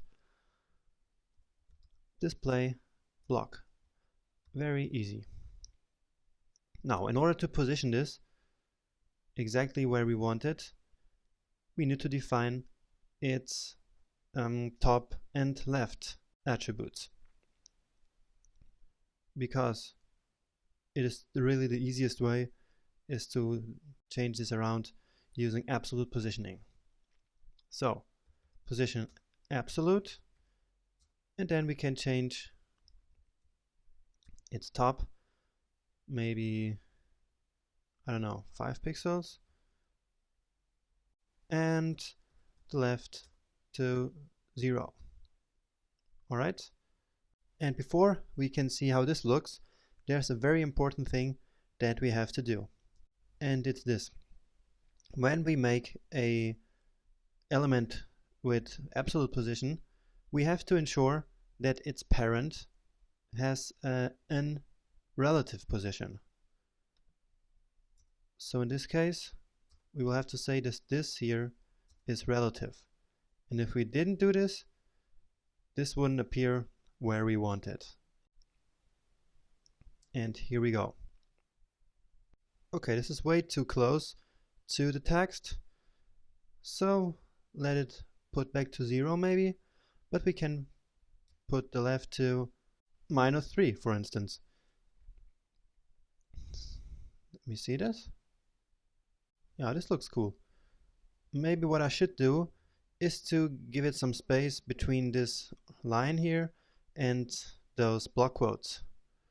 So in order to have more space for this one here, this quotation mark, and I should probably also do this a little bigger. So I'll increase this to 500% actually, and then I will say that we want some margin to the top of this of 40 pixels. And this can actually be also, let's say, -5 pixels. And here -5 pixels as well wouldn't hurt. And this is what it looks like now. So now we have one more section designed. And I really like what we achieved here in this section. This background image is really cool, and also this effect that we added to this section and to this one. It's really cool. We're starting to get a really good looking website. So next up we have the section with some pricing plans, where we will use some new stuff. So don't wait, and see you there.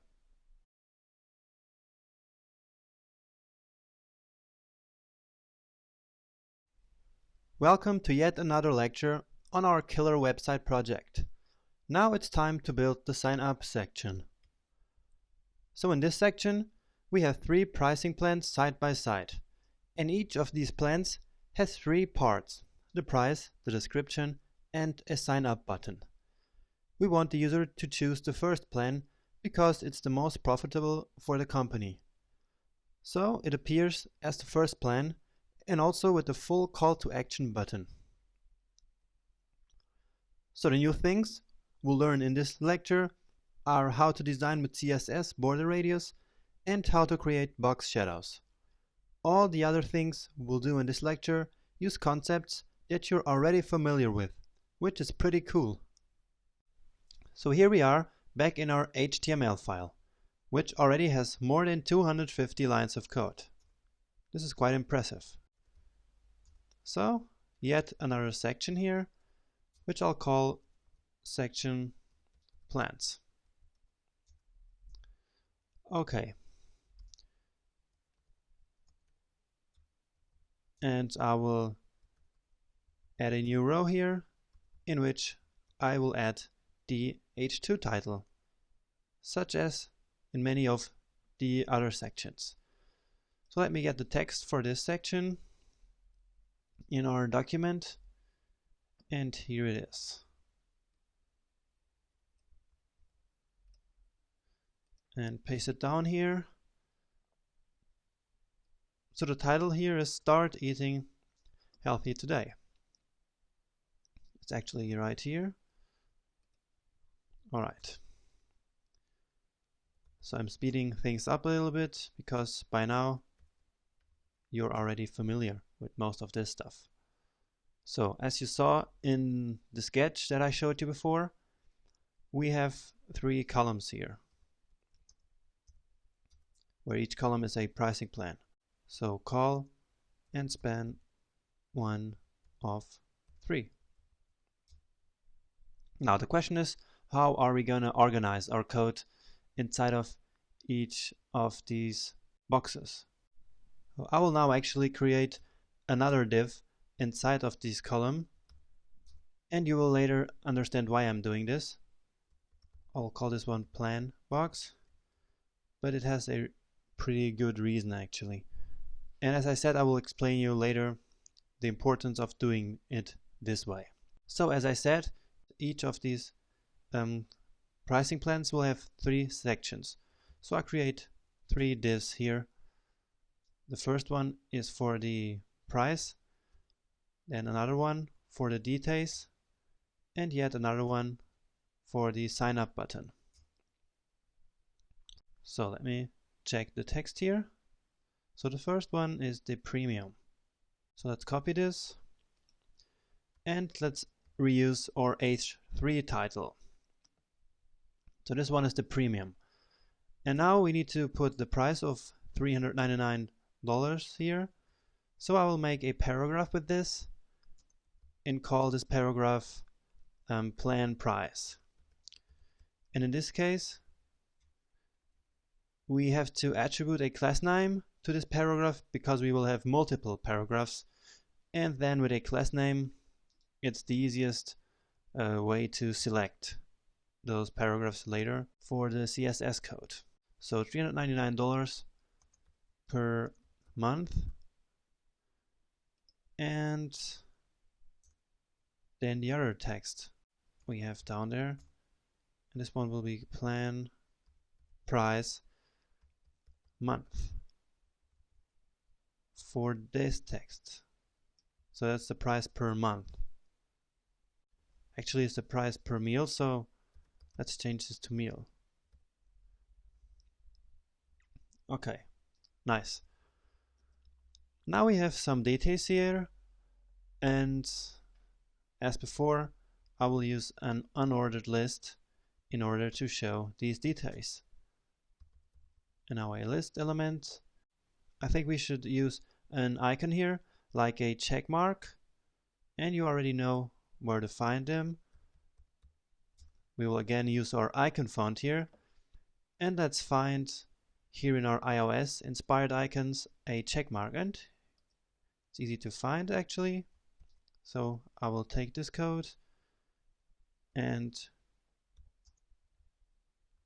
create an icon here. So a check mark and then the text that we want here. So on meal every day. And I will actually just duplicate this with Command D. So order 24/7. Creations. And free delivery. Okay, great. So this is the HTML for the second section of this pricing plan. And now the last one. And this one should be pretty easy because it's just a sign up button, and we already had that before. So href again points to nowhere, and then our class is the button class we used before, and we want a full button for this pricing plan. And the text that should go here is sign up. Simple as that. Sign up now. Okay, great. So I think this is a good HTML structure. So let's copy this and paste it here 2 more times for the other two. This is Pro and it's 149 per month. So the Pro is 149 per month, and that's only $14.90 per meal.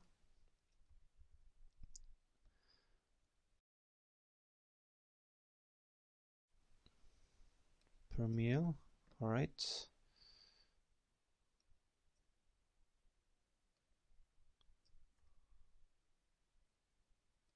And 1 meal for 10 days.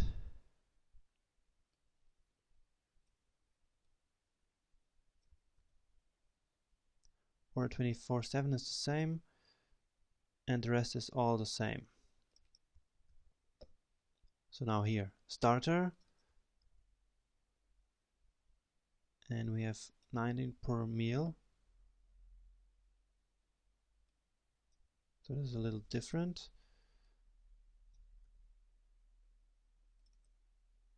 I will put it right this. And we actually don't have this paragraph here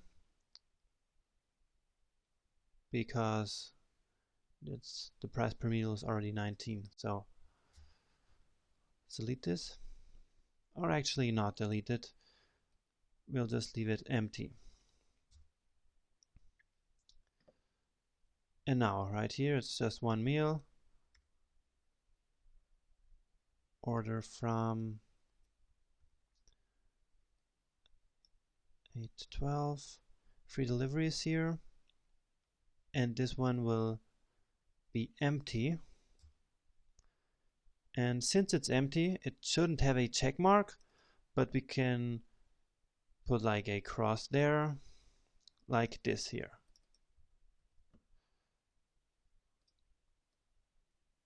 This will be better.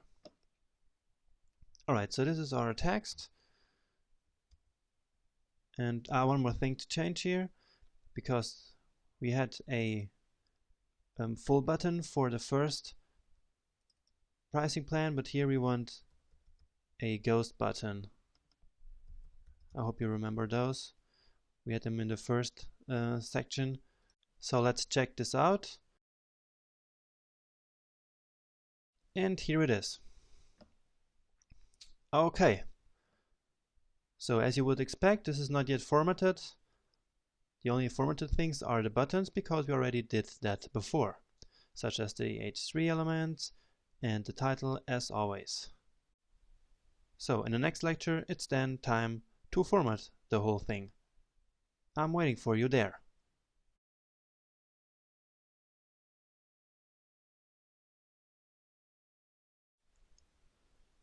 Hi, let's continue working on the sign up section. Let's write some more CSS code. So, back here. Let's start with the background color, and I will show you why. So the first section we had was white, completely white.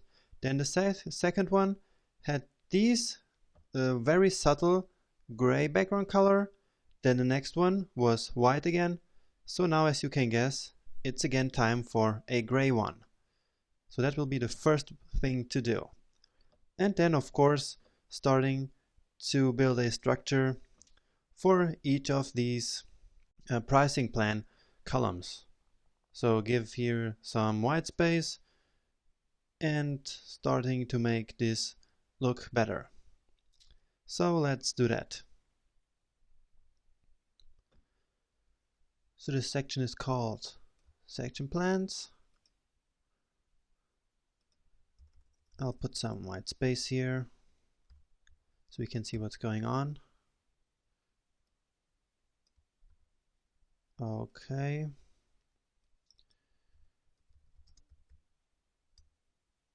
So the first thing here is a background color. And I don't remember, so I will just copy this one. Okay. Now, let me check our HTML code. So I'll start to format the plan box here.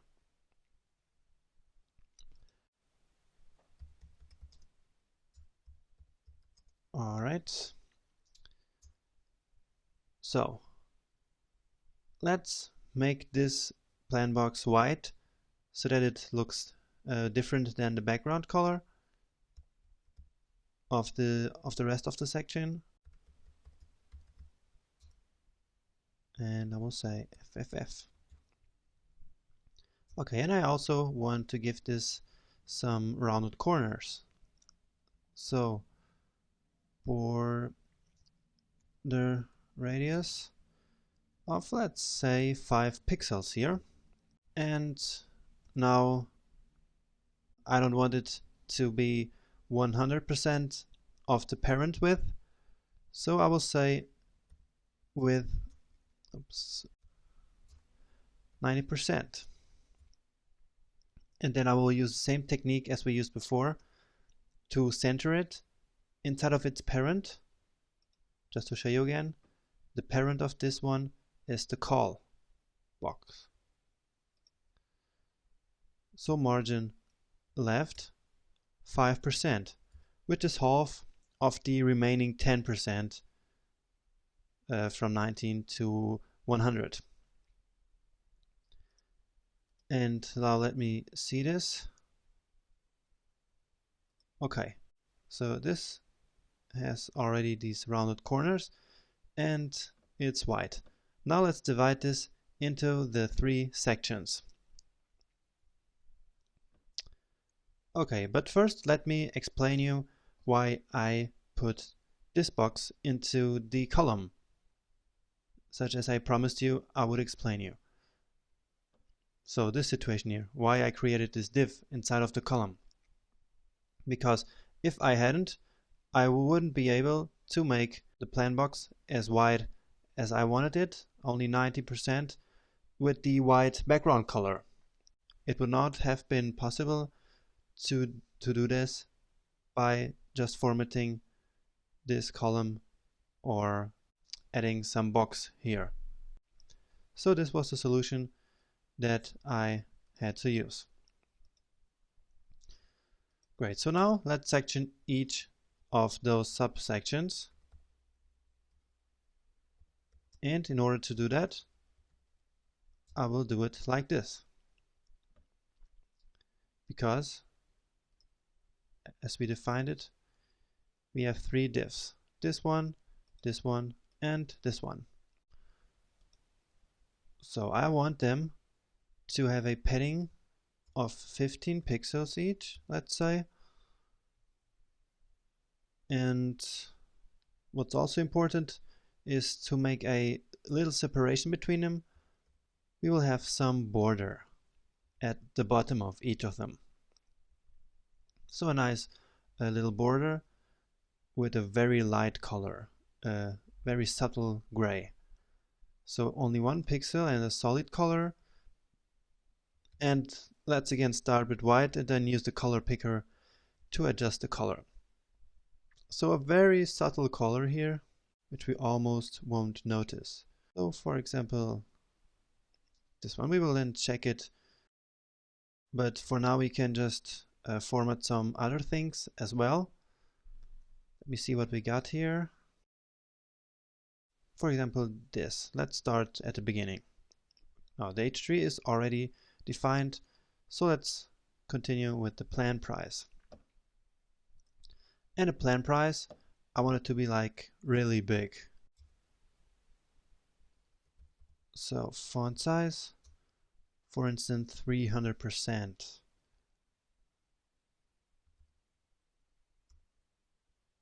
And maybe a margin to the bottom to that paragraph of 10 pixels. And the next paragraph is plan price meal, if you remember. I don't know yet what to put here, so let's just look at our website. Okay. Not bad, right? But this looks a little bit overwhelming here, and such as I told you, when you choose to use very big font sizes, the best thing to do is to actually reduce the font weight, which is what we're going to do. And also we will reduce this text, so we only want this to be this big, and there's actually an easy way to do this. Also, I think this text is a little too big here, so let's make those changes. So first thing, I will just decrease this here to, let's say, 80%. Then we should totally decrease the font weight here to 100. And let me show you this. So these are the options we have, which we included in the beginning: 100, 300, 400, and 300 italic. So I will use this font weight, which is the lowest that we have available. And now we want to style this per month text in a different way. And I will now show you another HTML element for doing that, which is, what is it? Which is this one. This is called span, and span has only one purpose, basically. Its purpose is to just appear inside a paragraph, for example, and style some text in a different way than the rest, which is exactly what we want here. So the same thing goes for this here and down here. What's the difference? That it's per meal here. So we can now go ahead and format this in a different way. So we can say plan price, and then the span inside of it can have a different font size. Now the thing is that this span here is a child of this plan price, which has a font size of 300%. Now if we would say font size equals 100%, then this 100% would not be the base size of 20 pixels, but this 300%, because it is the parent font size. So if we want a smaller font size, we have to choose a very small number, like for instance 30%. So we have 30% of these 300 and not of the initial 20 pixels. Okay, and another thing is that we want the font weight back to 300 here, because once again this is the parent element and it says font weight is 100, and so this element will inherit that value, and so in order to put it back to 300 we have to specifically say Yeah, we want it to be 300. Okay, another thing we can do here is to make this orange to stand out even more, this plan price. As you remember, color should be used to draw attention to important elements, and I think the price is pretty important here. So I will make it orange and it will stand out this way. Alright, so I think this first part here already looks quite nice, isn't it? So next, let's take care of these lists here. So we just say plan box UL. And we want, of course, no list style. And now let's add some white space between those list elements. So this is pretty straightforward as well. So for instance, we can say we want a 5-pixel padding at the top and at the bottom of each of those elements, and none on the sides. Alright, now as for the icons, one thing that I should have done right from the beginning is to say that these are small icons with this class that we defined before. I hope you remember that. Since I forgot it, I'll do this right now. So all of these are small icons.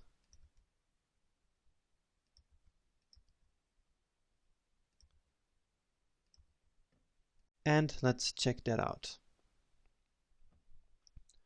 Alright, this looks nice actually. So now let's center these one. And I also noticed one strange thing, which is, since we don't have this paragraph here, we left it empty, this line completely disappeared. So what we have to do is to put a space there. Alright, so I will do that. And where is it? Here's the space. And in fact, adding just a simple space, just like this, will not do anything. We have to use a special character, such as I told you before. There are those special HTML special characters, and for a space, it's ampersand NBSP. So you can find all of these in the course ebook. And hopefully, this will solve that problem. Check this. Yeah, it does. So it's now like an empty line. And now let's center this button. Should be pretty easy. Maybe a good way to doing that is to simply select the last plan box and then center its content. So we already learned that as well. So plan box and then the div, and then simply select the last child. And we say text align center. Pretty easy. And that's it. Now you then don't see those borders here because the box is selected. Let me deselect it. Now you notice maybe you don't see it, but here is a gray line, and that's obvious because we define it that way. We said that all those 3 divs should have these lines, but of course the last one shouldn't, and so we will take that away. Another thing that we should do here, I think, is to maybe highlight this box here with a little gray background. Something between this darker gray and this white here. So let's do those 2 things. So first thing, we want no border at all. So border none here in the last child. And the first child should have a nice background color. The secret here is to be very subtle. We want to make a difference, but a difference that doesn't pop out so much. We want to be subtle because that's a great way of doing beautiful design. So just say background color, again starting like this, and let's choose a great background color. Okay, this should be good. Okay. It's actually hard to see, but it makes a difference, believe me. So now these rounded bottoms are gone. You probably don't see it because the video may be too small, but these rounded borders are really gone. And I'm going to fix that in a moment. And now I want to show you another CSS property, which is box shadow. And we can add a nice effect here. Once again, a very subtle box shadow, just so that I can show you how this works, because the box shadow is a very much used CSS property. So I think it's important that you learn this as well. So fixing those border radius, I can say border top left radius should have also those 5 pixels, and border top right 5 pixels. And now let's add a nice box shadow to the entire box, and we will do this right here. So it's box shadow, and now the first value here is for the x-axis offset, and we don't want any of that. Then the second one is for the y-axis offset, and I will say 2 pixels here. And now the blur, I also want 2 pixels. And the last value is the color. And I will want a very subtle gray here again, which is not so visible. I don't know, something like this maybe. So let's see. No, this was too dark. This was already too dark. So once again, this is designing in the browser. We will change the color until it looks good.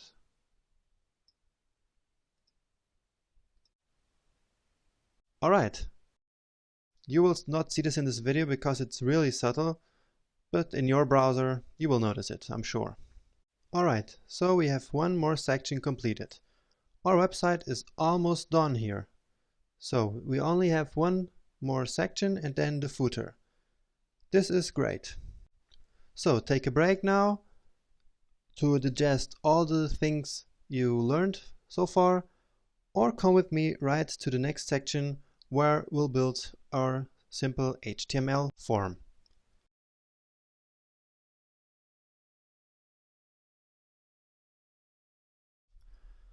Welcome back. Let's build a simple contact form in this lecture.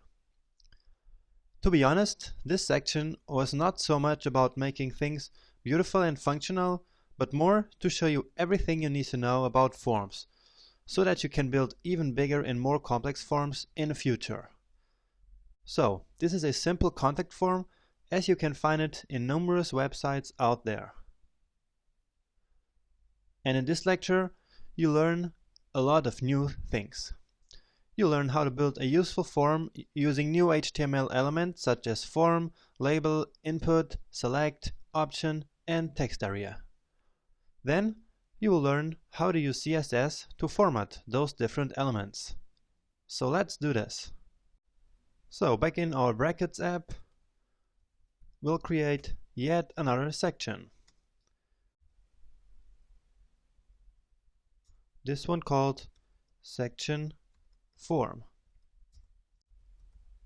And once again, we create a row here where we will put our title. So let's get the text for this section. That's not a lot this time. So the title is this one, And now let's create our form. And we will do that in a row. So div, class, and row again. Now a form is like a group of input elements. And we have an HTML element where we need to put all of them. And this element is called the form element. And it needs to have a couple of attributes. One is the method. You will choose post here, but this is not relevant for us in this case because this is only needed when we send this form, and that requires a lot of programming and other languages, and we will not talk about this in this course. So in this course we will only format this form, but we will not be able to send anything from it. So another attribute that we need to define is the action, which is like a link. So it is empty in this case, and the action could be the script which handles how the form will be sent, which again we will not talk about in this specific course. And then also a class. I will call this contact form. Alright, now we can fill this form with our elements, and we will put a couple of rows in here, and in each of those rows we will then have our different input elements. So we will have one column for the label, for example name, email address, or something like that, and then one column for the input element.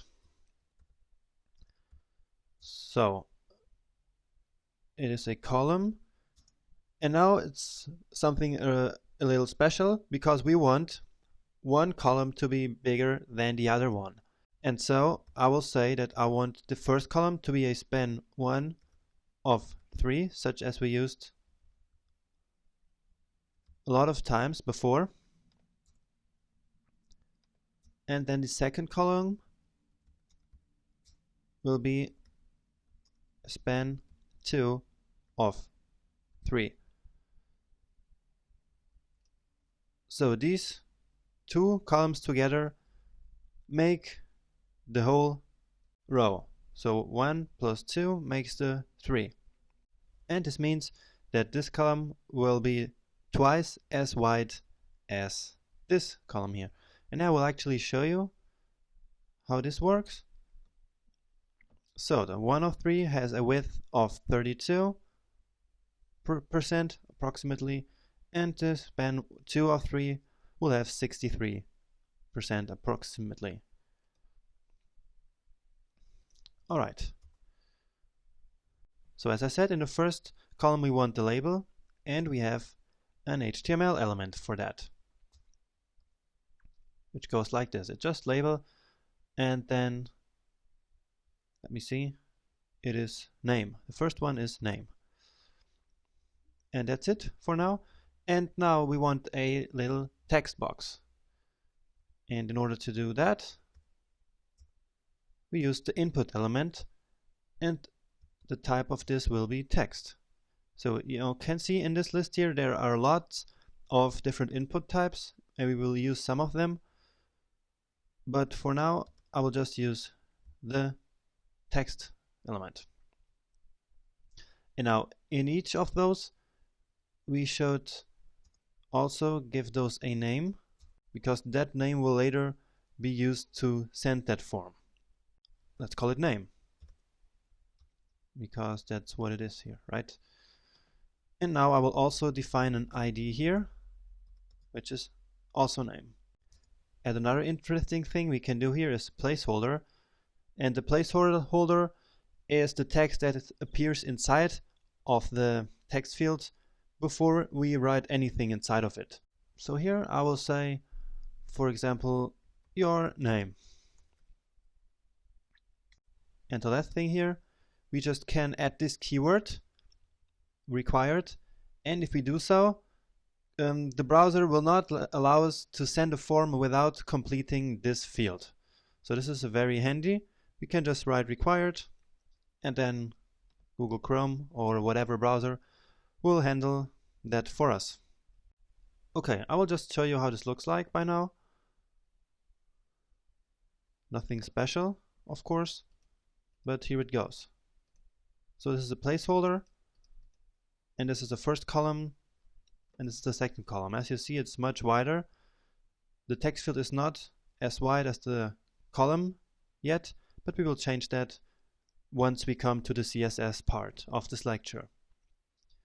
So for now, let's continue, and I will keep on adding some rows here. So the next one is for the email. So I will change it here, and we can actually also change the type here to email, because that's one of the possible HTML input types, and so the browser will recognize that you need to write an email inside of the field. We'll also call this email, and here your email. And this field is also required and can also only be sent if a valid email address was written inside of that field. Okay, so yet another line is, what do we have here? How did you find us? So here we can put a little drop down box.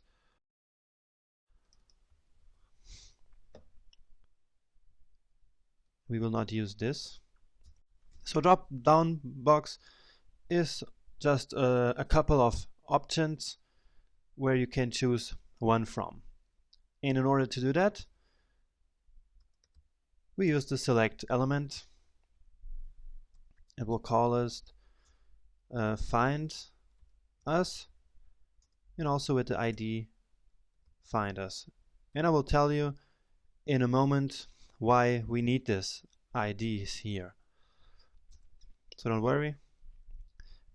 And now, each of the options that we want here needs to be defined using the option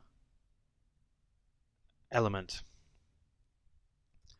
And we need to specify a value.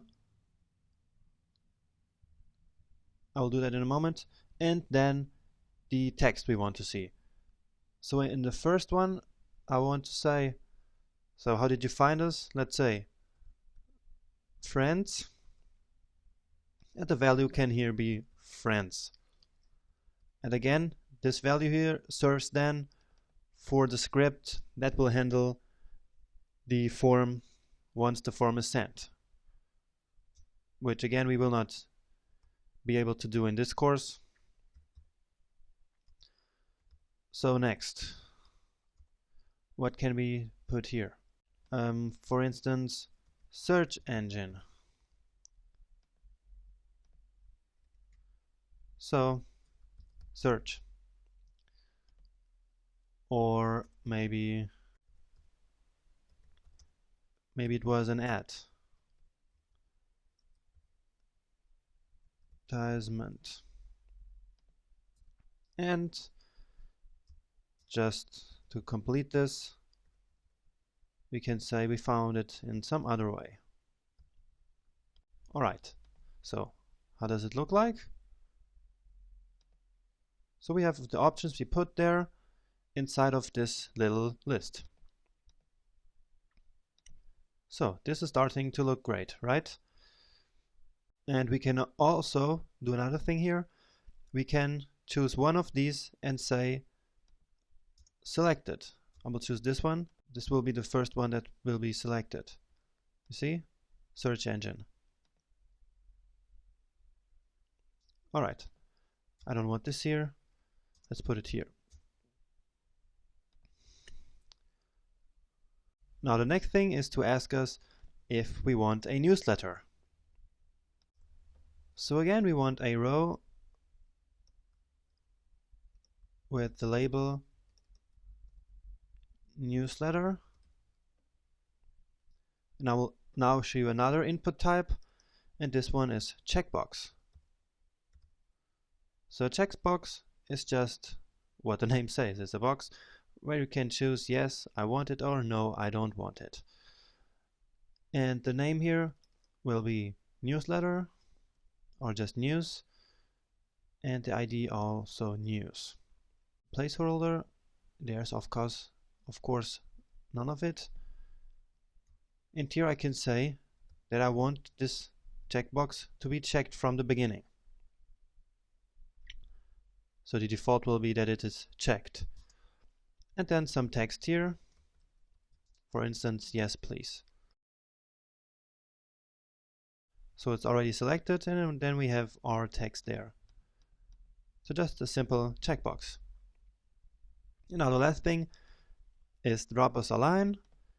So that means that this is a field where we can write some email, some message. And in order to do that, we want a bigger text box. Copy this here. So we will use something different because we want a big text area, and that's exactly the name of the HTML element. And this also needs some attributes. So I will call this name message, and it can also have a placeholder like your message. Okay, and then the last thing each form should of course have is a submit button. So we don't want anything in here because we want the button to be aligned with the fields of this form. And such as I did in the section before, I will use the NBSP special character so that we have a invisible space there. And the button is also an inbox element, and it's called submit. And doesn't need any of this, but it has the value attribute where we will put the text we want to see on the button. And in this place just say send it. We don't need these. So save this and let's see. So this is a bigger text field, and we can actually resize this in Google Chrome. And then a button. And as you see, this field, since I didn't fill it out, Google Chrome tells me please fill out this field. And if I do, it will now say fill this out. And now since I said this would be an email field, Google Chrome knows that I should include the special symbol here in the email address. So one last thing is, as I promised you, I would explain you why I included these name IDs here, and that's for a simple reason. Because here in the label we can use the for attribute and then put the name of the ID here. So we kind of link the label with the input, and this is what happens. So now we can click this, and then the field gets selected. Cool, right? Do this for the other ones as well. For email, and this actually only works with text forms, and also with this select element. So this one is find us, but it doesn't work with the checkbox and neither with the text area. So I will just leave it like this, and now if I click here, this gets selected. Okay, I think for the HTML part that's it. And so in the next lecture we will just format this to make it look great, such as we always do. Alright, so see you there.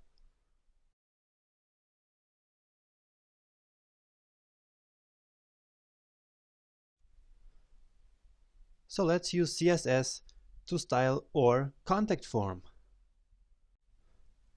So back here, I noticed two things. First, that these elements here don't fill 100% of their column.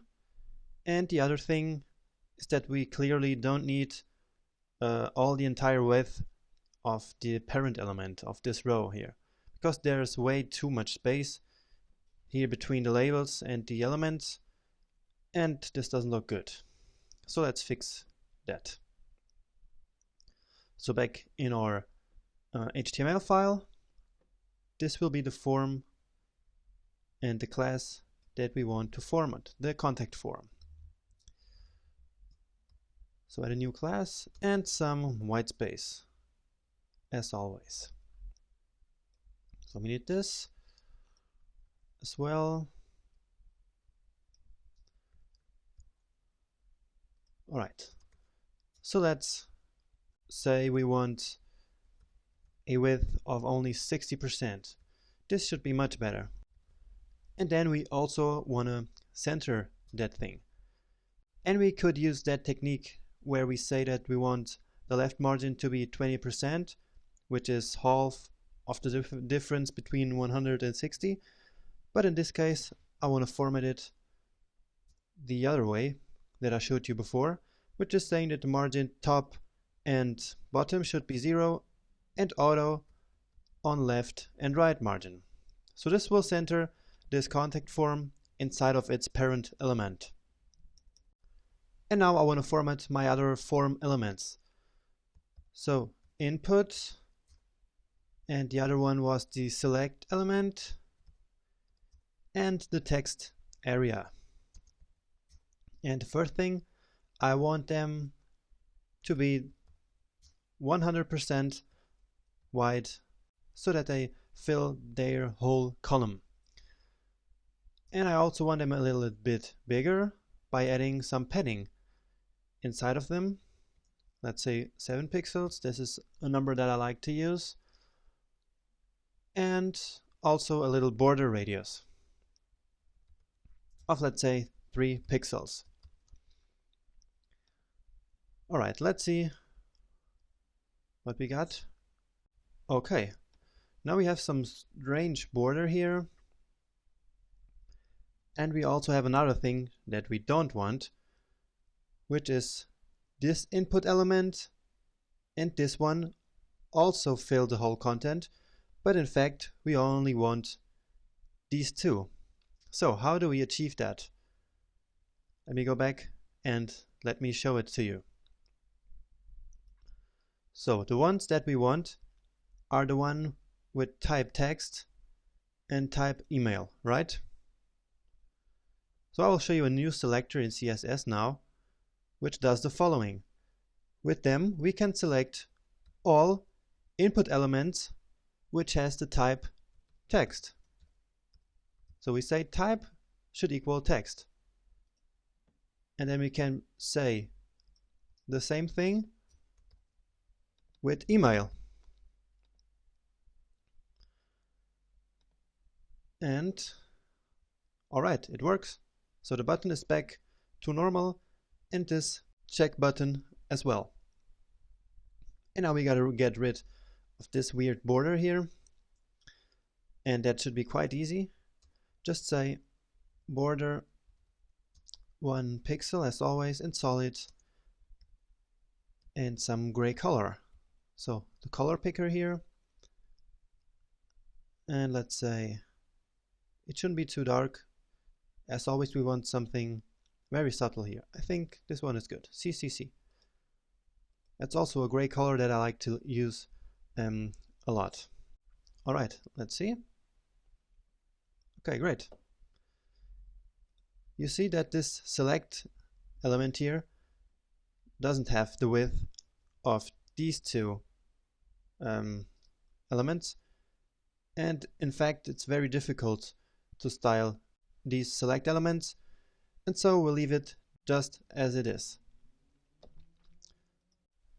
Now we want this text area to be a little bigger, and we want this send button here to look like the other buttons. I mean like this button, like the full button. So let's go back. So I'll just say text area and a height of 100 pixels. And now for the button, we do a very simple thing now. So we go back to the original buttons that we defined. Oh, here they are. And since we want to look them exactly the same as these buttons, we can just add a line here and then they will be styled the same way. And that button down there is an input with type submit, right? Do you remember? So we just have to do this. Now let's copy this because we also want to have it here. So now it will look exactly like this full button. So here, of course, it is an equal, not an underscore. And then we also, of course, want this hover effect here. So let's paste it here as well. Change that to equal. And let's check this now. Alright, this looks good. And now we have to make this hover effect here work as well. And that should be easy enough. And back here, we just put this code. This one, of course. Put it here and say hover. And the same thing with active. And that should do the job. All right. Okay, great. So this looks already pretty formatted, right? Maybe one thing that we can do here to make this look even better is to add some space around this checkbox here, because I think this looks a little, this lacks a little white space here, and you actually can see this here with those labels.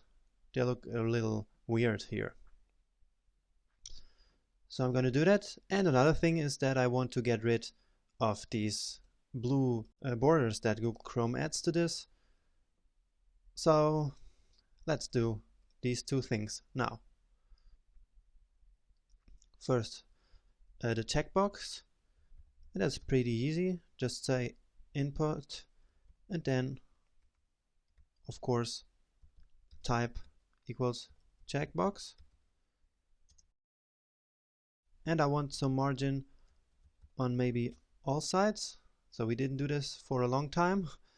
So at the top I want, let's say, 10 pixels. At the right side I want some 5 pixels, so between the checkbox and the text. At the bottom also 10 pixels. And on the left side no margin at all. And the last thing is to get rid of those borders when we focus on those elements. And the best thing of doing that is to get rid of it for all elements. So we have another 0 class here, which is called focus. And we just say outline none. And then it should go away. So check this out. Alright, no focus here anymore. And we have some distance here between those elements, which looks much better now. So yeah, now there's only the footer left to do. And we'll do that right in the next lecture. So see you there.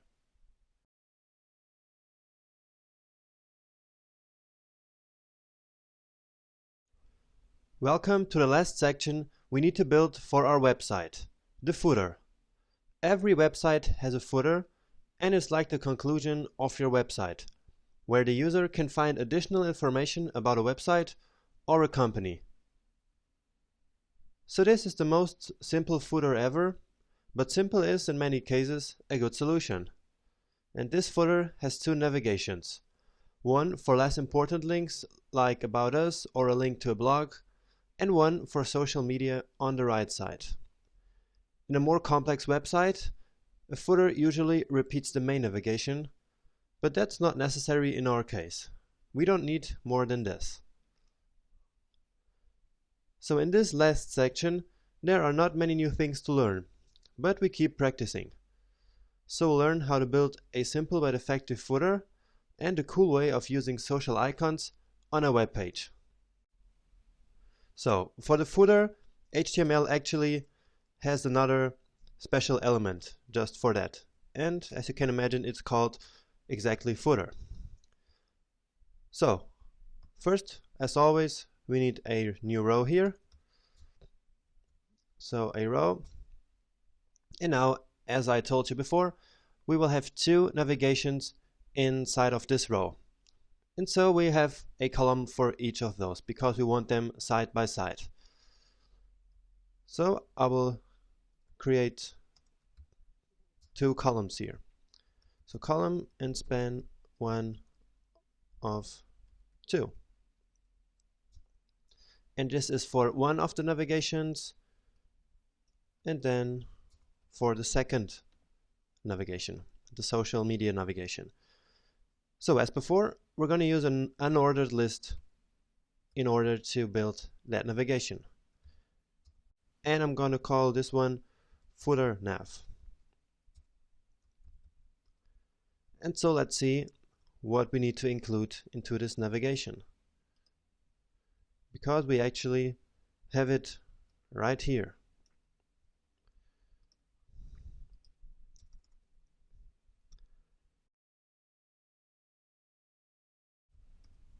So the first link will be to About Us. And again, it points nowhere. So About Us.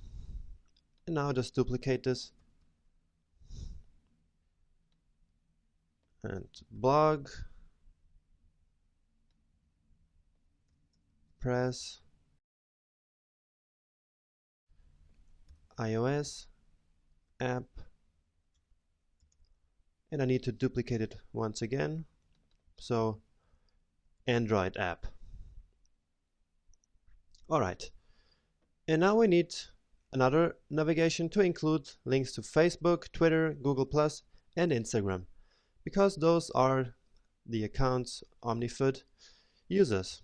So again, an unordered list, and this one will be called social links.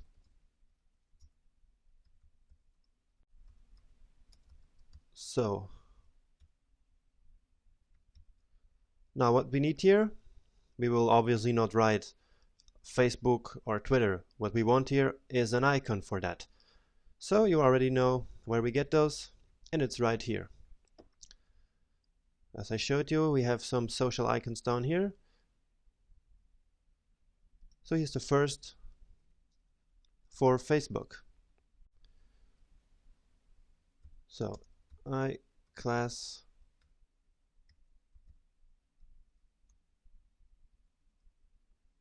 and it's easy as this. So I'm duplicating it 3 times, and now one for Twitter.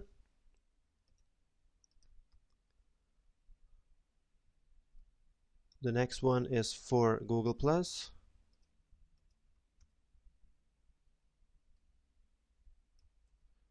And one last for Instagram.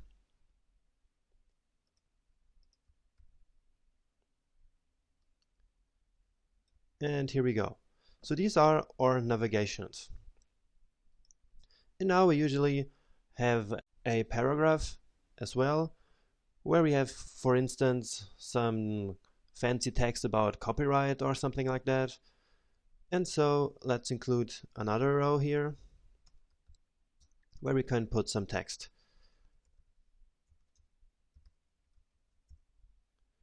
And in here, as I said, I will put just a paragraph.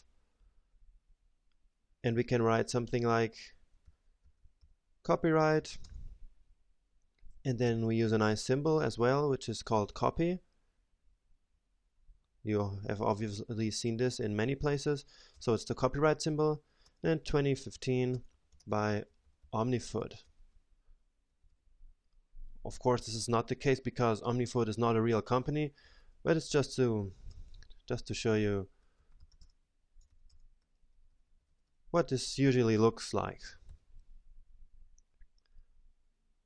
So OmniFood created this in 2015 and it's their website. Alright. So we can now check what this looks like in the browser on our web page, and we see our new section down here. So this looks of course a little weird because it comes with the link styling we defined before. So the style of this is like this right now because it's the generic link styling that we defined before. So we have to change this, and we have to format all of this and put these links side by side, and we're going to do all of this in the next lecture.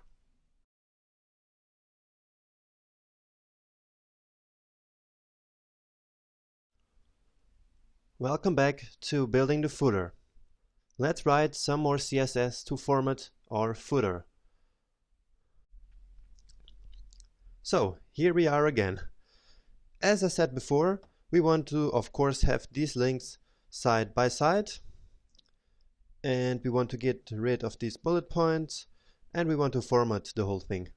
And we also want a very dark background for this footer in order to make it kind of stand out. So let's go to our CSS. And the things we're going to do are actually quite easy to do. It's just to repeat some things we already did before. So to start, let's make a darker background color here.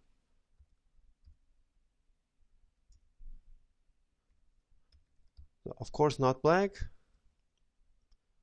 but we want it kind of deep. And I like to use this color actually. Let's just check this. Okay, this makes a great contrast between this white and this gray. And now I will make the text like white or a very light gray.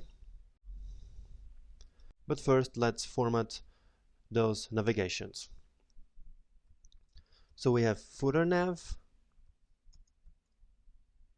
and we want it to have no bullet points as always, and we want this one to float on the left side inside of its container. And then we have the social icons, and we also want no bullet points, and this one we want to float all the way to the right side.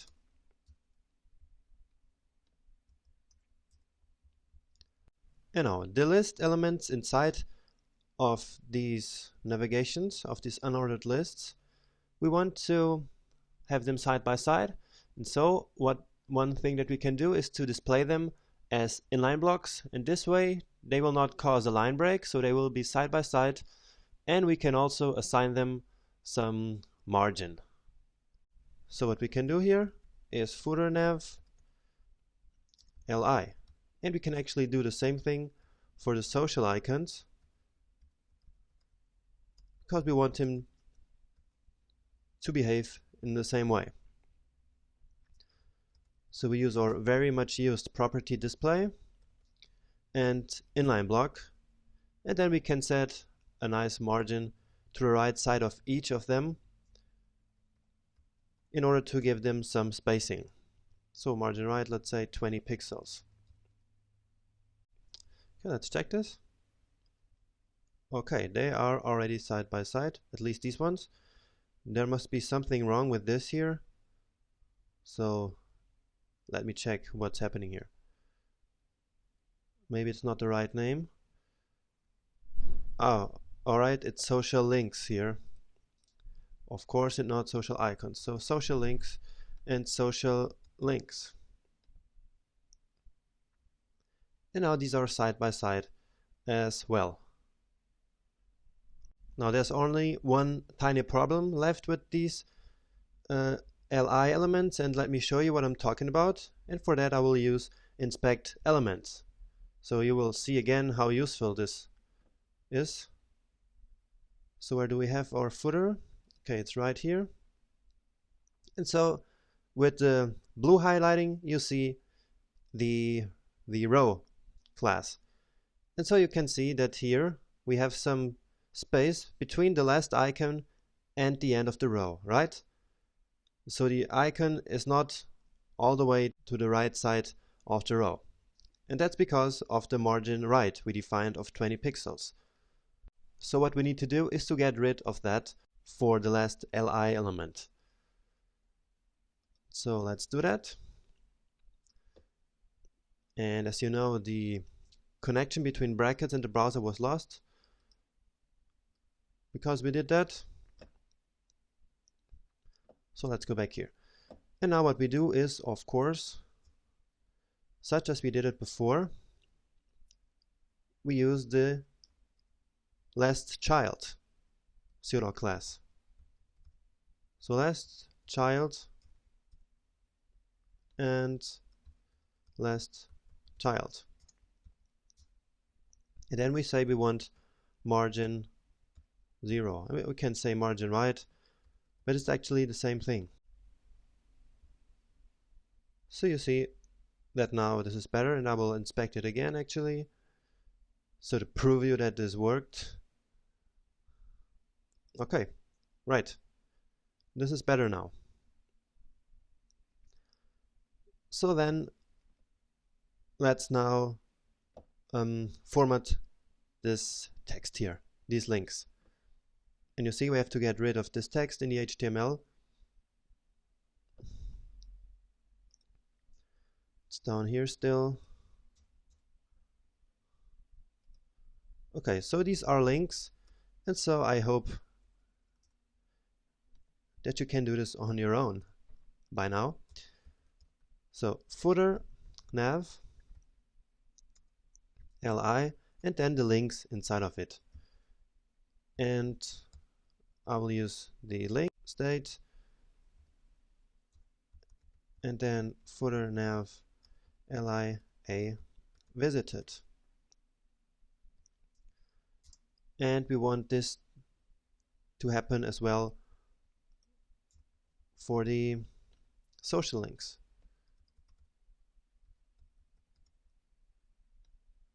So, all right. So we want, of course, no text decoration, so no underlining.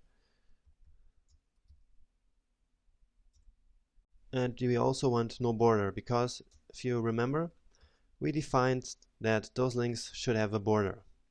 We defined it all the way up here. So all the usual links have this border. So we just get rid of this. And as I said, I also want a nice text color for them, because that orange really doesn't look great.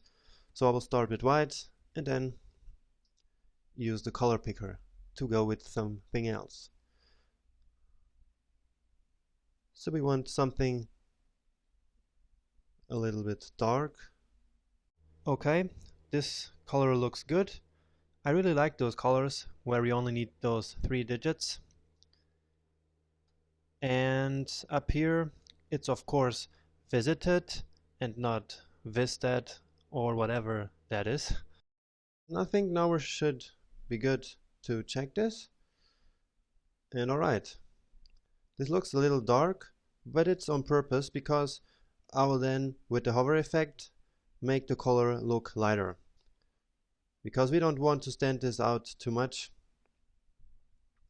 And so this is good. And we will now add some hover effect to these links here. So let's do that. So footer, nav, li, I, and hover.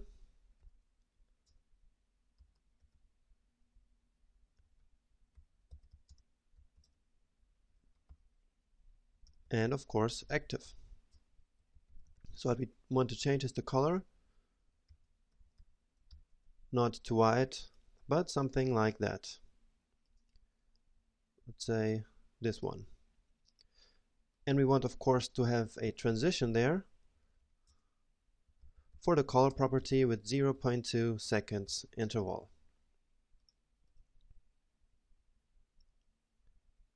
Okay, great. Now, of course, we also need some padding here in this footer, right? And also we want to format this text here, this paragraph. So let's do these two things, and then we will worry about these icons here. So we want a padding for this footer, not quite as big as we had with the other sections.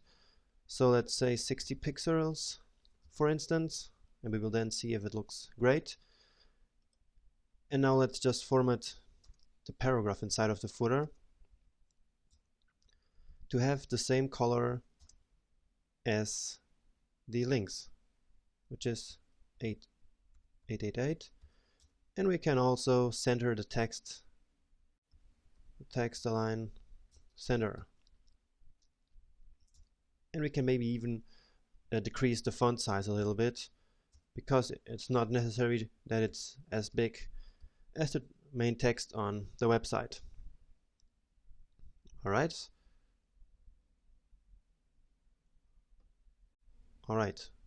Yeah, probably 60 pixels was still a little too much. We will decrease this to 50 pixels or 40, and also some distance between this paragraph and these navigations. So the best way of doing that is to add a margin to the top of the paragraph. So margin top, 30 pixels, let's say, and here we change that to 50. So of course this looks a little empty here right now, because you could actually add some more text here, or I don't know, something else. In this case, we will not worry about this, because it's just a footer to show you what we can do and how all of this works. So now let's worry about these icons. And what I want to do here is to, of course, make those a little bit bigger, but in the hover effect, we will do something cool, which is in each of these icons, we will change the color of the icon to the color of the corresponding social network. And I have a great site where we can see all these colors. So with the Facebook, we will change to this color, the Twitter button we will change to this color, the Google Plus, and the Instagram. So we have those colors here, and then we will just have to copy them. So let's do that. Back in the CSS, actually put this right here. So the show links li, right, link, and social links the visited state. Let's make them a little bit bigger. Font size, say 180%. And we will then target each of the specific icons. We will use these classes here. So it's just Ion Social and then the name of each of the social networks.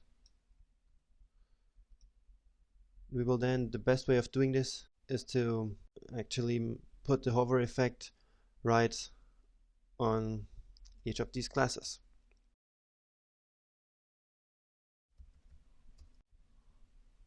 So let's see which color value we're going to use. So this is for Facebook, and that should work. So I'll just copy this. So Twitter, Google Plus, and Instagram.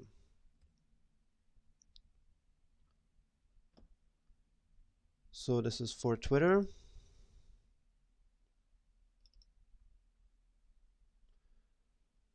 For Google Plus. And then the last one is for Instagram.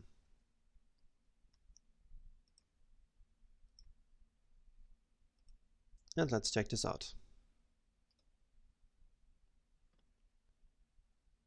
Well, these are way too big, of course, but the color effect works actually, and this is pretty great. Yeah, this looks really cool, right? So now what we have to do is to also add that transition that we want, and we're going to do that back here.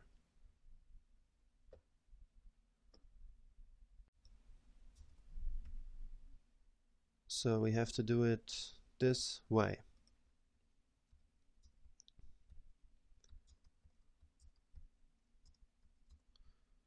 So Twitter, Google Plus, and Instagram. And then we just say that we want a transition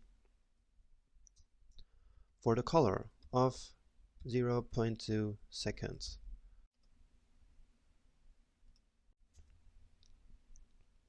Let's check this out. And here we go. Here we have our effect. So actually I think that the entire text here is a little too big. So I will just reduce all the text, because as I said, I don't want to make all of this stand out too much, and these links are a little too big now. This doesn't look natural, I think. So I will reduce the text for all elements in the footer element. And so I can say that I want the font size to be 80% here, for instance, and then everything will get affected inside of this element. And let me just delete this from here. And maybe here we can change it to 170.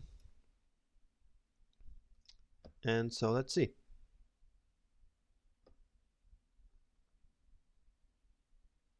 These are still a little bit too big, but the rest looks good. Actually, the padding here, or the margin here, is too big as well. So let's change that, and let's also make this icons a little bit smaller. So maybe 20 pixels is enough here, and then 160. And now we're almost at the end of this. So yeah, I think this was our last change, because this looks great now. So let's revisit our whole web page to see what we got here. So this is very cool. We designed all those sections, and I think you can really be proud of yourself for what you achieved with this. Don't you think so? So we built all of this with our own hands, and I think this is really powerful, and this is really great stuff. In the next lecture, we will start to make this website be responsive, because as you see now, well, when we reduce this starts looking a little bit weird, right? So that is what we're gonna be working on in the next lecture. So you can take a break and revisit everything we've done here, or you can come with me to the next lecture.